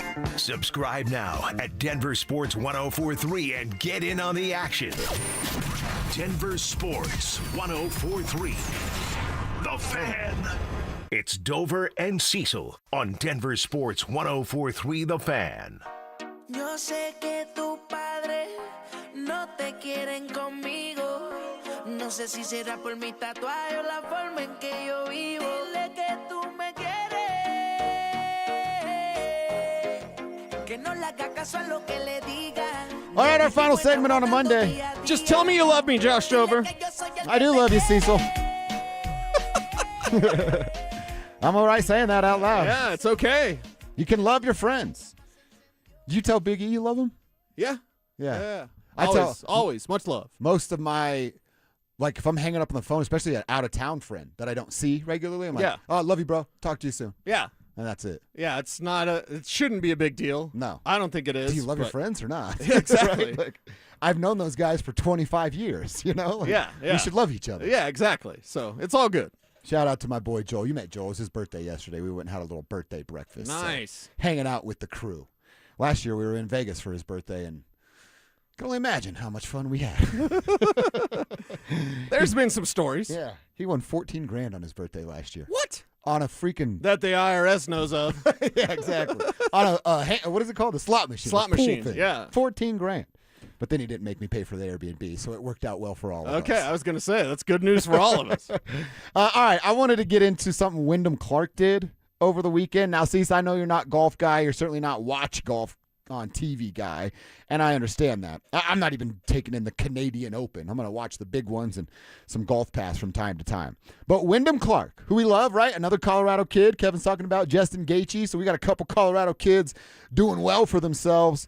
So it's the Canadian Open this weekend. I was just showing you guys the video. The story is better than the actual video and what goes down. So what you saw on the internet and social media was Wyndham Clark making a birdie and then getting booed by Canadian fans because he's wearing a Jack Hughes Team USA sweater. USA. And, of course, USA got the gold. Canada got silver, which is, Canadian gold anyway, so it works out for them. So the story about that sweater is the day before, he saw a patron, right? Is what they call him. Just somebody watching the golf tournament in the Jack Hughes USA sweater. Okay. Wyndham goes over to the guy and says, hey, how much to buy that off of you? Literally what you're wearing. How much to buy it off of you? That's so awesome. And the guy was like, here's the price. I'm more than willing to give it to you, right? And what ended up is Wyndham paid for the jersey, the sweater, then got his address. Was like, I'm going to ship you back the sweater and some more stuff, some swag stuff from me to make it worth your time. So he just paid to rent. If I was that dude, I'd just if you're going to send it back to me and send me stuff, just wear it. And you could keep it. And it's like yours. But every time I see you win it, I'm like, that's mine. So he does that, gets it from the guy. They make the deal. It's all good. Fun story. And then, like I said, he makes the birdie. He's walking back to his caddy and bag for the next hole, and he's starting to get booed because he's wearing the Team USA sweater. Right. And he just leans into it. He gives the jersey a pop a couple times. He gives the old double thumb point to Jack Hughes, game winning, all the things that came with Hughes in the Olympics. It's just, again, a Colorado kid embracing the moment of like, hey, I know where I'm at. Yeah. And I know what happened a few months ago, and I'm going to lean into this. It's an awesome moment for Wyndham Clark. If you didn't like him before, you better like him now. You better love him now. So, Canada, take that, right? That's all Canadians. You can lean on that. You can lean on the stuffed animal that Nathan McKinnon got in the Olympics. Like, you can lean on your silver because that's all you got. So there you go. And, Wyndham Clark, Good job. Wyndham Clark, one of us. That's what it is. So very cool moment for Wyndham Clark out there and the things he was doing to, just kind of rile up the Canadian fans out there. All right, Cecil, let's wrap up here in a little bit more from VJ and Davis Webb. A couple of things from Davis. First with VJ. We talked earlier about JFM. JFM had 7.5 sacks a year ago. So who is going to replace that? Who's going to give that same production? Probably not going to be one player that just jumps up and gives you 7.5 sacks, but we've talked about the collective and the group that's going to have the opportunity to do that. Uwazurike is one of those guys, and Vance was asked about him and the growth over the last few years. He played well for us last year. I mean, he's obviously a big man that's tough to move, but he's improving. And to watch where he was week 1 to the playoff game was really impressive, from this firmness in the running game and also his pass rush. But again, losing JFM, we got multiple guys who have to play those roles. And maybe it's different roles. Maybe it's a first, second down run stopping role, and Savion takes over the pass rush role. So we have options there. Again, we've drafted this position to replace those veteran guys who've moved on. So he's one of those guys. And see, there's another thing. Again, we're talking about guys having a plan in place via the draft and a plan in place for situational downs. Right. That's, again, JFM, the beauty of JFM is you don't really have to take him off the field for that. Now you're going to have, it doesn't even sound like they're going to have a specialist, but they're okay with the idea of a specialist. And that's great too, because one guy comes in for this situation, then gets a blow. The next guy comes in with a fresh pair of legs, fresh breath and energy, and has a different job to do. I actually kind of like that better than just one guy being the dude that has to fill the shoes of JFM, because you're probably not going to do that with one guy. I like it because of the combination of players. It's Ini Uwazurike. That's your run stuffer. And then it's Savion Jones. That's your pass rusher. And Savion Jones, a player that I was incredibly excited about last year when the Broncos drafted him out of LSU. Why? Because of his pass rush ability. Now, how is he developing as a run stuffer? This is all, he needs to be as well-rounded as possible. Mm-hmm. But if you tell me, hey, that guy that's really good at rushing the passer is only going to rush the passer, yeah. And then Uwazurike, who's been outstanding in a contract year, like you got to figure out a way to keep Uwazurike around. He can still be the run defender while also giving you some interior pressure at times. Uwazurike's numbers might shock some people. He's not just a normal reserve player. He's got that length. He's got that hustle. He can go get the ball carrier. He can go get the quarterback, and he'll be your first and second down guy. And then having Savion Jones step on the field on third downs, I think it's the best possible combination for the Broncos because, quite frankly, in their front seven, they don't have just 7 guys. They have, let's say, 10 to 11 guys that play on that front seven that you've got to find a way to get them in. Q Robinson, we talk about the edge, right? I don't know if Jonathan Cooper's still going to be here, but whatever. In that front seven, there's 11 guys that you've got to figure out a rotation. How do you get Tyler Onyedem onto the field? How do you get Savion Jones onto the field? How do you get Q Robinson onto the field?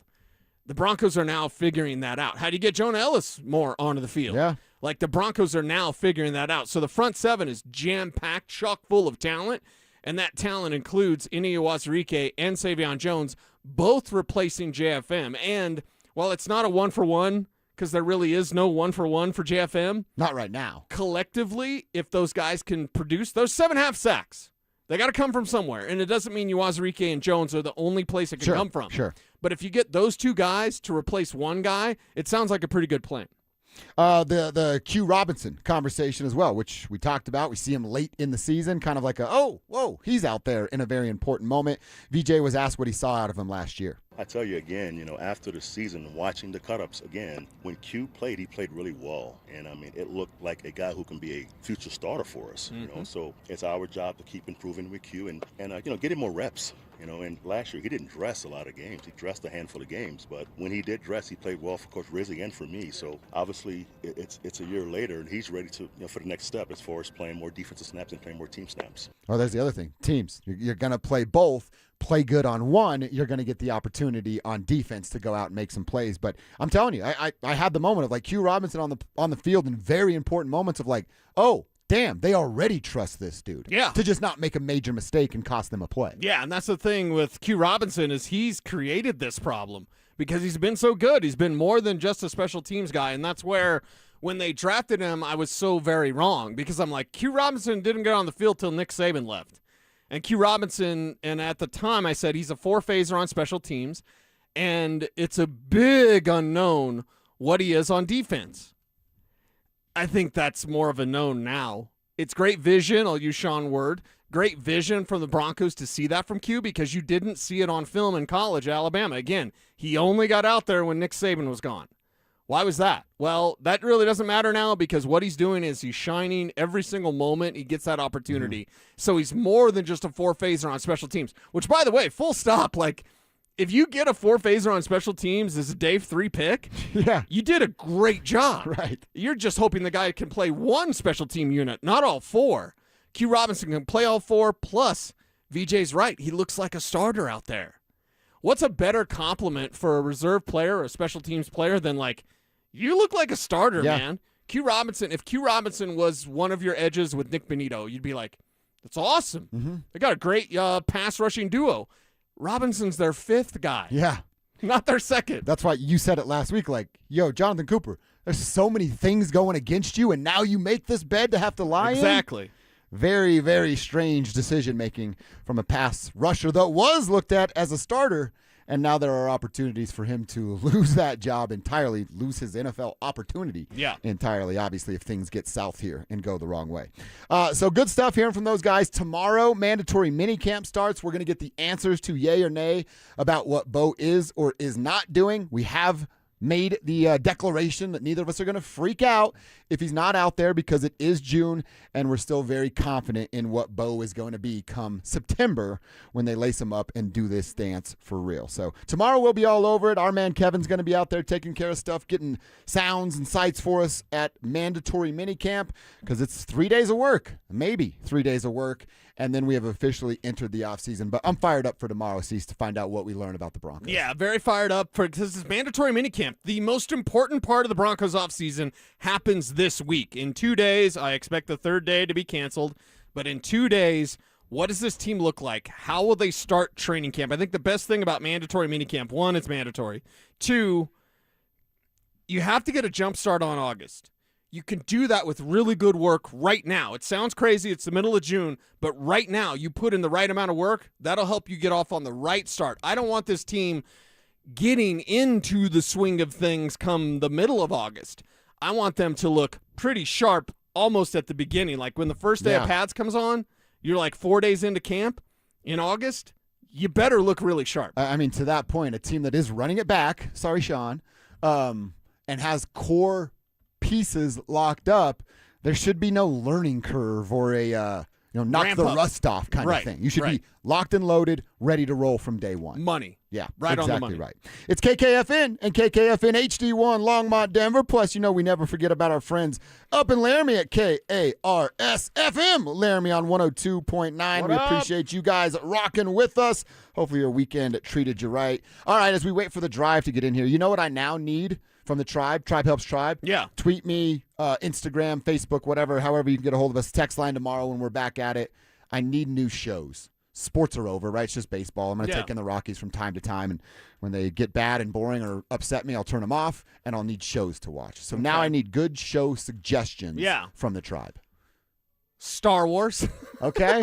I actually do have time now. I actually do. I was just like, get as offended as you like. Oh, like, you want new shows? There's classics that you've never seen. What's the realist? So I'm like, all right, I'm going to dive in and watch Star Wars. Yeah. What kind of time commitment am I putting forth? I would say if you could give me, just me, 8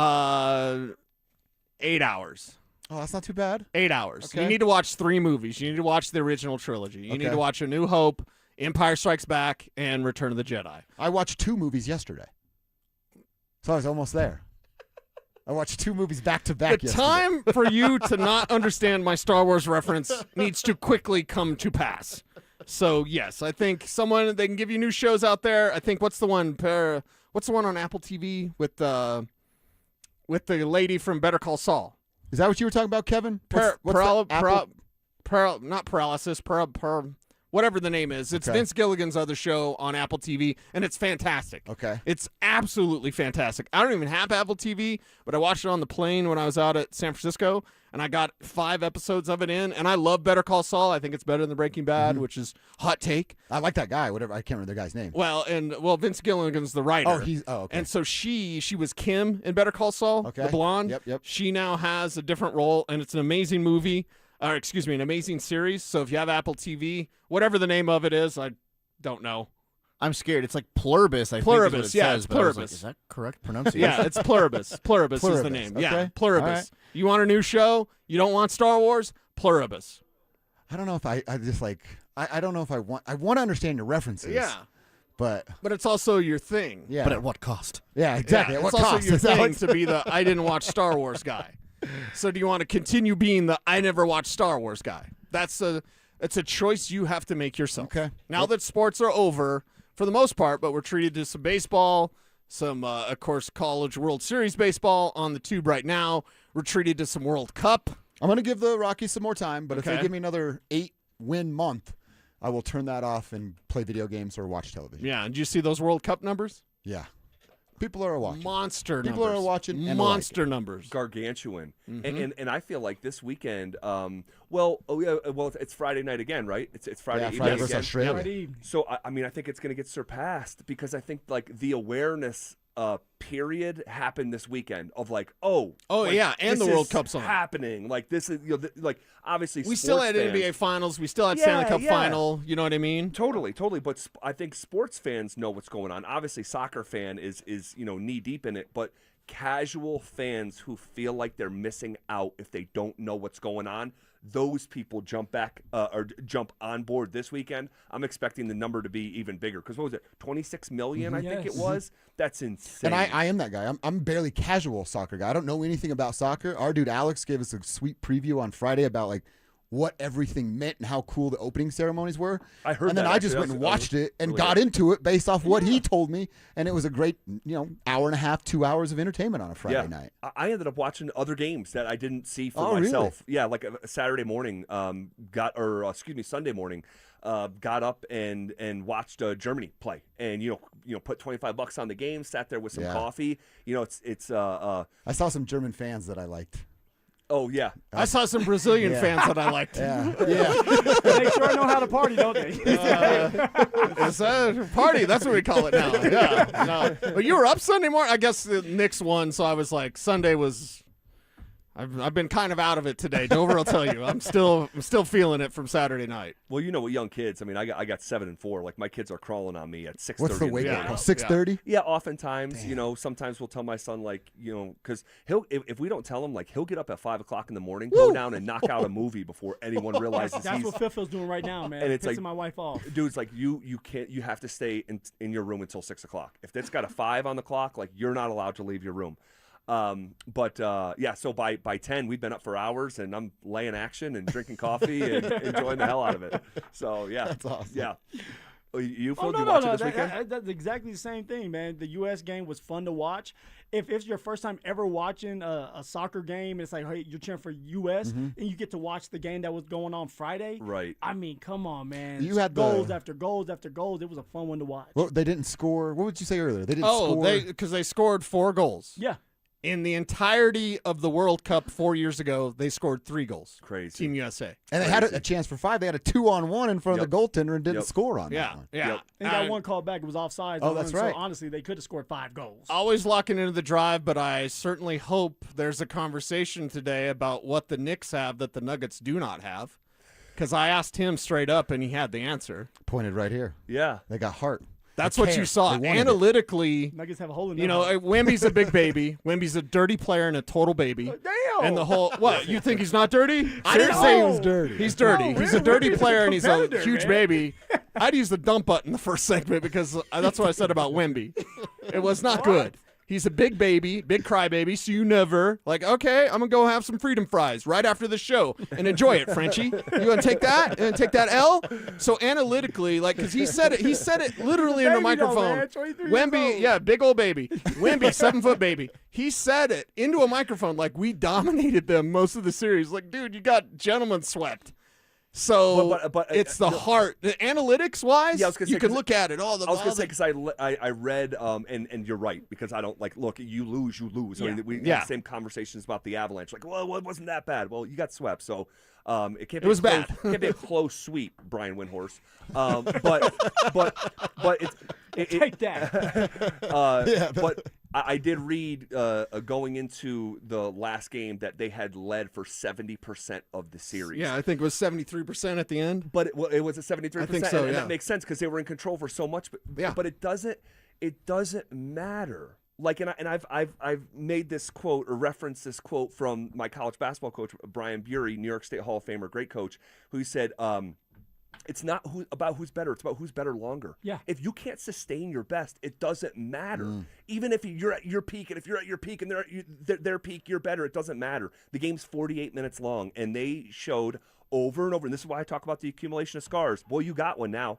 You have a real gash of a scar right now. Yeah. But to your question, what do the Knicks have that the Nuggets don't? In addition, because I would have started the same place.